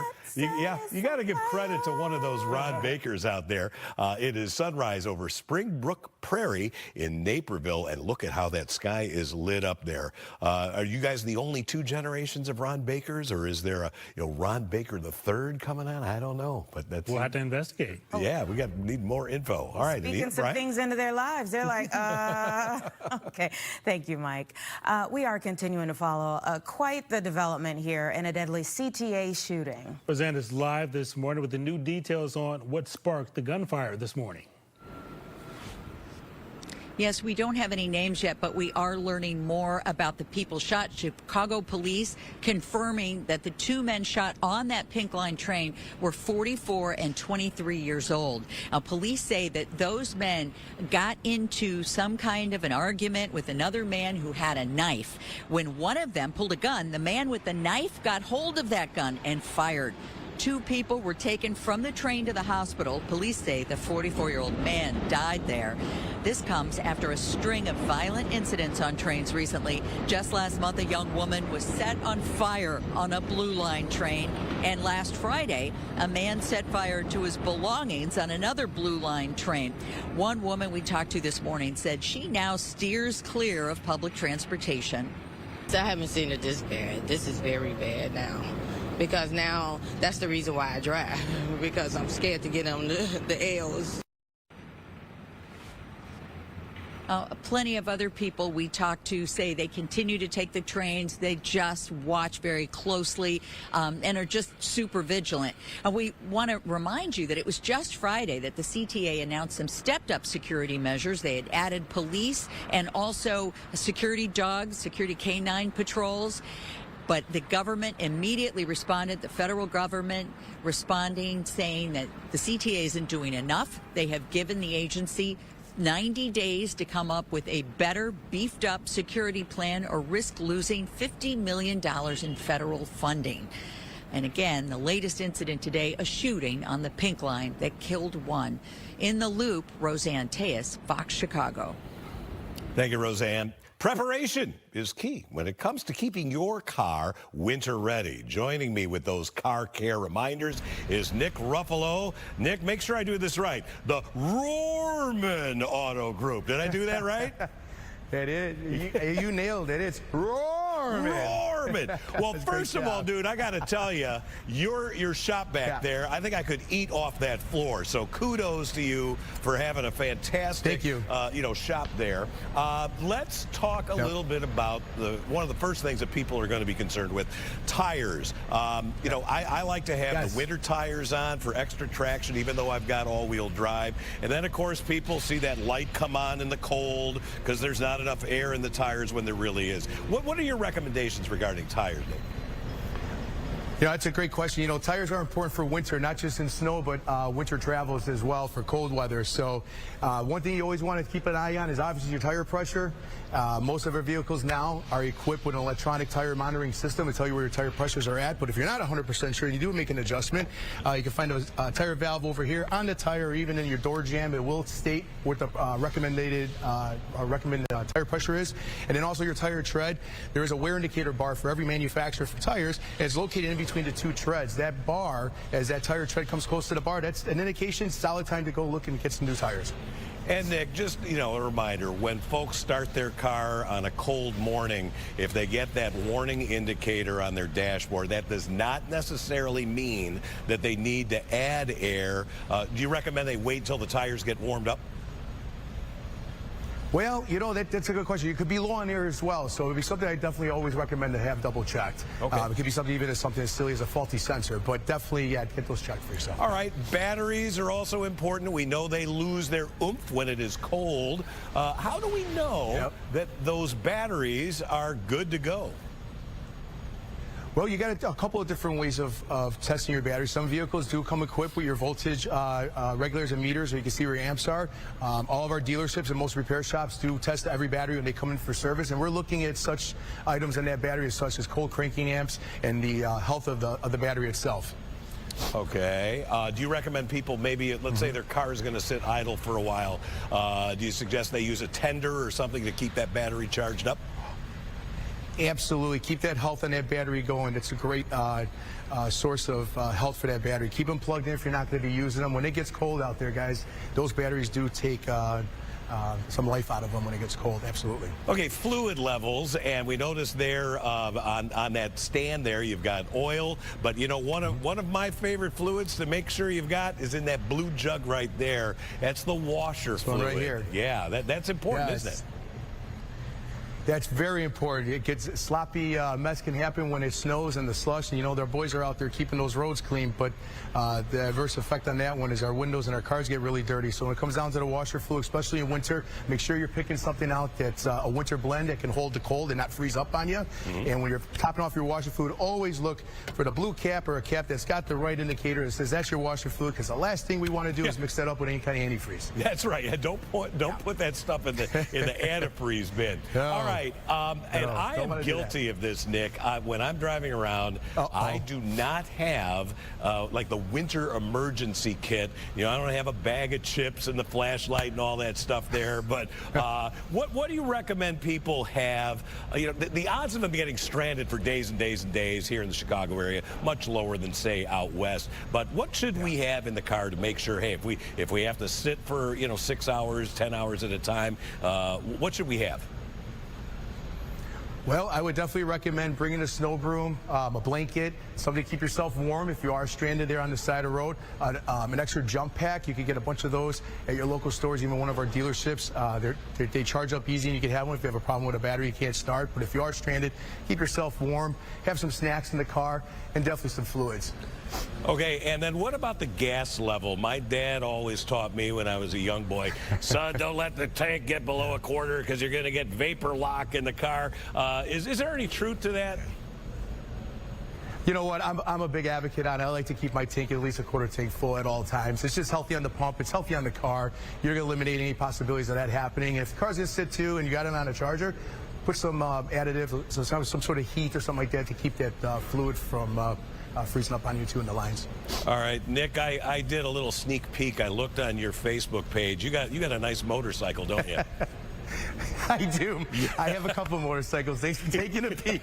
Yeah, I do. I'm a gearhead at heart, and I got cars lined up in the garage, all on trickle chargers and the batteries too. Yes, absolutely. Well, hopefully you'll be able to get your bike out soon and have some fun out there. But good winter weather tips there. And go ahead, give the shout out for Rohrman. Do it. Hey, there's only one by Rohrman. That was great, Nick. Thanks for being on with us this morning. Looking sharp there, and we'll obey your suggestions there. All right, we'll be back with more of Good Day on this very mild and kind of unwintery day right after this.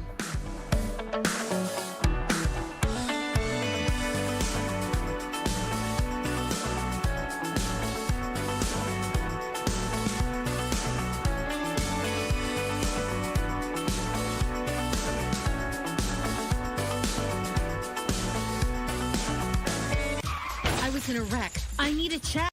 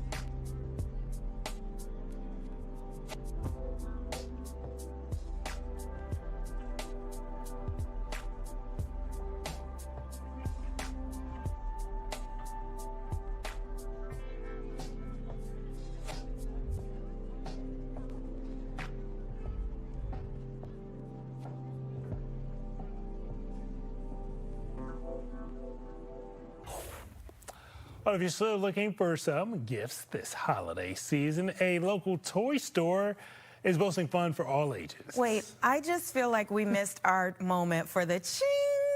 Oh, yeah. Yeah, where is that? Where's the ching? Swoosh sound. Yeah.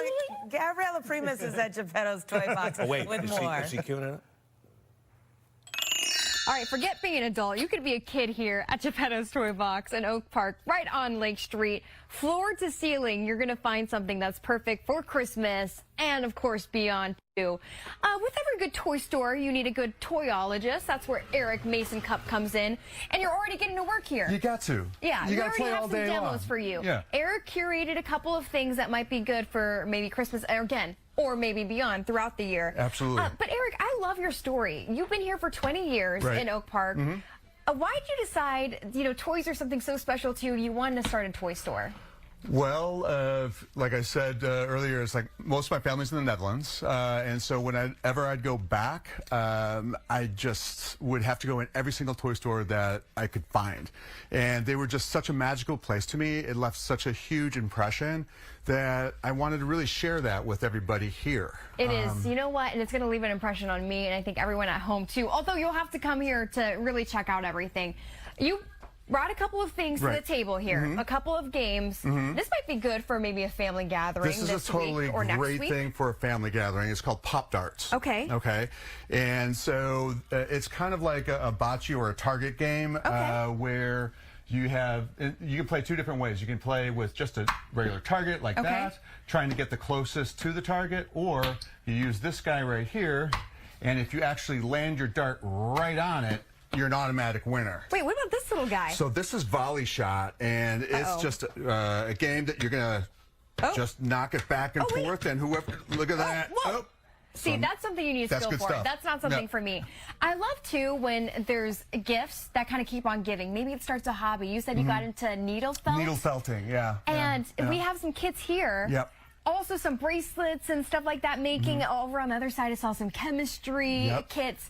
How fun is that for kids to be able to start something and maybe just continue it throughout the year? Well, I mean, there's everything that any kind of hobby, any kind of I don't know the best way to say it is just any kind of passion that some child might have, or interest or curiosity. Feeding that little nugget of curiosity with a toy is like the best thing you can do for any kind of child. Are you guys open, Christmas Eve? We are open Christmas Eve. We're open from 10 o'clock till 3 o'clock on Christmas Eve, maybe a little bit later. And we're open tonight till 8 o'clock as well. Okay, yep. I have some things figured out. I already showed some of our coworkers some of the things that I got them for Christmas. So fantastic. They're going to really like it, especially Anthony Ponce. Okay, right. Well, more information about Geppetto's Toy Box on our website, fox32chicago.com. You guys are in a great spot right in downtown Oak Park. We are. I'll send it back to you for now. Okay, where'd you say you love to go? FAO Schwartz, back in the day, yeah. That slot car that she had, that's taking me back, because I remember, like, as a young boy, like, those were so cool to have those. Yeah. That would be kind of fun to. That'd be kind of fun. We should get one for the Well, he newsroom. said That'd be he's gonna be open maybe a little later. Well, Gabriella Just also for a Mike said Kaplan. she gonna saw bless some us. things that she was buying. So, Hopefully she's watching, right. We'll be right back, everybody. It's 9:45. We got the ching. Jingle.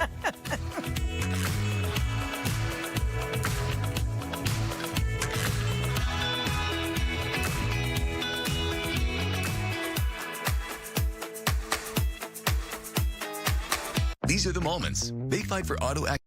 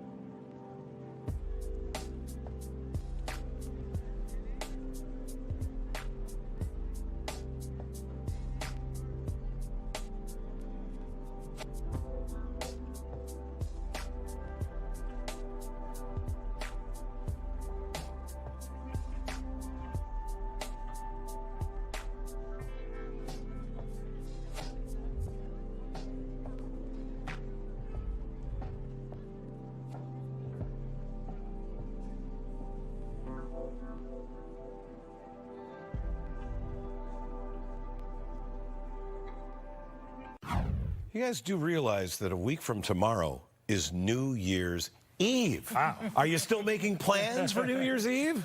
Well, depending on what vibe you're kind of looking for, Chicago's become a destination to celebrate the holiday. Oh my goodness, and there's so many things you can do. One of the places you can go is where I'll be with Jake for the festive night. Tal Chicago. We are joined by Director of Operations Clarissa Flores and Senior Marketing Manager Nicolette Waldman is going to be around somehow. But Tal Chicago is known for world-class nightlife. But it's also a culinary destination. So can you tell us more about the venue and what makes it unique? Yeah, I mean, I think the most important part is what you mentioned. Tal Group is known for our world-class nightlife, you know, I'm a marquee around the world, but people tend to forget that we are also a culinary destination, amazing food, atmosphere. The space itself is a multi-level space, you know, inspired by other locations in New York, LA, Vegas. It truly is the hot spot year-round, but especially for New Year's Eve, it's a party you won't want to miss. Now, you're going to be doing a little transformation of that already great-looking venue there. What can folks expect this Tao to look like here a week from tomorrow night? Oh my goodness, just imagine walking into Monaco with a glass of champagne. Ooh. The space is going to be truly transformed. Oh yeah, the space will be transformed. I mean, aside from our obvious 16-foot Kuan Yin statue behind me, which completely anchors a room, you know, balloon drop, full sound and lighting production. We go all out. This is one of our favorite events of the year, so we don't hold back at all. Entertainment, local DJ talent, food, anything and everything you can imagine in one space right here at Tal Chicago. Now, we're only about a week away from this event. You know, there's some last-minute planners. Oh, man, I'm just going to stay at home, watch the ball drop, or maybe I'm deciding about going out. What would you say to someone maybe watching at home to convince them to come and spend New Year's Eve with you guys? Well, yeah, I mean, first and foremost, it is a 4-hour cocktail reception, food included. Secondly, the entertainment alone is going to be outstanding. Dancers, aerialists, and I mean, lastly, they get to party with Fox News and, you know, my team here at Tal Chicago. You don't want to be sitting on your couch having FOMO. This will be the party of the year. You don't want FOMO. That's right. That's right. We're going to be going all night. Yeah. Yes, we are. Okay, so if people are going to be, let me correct myself. When people are celebrating at Tal Chicago with us, maybe they're a bit early, maybe they're staying late. Let's add to this segment. What are the things that they're going to be toasting with? Oh, we've got a full champagne toast for everyone that's going to be walking through this door. Of course, we've got the finest, you know, on standby for everyone that comes in. The balloon drop is going to be one like you've never seen before. It's going to be right behind me. The amount of balloons is going to cover more or less this entire ceiling. So, again, you don't want to miss it. Okay, I'm ready. I'm excited. And I know a lot of people are going to be too. You guys going to join us? I can't wait to see my cap. Boom. I know Mike likes to have a good time. I'll be doing that from my family room, watching you and Jake living up there, getting ready to pry my eyelids open for the show on New Year's Day. Look, we've got the Nicolette toast in there? ready. Yeah. We've got the toast Yeah, it's ready. Nicolette. Cheers. Cheers.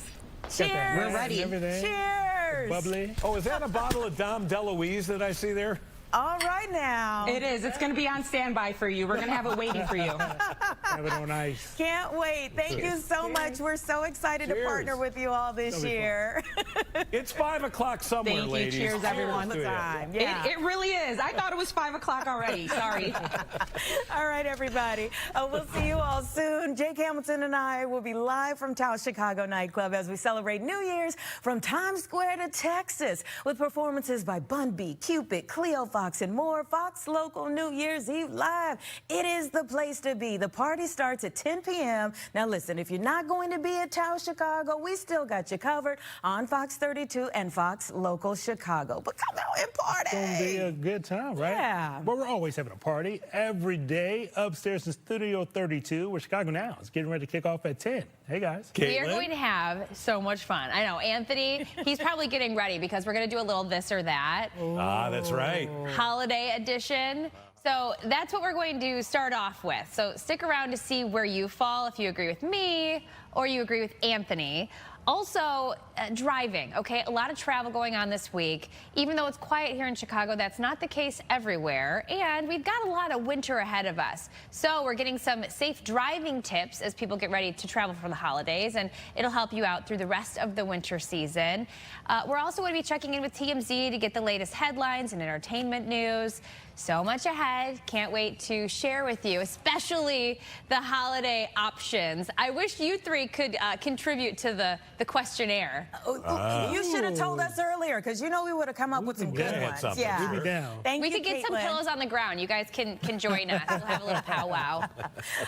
Gentlemen, let's talk for a moment here, because just in the last few minutes, we got a headline about Pro Bowl selections. 3 folks from the Bears are going now. 2 of our offensive linemen, meaning that offensive line's been revamped. A big difference. That's made a huge. That's why that running game is so effective. You know, they got holes to. You know, Monungai and Swift aren't running into defenders right away. Yeah. Right, and then on the defensive side, Kevin Byard. Yeah. I don't know if he still leads the league in interceptions. I know he was up there. He's up at the top, there. but So he's had a it's fantastic Tooney, season. Byard, and what was the third? Dahlman. There Yeah, we go. Drew Dahlman. And I think Dahlman, it's his first. Yes. Yeah, and then, we've got some veterans on the squad here. So we're really the hot team. We are. We're really the hot team. What did you think about the Kansas City Chiefs? That's interesting. You know, Arrowhead is such an iconic stadium. It's one of the loudest stadiums historically, and it certainly, served the Chiefs very well, the past over decade. the years, yeah. But, I'm old enough to remember when the Chiefs, back in the Hank Stram days, sorry, I'm dating this one, when he was the coach of that team, when they were, playing teams like the early Packers in the Super Bowl. But it's interesting. The thing that makes it a little bit more palatable is it's Kansas City, and they're going to Kansas, so that might make it easier to take. The plot thickens, and we'll be right back.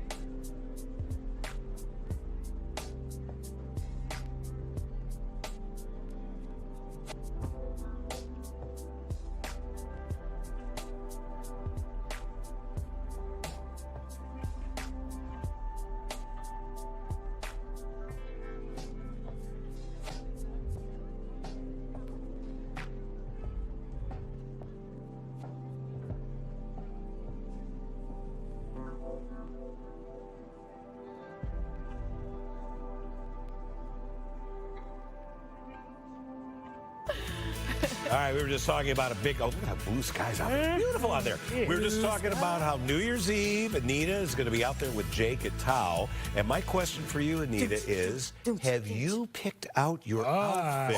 Or you know have me you well. got some? Because I'm sure you got some choices. Well. But have we gone shopping, or is it something that you're reaching in the closet? Something's on the way. Reaching in the closet.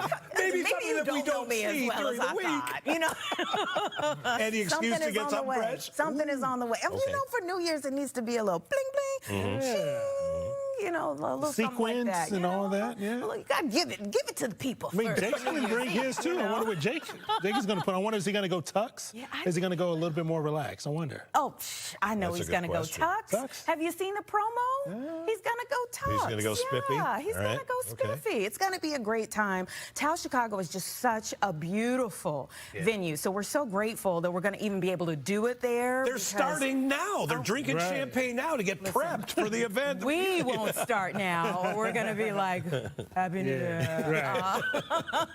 But yeah, they're getting it started, getting the party started. And it's gorgeous. Really grateful to be able to do it there. And we're going to have a great night. Everybody has to join us. Now, if you're not going to join us there again, we do have you covered here on the air. We will make sure that everyone sitting at home has a great time too. You can watch Fox 32 or Fox Local, and you'll be able to see all the great stuff. Right from the comfort of your couch. I'm going to have a glittery robe on while I'm Wait, speaking of robe, he accidentally wore these to work today. They look everybody. great. Nobody would know. Slide on in there. We're going to slide out. There you go.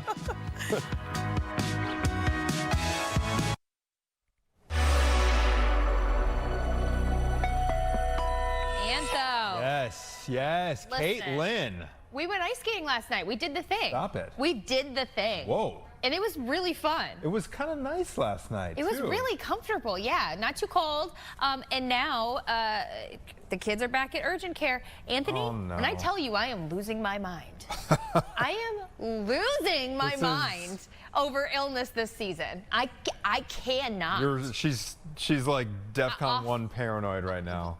Because you've had... Not paranoid, Anthony. I'm frustrated because now, again, another fever is going around my house. And we have been hit so hard this season by everything. Yeah. We had the strep, we had pink eye, we had the flu, and now we have another fever. So I am just hoping and praying it's not COVID. Yep.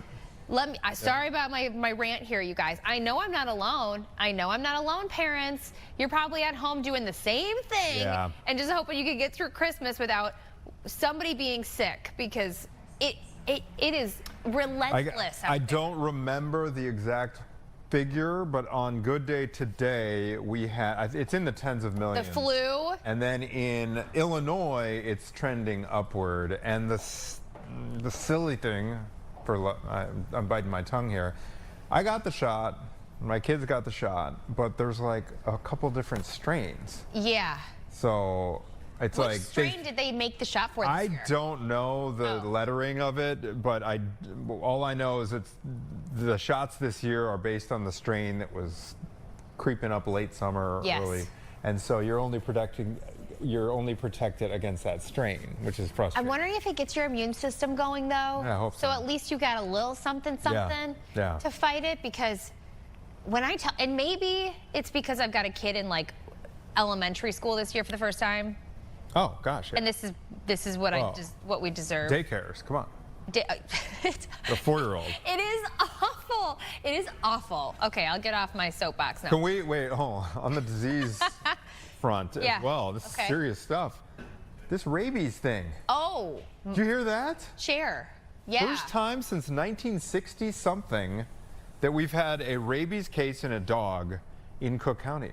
And it bit. How many people? Somebody. 1 or 2 people?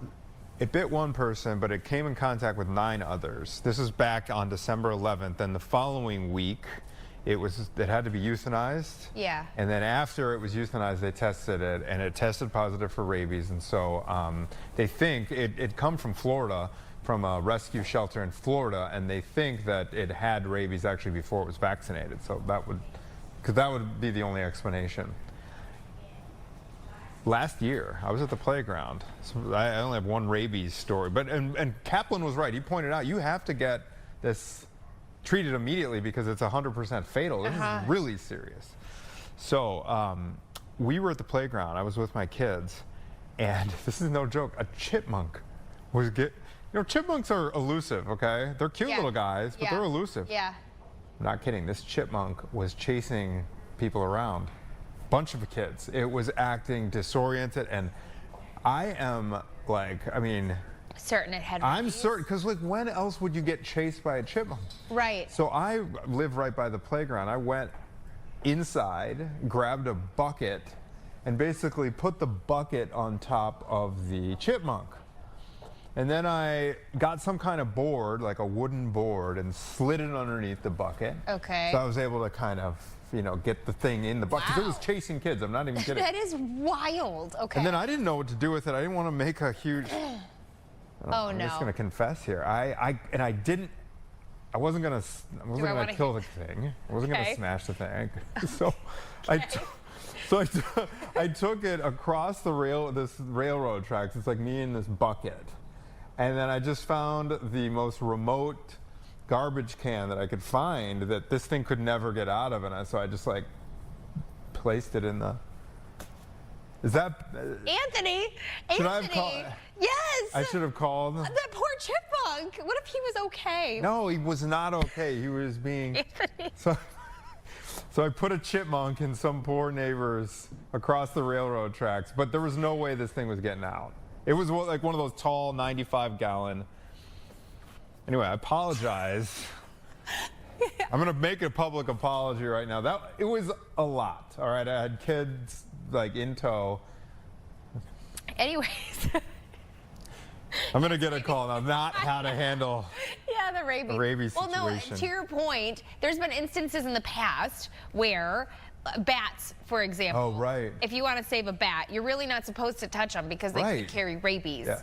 So, I mean, it's spooky, for sure. Unfortunate. Hopefully it was an isolated incident. Yes.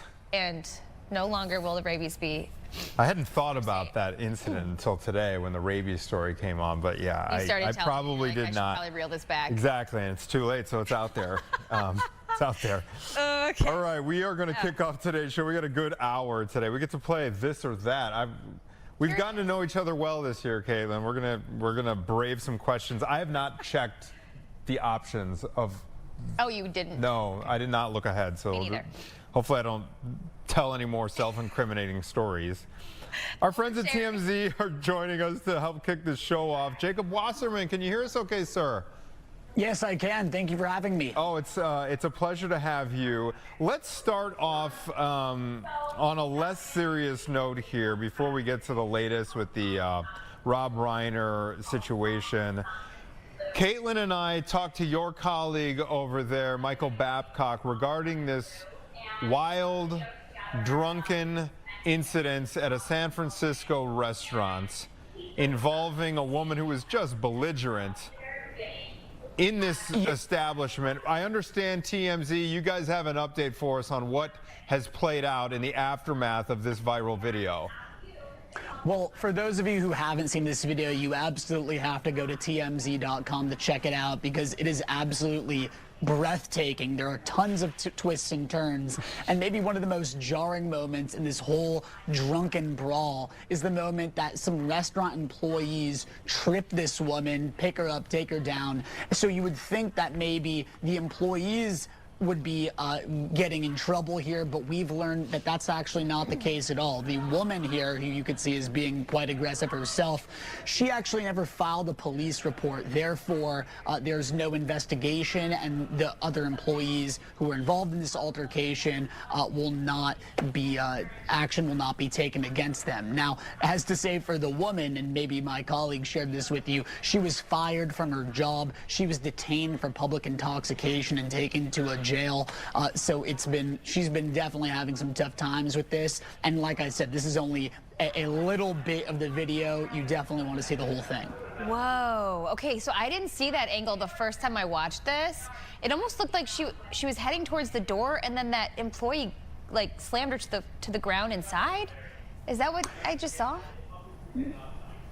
Oh my God.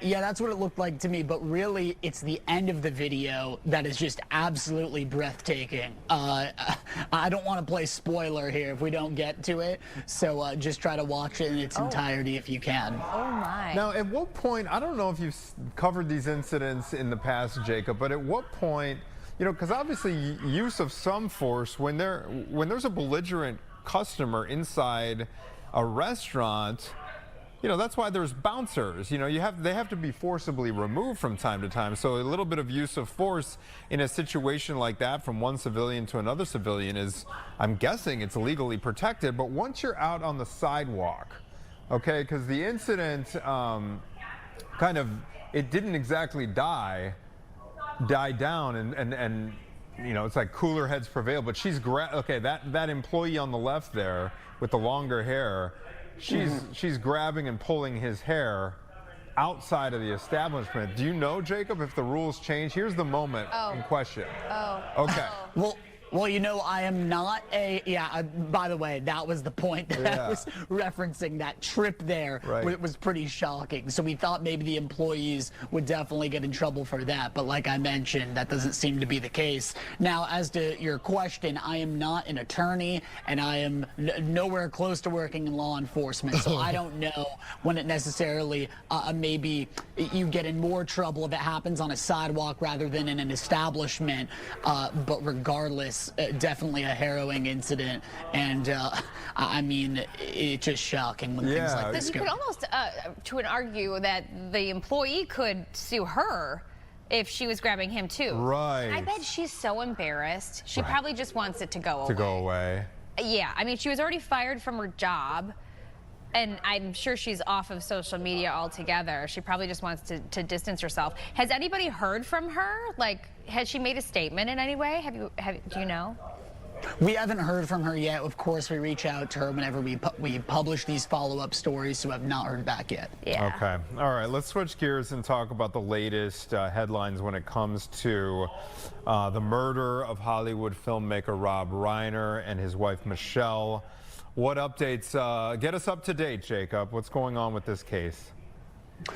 Well, Nick Reiner, of course, was a really complicated case, and we know that he was diagnosed with schizophrenia, and a lot of people are looking back to see when did things go wrong? What exactly was his trajectory here? And we actually spoke with an expert on the matter. Jeffrey Lieberman came on TMZ Live yesterday, and he explained to us that this could be a personal issue and also a systemic issue, too. Keep in mind, Nick Lieberman came in and out of rehab 18 different times. And what's the issue with these rehabs, in Lieberman's perspective, is he says that these rehabs are short-lived. A lot of people go there for about 30 days or so, and once they're clean, they're let back out. So maybe in hindsight, when you're addressing a mental health issue like schizophrenia, it's important that they're in longer-term care, maybe facilities where they could be monitored for a longer period of time. So I think that's some of the hindsight that you're seeing here. Oh, God. So I'm wondering, is the reason why, the motive behind it, not so much the drug use, but actually the schizophrenia that may have made him do this? Listen, I'm not a doctor, but I think it might be a combination of both. And actually what Lieberman said is when you go to a rehab facility, and maybe the point of that rehab is not primarily to address something like schizophrenia, that can maybe make it more likely once you're released, you might turn to drug use. And we know that Nick definitely had an issue with drugs. Maybe that what was also exasperating his schizophrenia too. So really, I mean, at the end of the day, they never addressed the root of the issue, and that's why things took a terrible turn. Okay. All right, Jacob. As far as you know, I think the last time we checked in with Michael, he talked about how the next, I guess the arraignment is going to happen in early January. Is that kind of where things stand here legally? Yeah, so that's going to be January 7th. Keep in mind, when we were in court for Nick's last hearing, I mean, we really didn't hear much from him. I think he only just answered the judge once. From what we've been told, he's actually been pretty calm You would think maybe he's, of course, angry, aggressive, but that's not what we've heard. I think our sources are telling us that he's really just been kind of in a daze, and it's going to be interesting to see how he presents himself in just a few weeks. And no word from the siblings since this happened? Well, the siblings issued a statement, of course, saying how they are just distraught beyond belief, but they have not addressed Nick head on. Okay. All right. We'll keep tabs on it. Jacob Wasserman from TMZ, thank you for joining us, sir. Appreciate your time. Thank you for having me. Yeah. Absolutely. All right. Yeah, we'll obviously keep following the twists and turns in that case, legally speaking there. Yeah, it sounds like we got a few weeks post-holidays. We'll know what happens with that arraignment. And I do know that he has been on, Nick Reiner's been on suicide watch in that detention facility. All right, we're going to take a quick break here on the eve. Are we at the eve of the eve? Yes. This is the eve of the eve. Eve of the eve. And then when we come back, it's a holiday version of This or That. We want you all to play along at home. We'll be right back after this.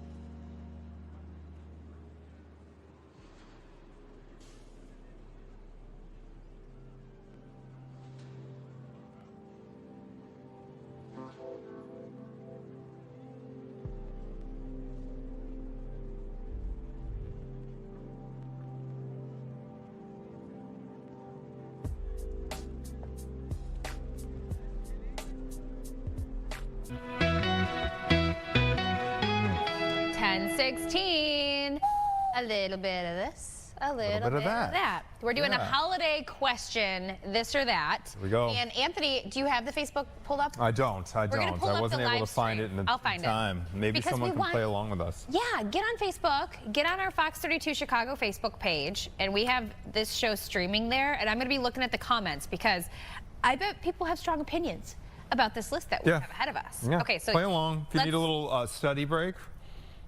A little study break? Here we go. Okay, all right, so I'm pulling it up. Do you want to? Yeah, I'll launch in, okay? Okay, Classic holiday questions. Real tree or fake tree? Okay, I already know you, and you already know mine, right? So let's explain. Okay, well, explain why you are a fake tree kind of gal. A fake tree kind of gal. Okay, I've got it up, by the way, if you guys want to weigh in. Okay, fake tree. Why? A couple of reasons. Real trees are very expensive. Yes.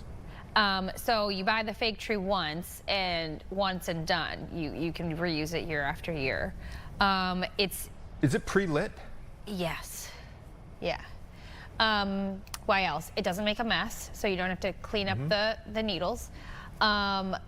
Maybe allergies, pollen, perhaps, in the house. So that's another reason, although it probably adds to the air quality in a good way, too. I can imagine a real tree. What else? I think those are the main ones. Okay. Dragging it through the house, getting the pine needles everywhere, just kind of seems like a pain. Yeah. But you're not wrong. You're not wrong. like the whole going outside in the cold with your family, picking out a tree, cutting it down, it's sweet. I really like the idea of it. And maybe when the kids get older, we'll do that. But in the meantime, also, here's another reason. I decorate very early. So the day after Halloween is Christmas at my house. So if I got a real tree the day after Halloween, first of all, where are you going to get it? Second of all, it's going to be so dead by the time Christmas comes around. That's right. Okay. Okay, so... I mean, mine are basic. The smell is very pleasant. Okay, the smell of the real tree. The tradition of going, although it's kind of, they're so expensive now that it's gone from like going to one of those festive Christmas tree lots to like going to the parking lot of Home Depot. Yeah, I know. Yeah, which doesn't really hit the same. It's but easier. I mean, it's so, I'm not kidding. Last year I went to a private tree lot. Yeah. This is up in Evanston. I won't name names. I'm not kidding. It was like $300 for an 8-foot tall tree. And it's not going to last, you guys. We were like, good luck. We're gonna we can't afford that. So we drove to Home Depot. It was like $70. Yeah. There for the same kind of tree. Oh, for sure. Done. And I'm, it stinks that we didn't, support the little guy, but that's just a lot. It was a lot. Okay, 300. so I'm not exaggerating. we got a couple comments. Okay. Ro says fake. Real tree is too much work. Cole says fake tree. So those are our two comments so far. Thank you, Ro. Thank you, Cole. Good to hear from you. All right, white lights or color lights? Ooh. I got to say my opinion on this changed. Oh, we've got one more. Nia says, I don't have a tree and haven't had one because I have 4 cats. But if I could, I would have a real tree. Send us a picture of those 4 cats. I'm a cat guy, proud. Actually, today Natalie says we had that adorable puppy, and she goes, I still Those are think fighting words. She goes, I still think kittens are cuter than puppies. And if you saw the baby puppy that was on the show today. I agree with Natalie. However, I'm going to make one exception. That baby today. Golden Retriever puppies. Oh. Golden Retriever. Little black lab. Anyway. Ooh. We're getting off course. Charlie is a Golden Retriever. He was the fattest one of the bunch. I was like, give me the big bowling ball over there. So cute with those floppy little ears. Oh, so cute. Okay. Oh, Natia says fake for sure. Paula says fake. Okay. Okay, so colored wow, I'm outnumbered. White. Yeah, go for it. Yeah, you said your opinion changed on this one. Oh, yeah. Okay, so colored versus white lights. White all That's the way the question on the table now. I thought it was classy. It looks good. It probably depends on the kind of house that you have. I sometimes think that colored lights look really nice. Yeah. For whatever reason, like a light colored house with like colored lights, it almost looks like a gingerbread house. Yes. Super cute. Okay, we're on the same page on this. Are we? We have white lights, but it's because our house, it's kind of a mini version. It looks kind of like the Home Alone house. Yeah, you know what I mean? So kind of like old time. It was built in like 1920, and so the white lights look better for our particular. Okay. But, oh man, we have some neighbors who have the bright, you know what I love? Those big bulbs? Yes. I love them too. Those are they just put me in an instant good mood. But about the lights, you know what I don't like, which I made the mistake of buying that tree that I was just talking about. We bought our fake tree at Home Depot, I think last year, is the kind of light it is. So it's more of like a neon looking I know light. what you mean. I don't know. I can't remember what the word is. Mia, our producer, said something that stuck with me the other day. She's like, the incandescent lights hit in a way that the new LED ones don't. It's subtle. Maybe it's the LED but she's that I'm right. talking about. Yeah. It's the LED. And power-wise, I still think LED is a great option. They still look beautiful. But there is something, and I think they're phasing out. Are they phasing out incandescent? They are phasing those out. Well, just power-wise, I think they're actually changing the regulations. It's harder to get certain kinds of incandescent bulbs even inside your house because of the changing laws on the books. It's a safety hazard as well. The LEDs are way less, they run less hot. It burns your eyes a little bit to look at it. Okay, open presents on Christmas Eve or Christmas morning? Whoa, we're going real controversial here. Now, there's people who do Christmas Eve.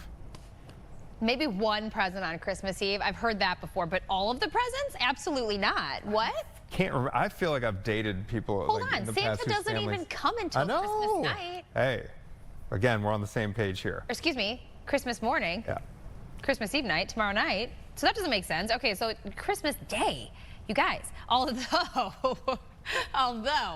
I will say, remember how I went on the rant earlier in the show about how we've been sick forever and ever? We've been stuck in the house a lot. And so a couple gifts that the elf delivered May have early, preemptively? definitely dug into those bad boys because I was like, oh, because and Grady, my husband was like, no, activities Yeah. were needed. I was like, I can't just sit and watch TV. So I did break my own rule with that. All right, I haven't seen any comments from anybody about these other issues. But who's opening all the presents on Christmas Eve? Come on. All right. Wrapping paper or gift bags? Did you see the wrapping contest yesterday between Gabby How and did it Tia? go? I saw conflicting. Was it funny? The one comment I said is that Tia got the nod over, but they had some really challenging gifts to wrap. Like it wasn't like a box; it was like a back scratcher. Like Yeah. That thing was a straight. I think they both did amazing. Okay. But I do not like the gift. I mean, it's easier, but I'm not a fan of the gift bags. I think I like the wrapping. Yeah, even though it's more effort. Gift bags are so expensive. So who's picking gift bags? I mean, unless you have some left over, because I do have a few reused, because they're so pricey. Keep reusing those things. Yeah, we have a whole stack of them, and they don't. I mean, unless they get really crumpled up, they're fine. Yeah. Reuse the gift bags, but otherwise, I'm with you on the paper. Just buy. I told you guys this before, in case you missed it. Buy that brown paper that looks like paper bags, like paper sacks that you get at the grocery store. Buy a roll of that stuff on Amazon, and then just get different kind of bows for different seasons. We did it for my parents. I think it looks cool. My kids decorated the paper themselves. Yeah, that's probably the cheapest way to go. Ooh, here's another controversial one. Okay. Christmas music before or after Thanksgiving? I'm guessing you are in the before category. If you're like post-Halloween? Correct. So you're cool with Christmas music pre-Thanksgiving? Yeah. Oh yeah. Thanksgiving doesn't even, we just kind of skirt over it. Yeah. I love Thanksgiving. What about you? I'm gonna say after. I like Christmas. I think it hits. It's kind of like fasting before the Thanksgiving meal. You know, I don't like to eat a lot so that I'm absolutely famished going into the meal. Same thing with the Christmas music. I'd rather hold off for like 11 months so that when it hits, and then because you hear the same tunes so many times over and over during the acute month. You know what I mean? So I'm in favor of waiting. You like Thanksgiving. Do you even own a Thanksgiving decoration? Do you have No, but we went little with turkey like figurines? Yeah, we had a bunch of different colored gourds and pumpkins on the front porch. That kind of like counts, fall. right? Yeah, like fall. And actually, Maggie, we got in a fight over this. I air a lot of dirty laundry on this show. She put up these two corn stalks, you know, like the dried corn. Sure. But we have these columns, you know what I mean? They're like decorative. No, nailed it in, like screwed it in. I'm like, screwed it into the decorative columns. So I'm like, that's a long way to go. But you didn't. But did she tell you we're going to use this same screw next year? So leave. But then they're just there all year. The whole. They get rusty. I did that last year too. I'm like, just don't screw anything into our grand piano, please. Into your grand piano? Yes, I'm like, this is a. Oh, because she was screwing all the. Yeah, I'm like, that's a. That's pretty permanent. Yeah, exactly. Yeah, but then it falls down. It's annoying. I know. I get it. Okay, here we go. We're moving on. I'm checking the comments, by the way, guys. If you're still on Facebook with us. Oh, yes. I want to hear. Oh, God, goodness gracious. We've had so many comments, and I missed it because I didn't refresh this. Okay, Kat says gift bags. Okay. Nadia says save Christmas Eve for cookie baking. I love that. She also says wrapping paper, ripping the paper is fun. Let's see. Gift bags are great for older people who can't open wrapped gifts, says Kathy. It's nice. That's so true. Or who have zero arts and crafts skills like me. Yeah. Okay, Douglas says open the gifts on Christmas Day at midnight. Okay, that's a little bit much. Stay up till midnight? Wait. When does Santa come, though, right. Doug? Okay. Because if you're awake that whole time, yeah, you're gonna. You got to talk us through the time-space continuum on that one. Ulysses says Christmas Eve. Stop it. There are more Christmas Eve families than you think, Caitlin. It looks like that it. does not surprise me at all. I'm telling you. Emma Lene says smaller gifts on Christmas Eve and everything else in the morning. Rose says Eve. I kind of like that. Constellina says open one gift on Christmas Eve, open everything else Christmas morning. I like Emma and Constellina. That's a nice diplomatic thing. Yeah. I think we've gone in the past like, hey, you guys can open one from us or from your cousins, and then the next day is when chaos. Yeah, okay. erupts. Let's see if I've got, oh, Rose says the pre-lit trees, both light colors. Oh, they do both. My tree does that.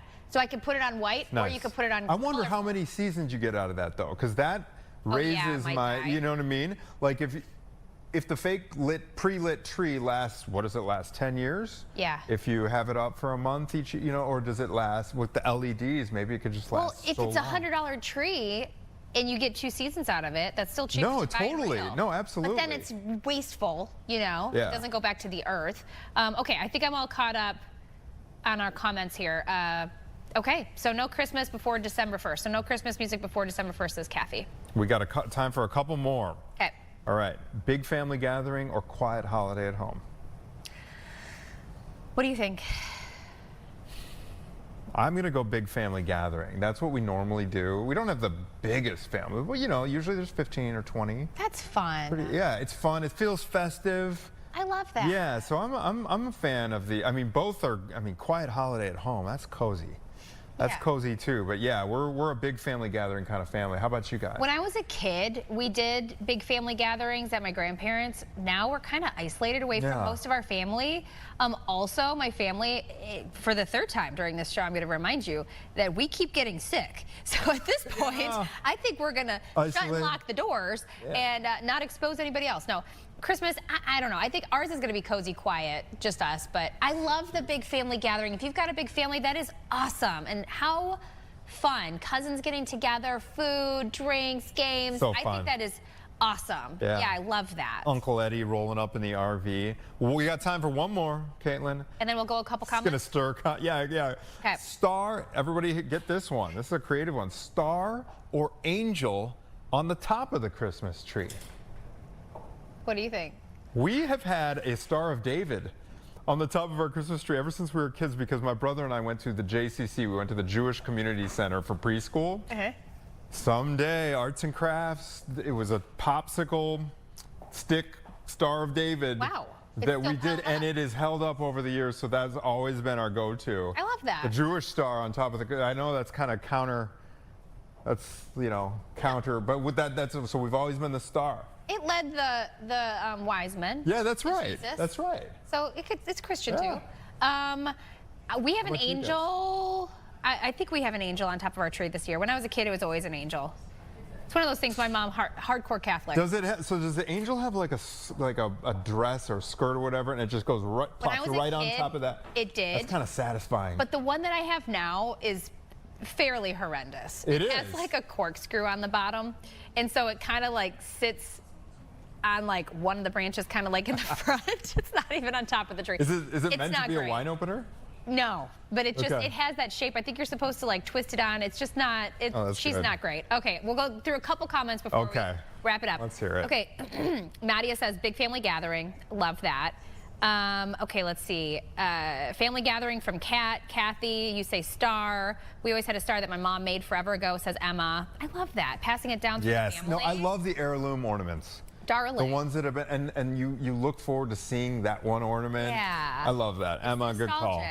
Nostalgic. Cook a meal, eat and chill, says Mary, for the gatherings. I like that idea too. Just get full and comfy. Okay, Nia says happy birthday to my friend Tonda. She's sitting next to me and she's having a really tough year, so happy birthday. Oh, happy birthday. Very sweet. Hope 2026 brings better things. Yeah, and then DeAndre says big family gatherings mean more fun. I'm with you. Let's have fun. Let's celebrate the holiday. Christmas only a couple of days away. I know, I can't believe we're even. This was really fun. Thank you for joining us on Facebook. It's good to We'll have connect. to do this more often. Yeah. Good to connect on a lighthearted topic after some heavy news this morning. We're going to take a quick break, everybody, but for those who are driving to a big family gathering, we're going to get a little refresher course on winter driving, the do's and don'ts, with the safety expert from Allstate Insurance. He is coming up after this.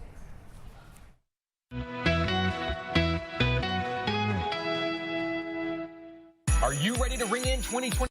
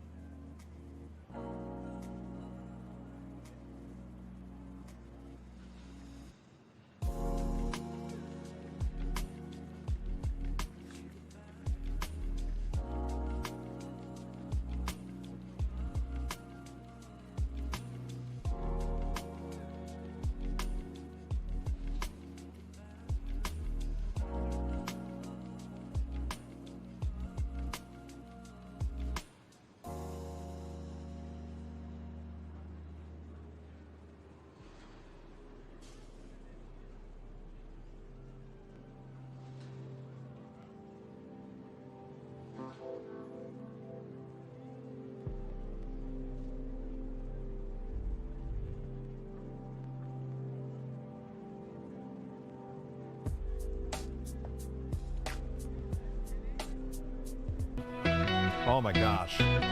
Quick update during the break here.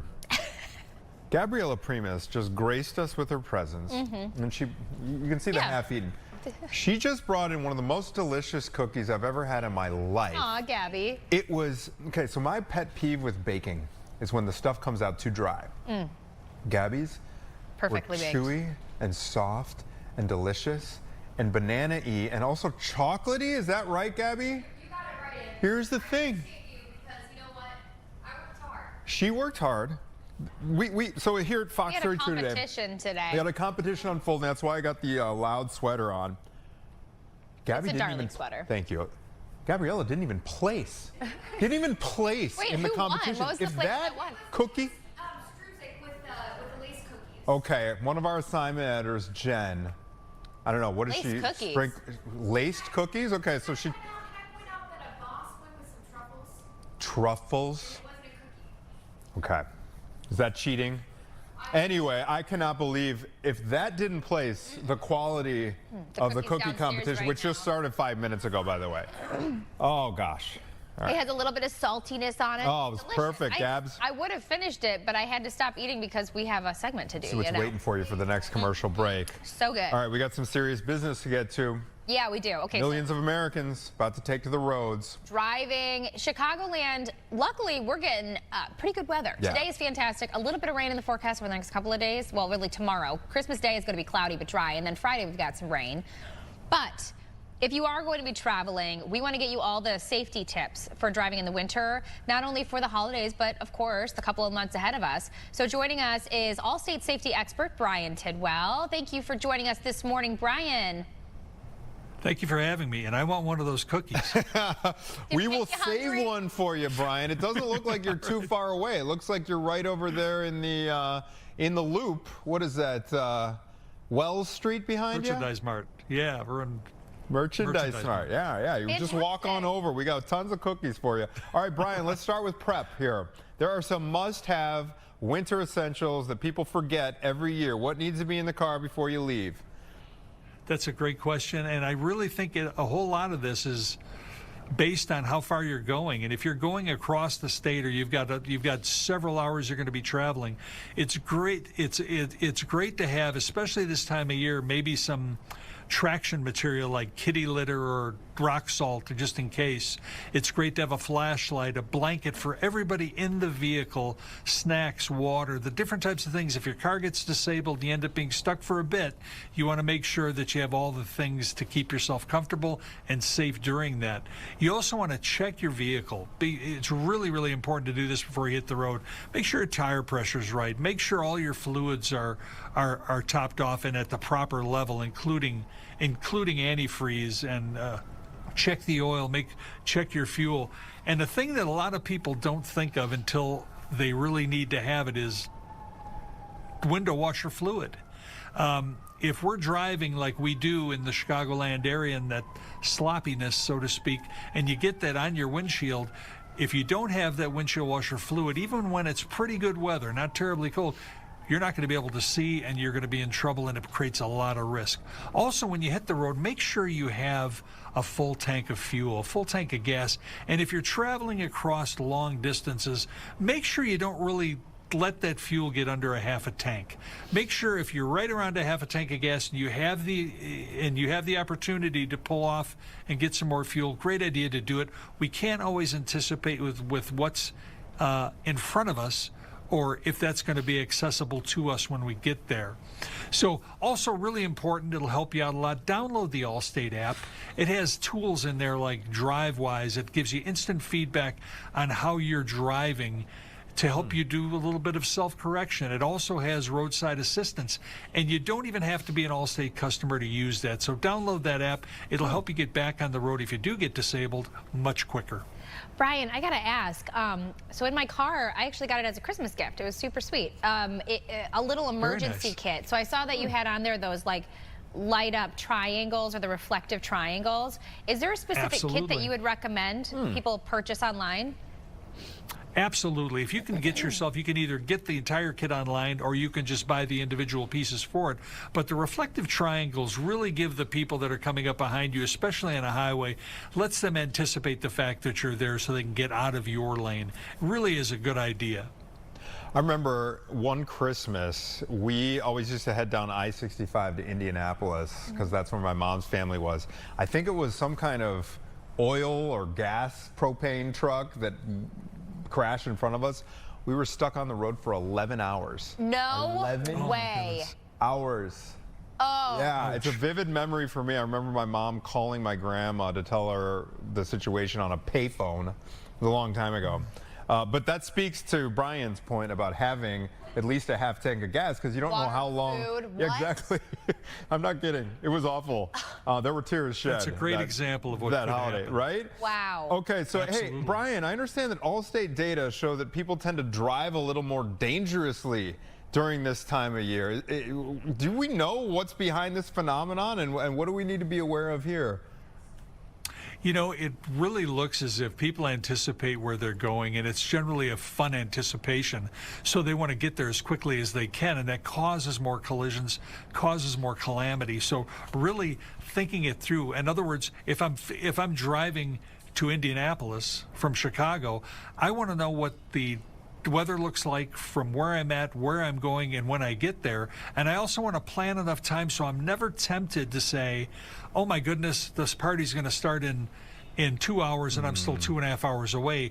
And intuitively, most people try to make up that time by going faster, which puts you at a higher risk. Travel time is really important, and focusing. Put that phone away. That's really a terrible problem that we have these days, is that people are looking at their phone when they're driving. When you look at that phone, you take your eye off the road, you tend to drift. There's all sorts of perilous things that can happen. Keeping it close, fine, but keep it in your pocket and don't be tempted to just look at it when you're getting a little bored. Okay, so let's talk a little more about driving in the winter weather, because we still have a few months where we could see some icy conditions, some snow on the roads. Absolutely. Do you have any quick tips on how to handle those sticky situations? If you start sliding, is there a certain way you should turn your wheel? You know, you get stuck in the snow. What should we be doing? Absolutely.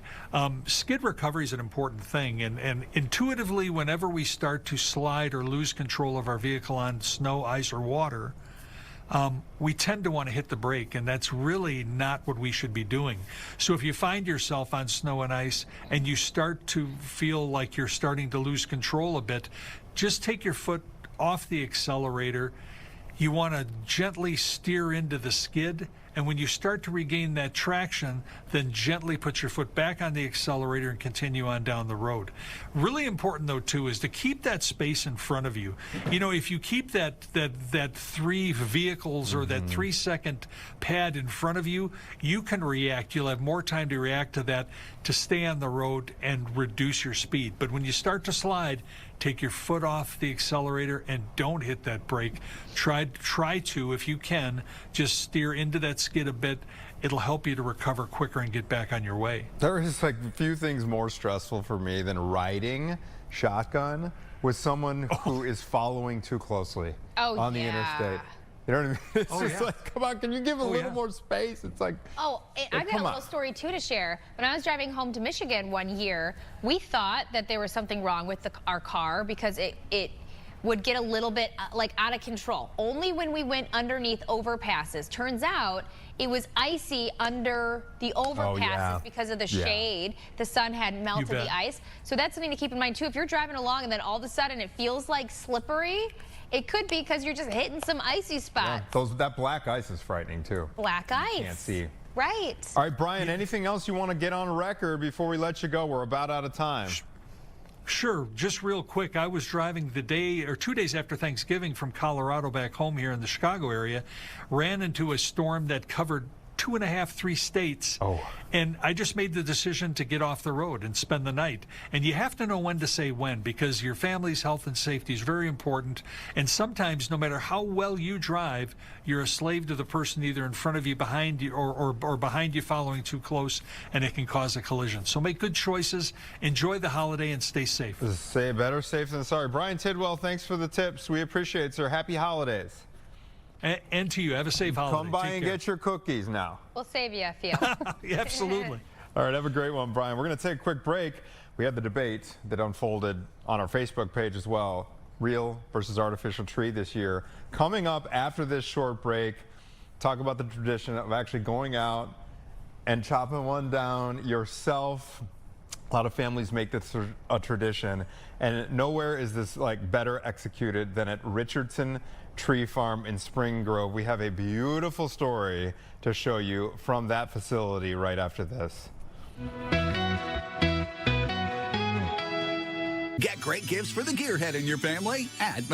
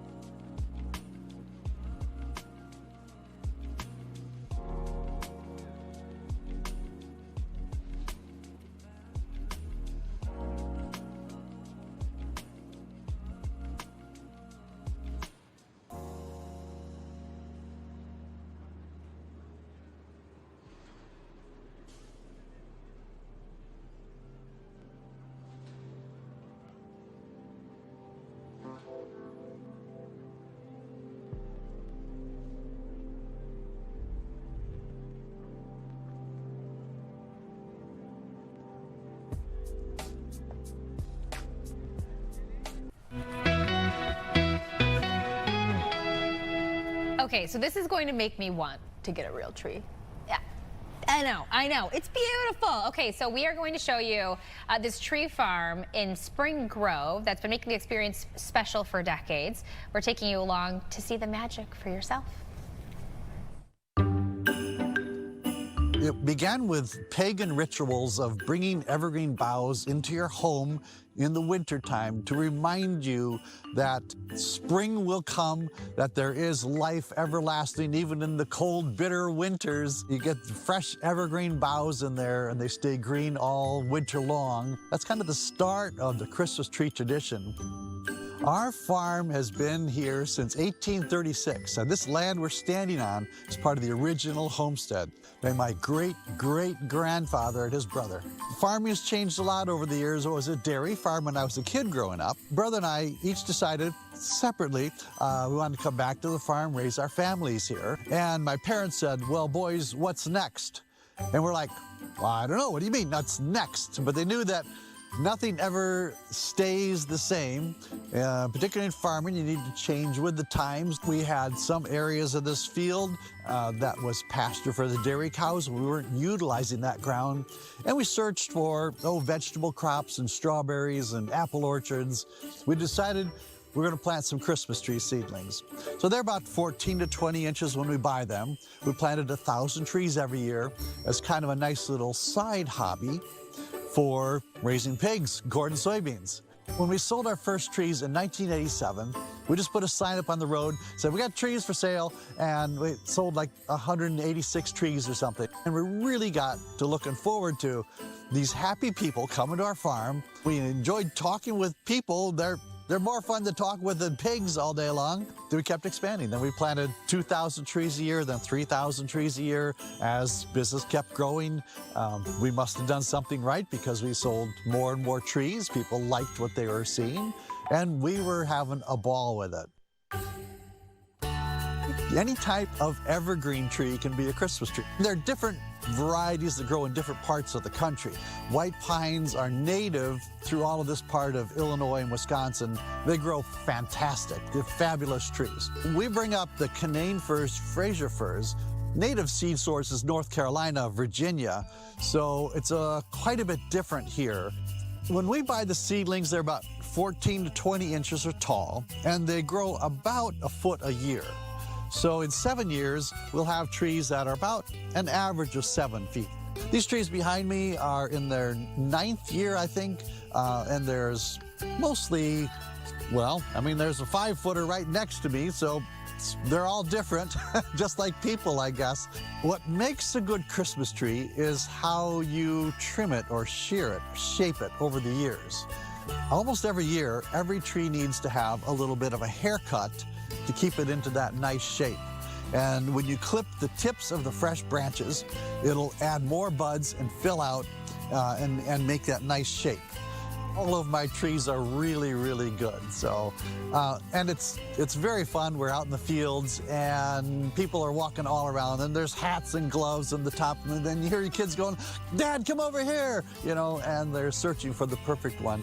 On our farm, I'd say about 80% of the people take the wagon rides. We have free wagon rides running all through the farms. It's just fun to just kind of get out and see the open spaces, walk around with the kids and the dogs and everything. Then you get the warm barn where you can go inside, hot chocolate, hot cider, beer, wine, gelato, all the gifts and the fresh wreaths that we make. We buy a wreath ring, which has clamps all the way around the rings. There's an art form to making the wreaths. A lot of times we buy in greens because we don't produce enough extra greens. Sometimes we'll cut down a tree that's not quite perfect. The lawnmower ran into a branch, and we'll cut that up and make our wreaths out of that. You just kind of lay out those very carefully around a circle so it's nice and even, and get a beautiful wreath. Then we got the bow makers that make the bows, and then the decorators that put all the different decorations on. And there's nothing that beats the aroma of a fresh evergreen tree in your house. I'd like to point out to people that Christmas trees are a crop, and they are grown specifically for this purpose. So once in a while I hear like, "Oh, it's a shame to cut down this tree, it's so beautiful." But I've grown them for this purpose. They need to be cut. So it's like corn and soybeans that grow all season long, and then we harvest them. Real trees are best for the environment. They're a home for wildlife all the years that they're growing. They're absorbing carbon dioxide, producing oxygen, and it's a 100% renewable, sustainable resource. 100% recycled after you've used it at Christmas time, goes right back into the earth. And us farmers, when we harvest a tree, we're going to plant new ones, so we always have Christmas trees growing. Couple things about that, Caitlin. First up, that was an awesome sales pitch at the end, because I've always wondered what is better for the environment, the reusable, you know, because you're buying the plastic artificial one once, but like you said, you can use it for years and years and years, and you're not buying new packaging and all that stuff. However, what I didn't realize was, hey, those trees, they are good for the environment. Yeah. Good to absorb that CO2. Habitat for wildlife. And then, as he points out, if you properly dispose of the tree, they can mulch it, recycle it. It's kind of one of those circle of life things. Or throw it in a lake. I think fish, like to live inside of the trees. So there you go. Yeah. Maybe when you're like, maybe if the lights on yours ever burn out, that's 100%. that's the year to try it. I think it would be so fun. I think once Bodie gets a little bit bigger, we'll go get a tree. During that segment, I smelled pine. She did. She's like, does anyone else have, that's psycho, Someone's- it's like psychosomatic or whatever the word is, where I still smell it. Someone is lighting a pine tree well, that was candle. Don't they have for you artificial tree people? Can you buy like an aerosol? Of course you can. Do you guys do that, or is that bad for the plug-in air? thing. Oh, it's a plug-in thing. Well, it's probably bad for the air, but it's still cool. I really like that. I want to, in another life, grow up on a Christmas tree farm. Well, in retirement as well. Did you see how relaxing it looked? Those volunteers in that beautiful barn, just sitting there at a big wooden table, making those wreaths with the little machine.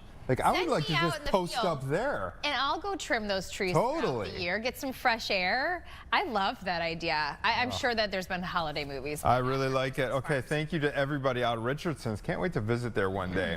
Here's something else, kind of trending on the holiday front. We're holiday heavy this show, but I love it. The Fox Valley Mall. This is out in Aurora. Oh my gosh. They almost had the situation completely ruined yesterday at the mall, okay? Yeah. By this might not surprise a lot of people, but fortunately, the Aurora police stepped up in a big way. Check this out. Stop running! 100. Red jacket, red hat. Stealing Christmas. Run, please stop! Okay, so the Grinch was stealing presents. I am not surprised to see this. But I gotta say, before the show, we go over, you know, what we're gonna be talking about. And this concerned me, because I was told the Grinch was arrested, and I didn't know why. But when it was explained to me that it was because he was stealing presents, I thought, oh. Look at the kid laughing at his face. Yeah. Oh, there he is. You know, he was apparently going for the presents that were underneath Santa's tree. Uh-huh. So, look at that disguise, too. Try to disguise himself as Santa. How could he? Oh, let's How watch dare this. he? This is so satisfying to see. I want to see his face. The body cam. Get him in there. The Grinch is kind of Get in creepy. there. Cart him off to jail. He's a mean one. Oh, look See, at him. look at that. Look at him. Red-handed. Wait, is he cute? I think he's cute. He was just hiding behind that tree. No, Caitlin. Not cute. Oh, he... Is a bad banana. Bad banana. A mean one. I wanted to see kind of a bigger open field tackle. Oh. Like you see when the fan runs out onto the field, but you know, we'll take it. But look at his fuzzy fingers, Anthony. No. He's got fuzzy You have too big of a heart, fingers. Caitlin. I think You have too big of a heart. No sympathy. Aw. You know what I mean? Although, you know what? If memory serves, the Grinch does learn his lesson by the end of the story. Oh, yeah. And so hopefully, grows you know what, guys? Hopefully this is a teachable moment. He just needs some of these cookies that we got. Well done, Aurora PD. Thank you for keeping us all safe. Here's something else. This is new this year. I haven't heard of this one. Yeah. Resting gift face. Are you guys ready to hear another I'm going to let you overshare from explain Anthony? what this. No, go for it. Resting gift face. Yeah, who are you going to call out again about this? Oh my gosh. Okay, I'll tell you what it is, and then he'll tell you the story. Just think about what you want I've called out my wife already on the show. I outed myself with the chipmunk story. Phil Ponce, my dad. I hope my dad is listening right now. Phil Ponce, resting gift face. Proceed. I can't with the chipmunk story. Okay. Resting gift face. What is it?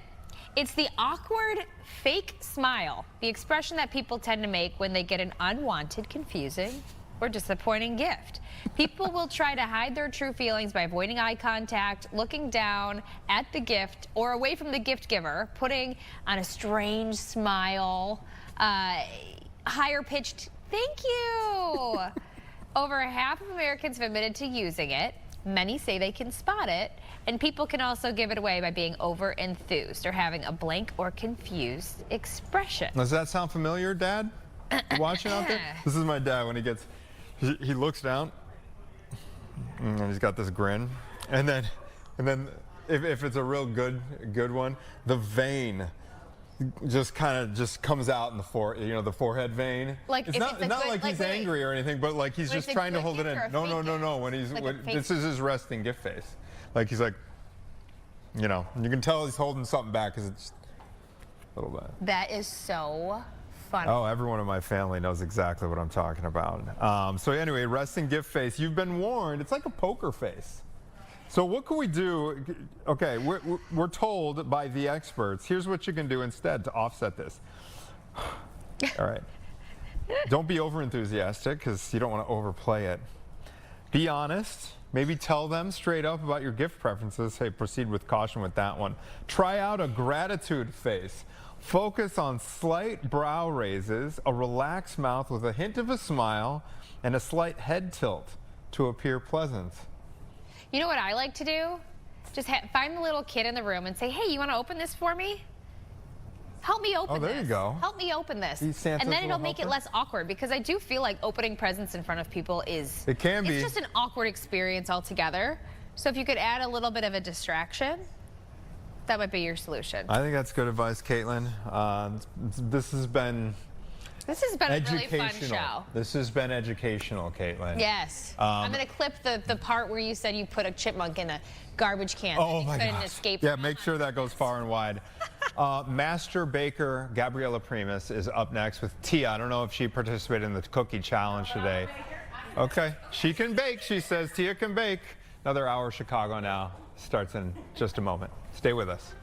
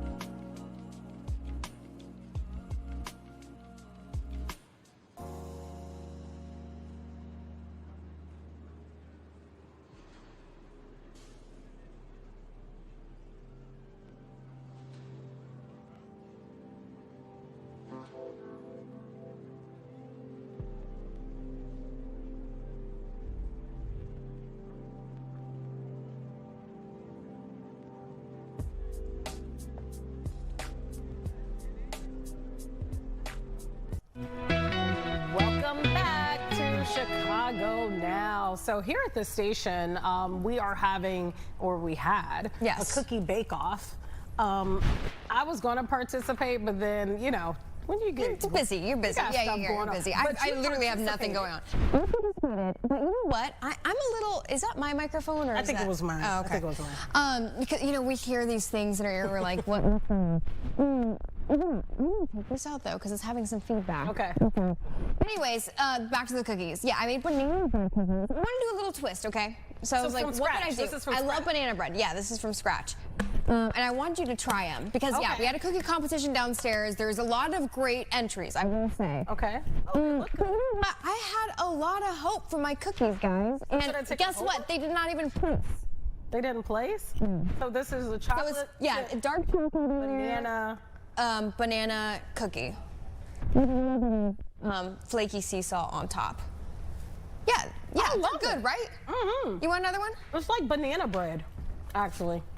It tastes just like banana bread. Okay. It's actually really good. Thank you, Tia. And you know very, what?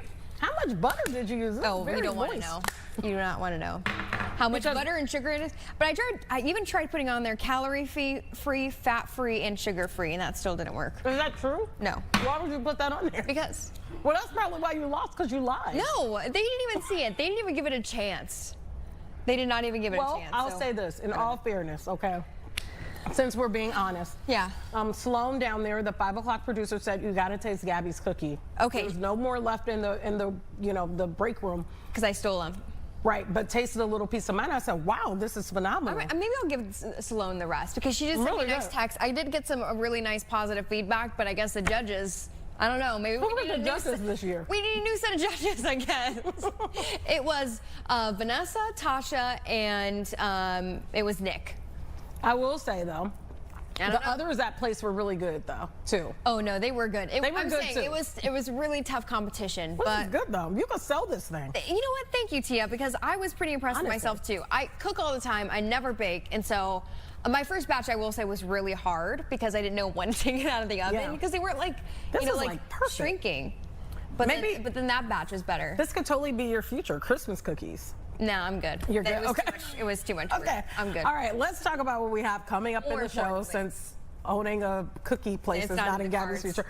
Teatro Zanzani is inviting you to celebrate New Year's Eve with them. We're We getting a love this preview place. of what you can expect. I went not too long ago, back in October.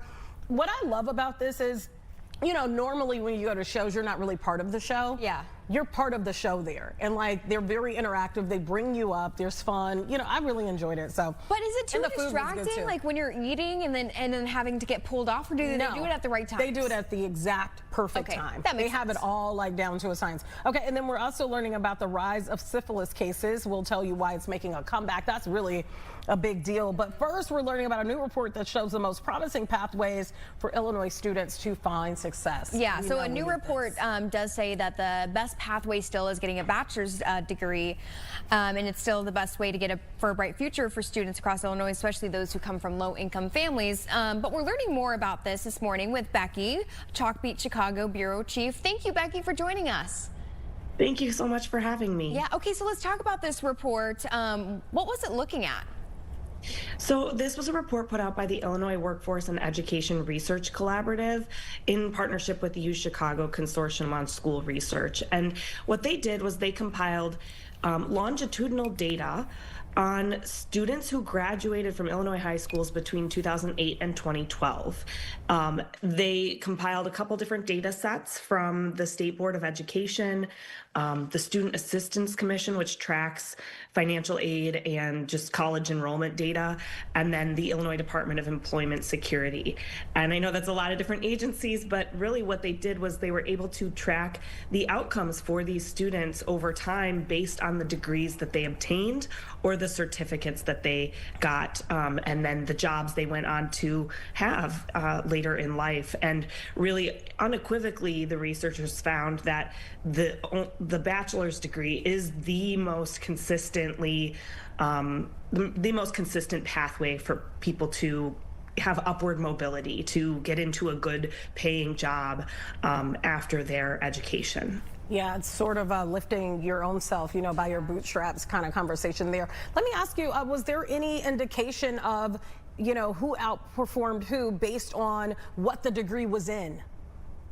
Yes, so they also looked at and they actually did this with alternative pathways, so non-college degrees that maybe you only needed an associate's or a certificate to move into a good paying job. And they did find 5 industries where you could attain sort of similar earnings than you would with a bachelor's degree.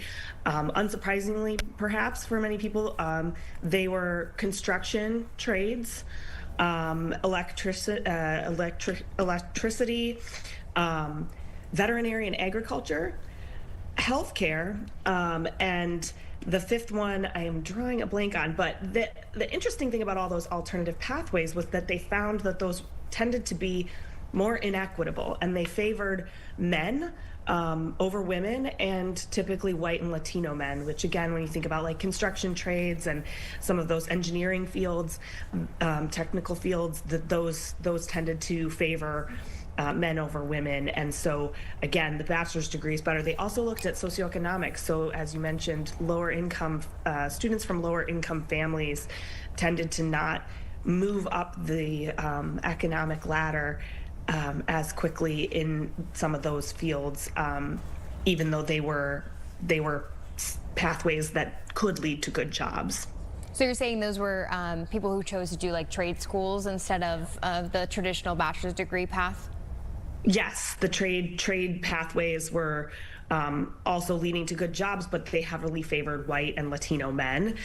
With the exception of healthcare, actually, healthcare was probably the most equitable in that it also saw good outcomes for women, women of color, Black women, Latina women. They were able to move without a bachelor's degree through certificates that would get them into healthcare fields that provided upward mobility. It makes sense what you're saying, because we've heard, you know, if you look at some of these communities where there used to be trades within the high schools, Chicago public high schools, you hear a lot of parents saying bring back the trades, you know, so that it would give kids a better footing in terms of their future. Let me ask you, in terms of the colleges that some of these students went to, did they look at where they went?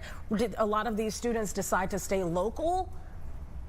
Yeah, so the unique thing about this data set did look, it does heavily lean toward students who stayed in Illinois for college, because then they were just able to have better, like I said, data that was longitudinal, where they could track specific people and specific individuals essentially through that whole pathway of time. And so there's not as much data on, you know, people who maybe went out of state and then came back. But we do know from, you know, our reporting and other research that we follow at Chalkbeat, that, you know, the college degree, the rates at which students go to college and then finish college, there's work to be done still, but it has been improving, and those who do go to college and finish is continuing to tick upward. And some of that, at least in the Chicago area and Chicago public schools, some of that can link back to policies that changed in CPS around 2018. They started requiring students to come up with a post-secondary plan. To your point about what does your high school offer, what does your counselor encourage you to explore, those things really do matter in terms of longer outcomes for students. If students have good counseling and good opportunities in their high schools, they can tend to make those connections to those pathways and then end up in a good paying job later on. You know, Becky, I feel like I've heard in the past, maybe Tia, you have heard in this too, that even having a little bit of college education or post-secondary education is good. It's better than none. But, you know, this kind of report saying maybe the opposite, that if you don't finish it up, that it could actually be for the worse. Yes, so I spoke to one of the authors who talked about a category of student that they looked at a little closer. Again, this is students from disadvantaged or low-income families.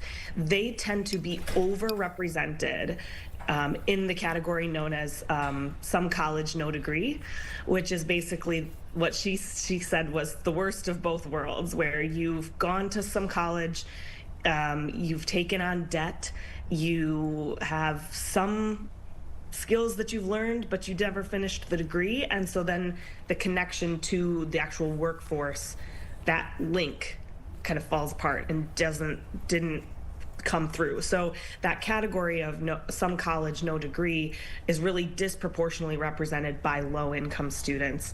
And that is something that, you know, when we're thinking about upward mobility and improving outcomes for all families, all students, but particularly students who come from low-income families, that's an area where I think the researchers would encourage, you know, policymakers and others to focus and try to figure out how can you make sure that college completion occurs. So you could have a really supportive high school environment, you could be certainly qualified to get into college, but then you get there and the supports maybe fall away, and the ability to finish that college degree becomes a lot harder, and then you end up with debt and not a good paying job. Yeah, affordability is always an issue for a lot of people, and especially when you're talking low income. I wanted to go a little deeper into what you just said there, because you talked about what the report recommends, but we have seen in the state of Illinois where college enrollment has dropped since 2018. Any recommendations there on what could be done to improve that? Is it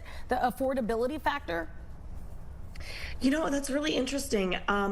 This particular report didn't look at the affordability of college itself, but you are right. And the authors recognized that the cohorts they looked at from 2008 to 2012, these are older cohorts, of course, because they needed that longitudinal data to find them in the, you know, in the workforce data. But in more recent years, yes, college going is down. People aren't necessarily seeing the payoff. Like I said, this specific report did not speak to that, but there is other research that has talked about the cost of college can be a barrier to a lot of families. And when I was talking about that CPS college enrollment data, the researchers at the University of Chicago who track that information, their latest cohort, they have a cohort that was, I think, took the class of 2022 or 2023. But in their latest data, they looked at, in particular, some of the hiccups with FAFSA, which is the Financial Student Aid program. There were hiccups with that a couple years ago, and that caused a lot of kids, I think, who would have otherwise gone to not go because they didn't get, the aid applications weren't approved or didn't get through. So affordability is certainly a big part of the conversation in terms of college going right now. Well, you know what? I am glad that you guys are reporting on this, because hopefully this is encouraging to people at home who are thinking, oh, do I want to go to school, or is it going to be worth it because of all the debt? Like you said, I can't afford it.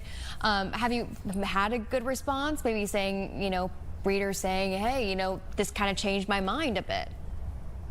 I haven't heard specifically from anybody, but I do know that teachers and other people who've read it and talked about this report have said that it's good to have, in a time when people are questioning whether college is worth it, to have research, longitudinal research that shows it is absolutely worth it to go and finish that bachelor's degree, is really helpful for just the broader conversation out there right now, as, like you said, students and their families are making decisions about what comes after high school. That is still a pretty strong ticket to a good paying job, upward mobility, a better economic situation in the future, is to get that bachelor's degree. So I've heard that from teachers and counselors who've read that. I haven't heard it specifically from any students, but they're all in the decision-making modes right now too. So,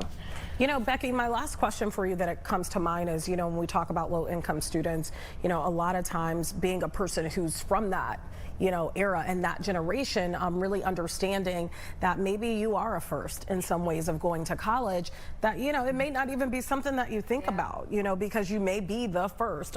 In my case, I wasn't the first, but some people are. Did it explore that, like in terms of, first generation college? And really, for some people, that's not an idea, right? They don't even think about that because nobody's talking about that. Did they explore that in any way? That's a great question. And I'm looking at the dashboard right now that they pulled a lot of this from, which we link to in the story if folks want to explore it. It's the Illinois High School 2, the number 2, career.com. And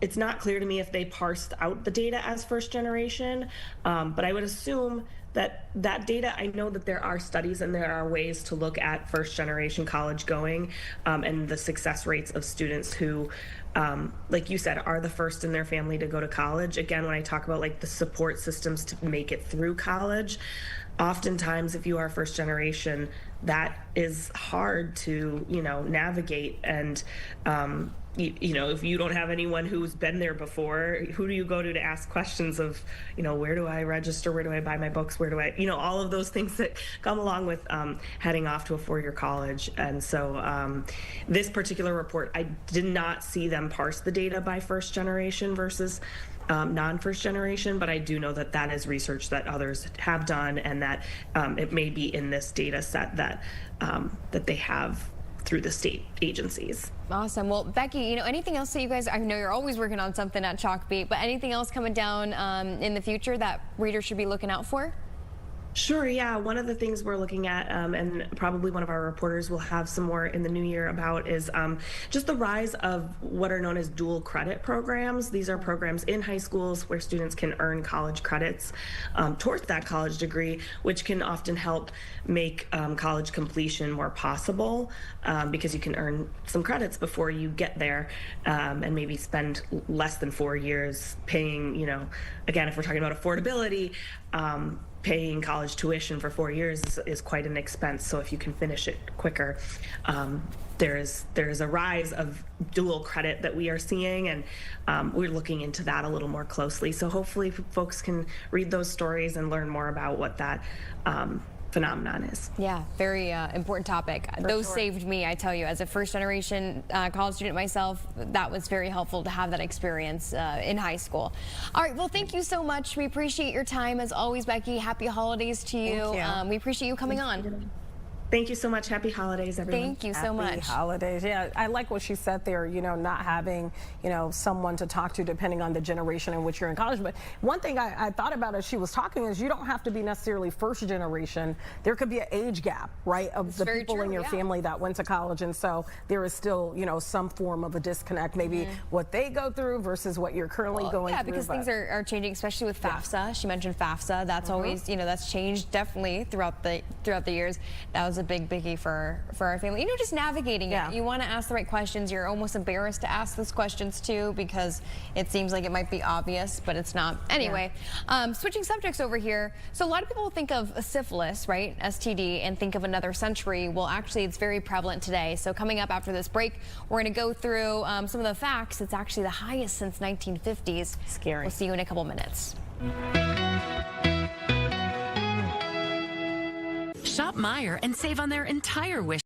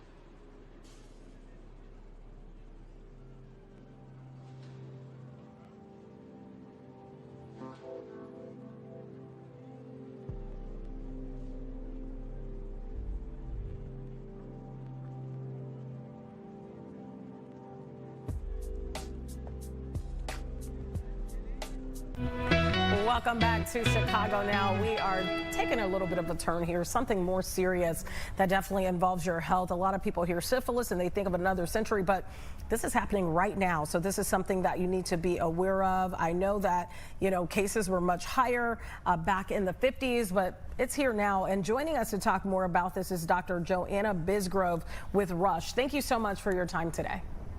Well, thank you for having me. Good to be here. Yeah, well, let's talk about this. This is important, and maybe people need a refresher because they haven't heard about it in quite some time. Talk about what syphilis is and how someone can get it. So syphilis is an infection. It's caused by a bacteria known as Treponema palladium, usually referred to as P. palladium. And it is typically, although not always, typically transmitted sexually. People in the past, people were very, very heavy and good with using condoms, which is a form of barrier protection. However, because of the development of what's known as PrEP, or pre-exposure prophylaxis, to prevent against HIV, people are feeling safer and aren't using condoms as much. However, PrEP does not protect against syphilis or several other sexually transmitted infections, and those have become more common. And we're seeing a rise in syphilis because there's more opportunities for transmission. What are like the symptoms of this? Is this one of those like invisible infections that we hear about with some of the other STDs? So it is it's not really, it has multiple phases, so it's not really invisible in all the phases. It is in one. Primary phase usually is a few weeks after you become infected, and a little sore called a canker sore shows up at the site of where the infection occurs, where the bacteria enters the skin. People, it usually does not hurt. People don't really notice it. I've seen canker sores in the office that have been very, very small, and I said, you know what, let's just screen for syphilis, and the patient has syphilis. That's the primary infection. That usually resolves within 3 to 6 weeks. Somewhere in that time frame, people will sometimes get a secondary phase of syphilis, where they can have flu-like symptoms, body ache, fever, rash, a lot of different symptoms, and they don't feel good, and we'll pick it up then. Then there's the latent phase, which you talked about, the invisible phase. A lot of people go into latent phase, and most people, it may not show up again. But then there's about 40% of people who will then develop, about years later, 10 to 20 years later, start developing tertiary syphilis. And that is dangerous. That can cause brain damage, personality changes, dementia, can also cause problems with the heart, make the aorta, the main blood vessel of the heart, balloon, and something called an aortic aneurysm. Multiple symptoms that are dangerous.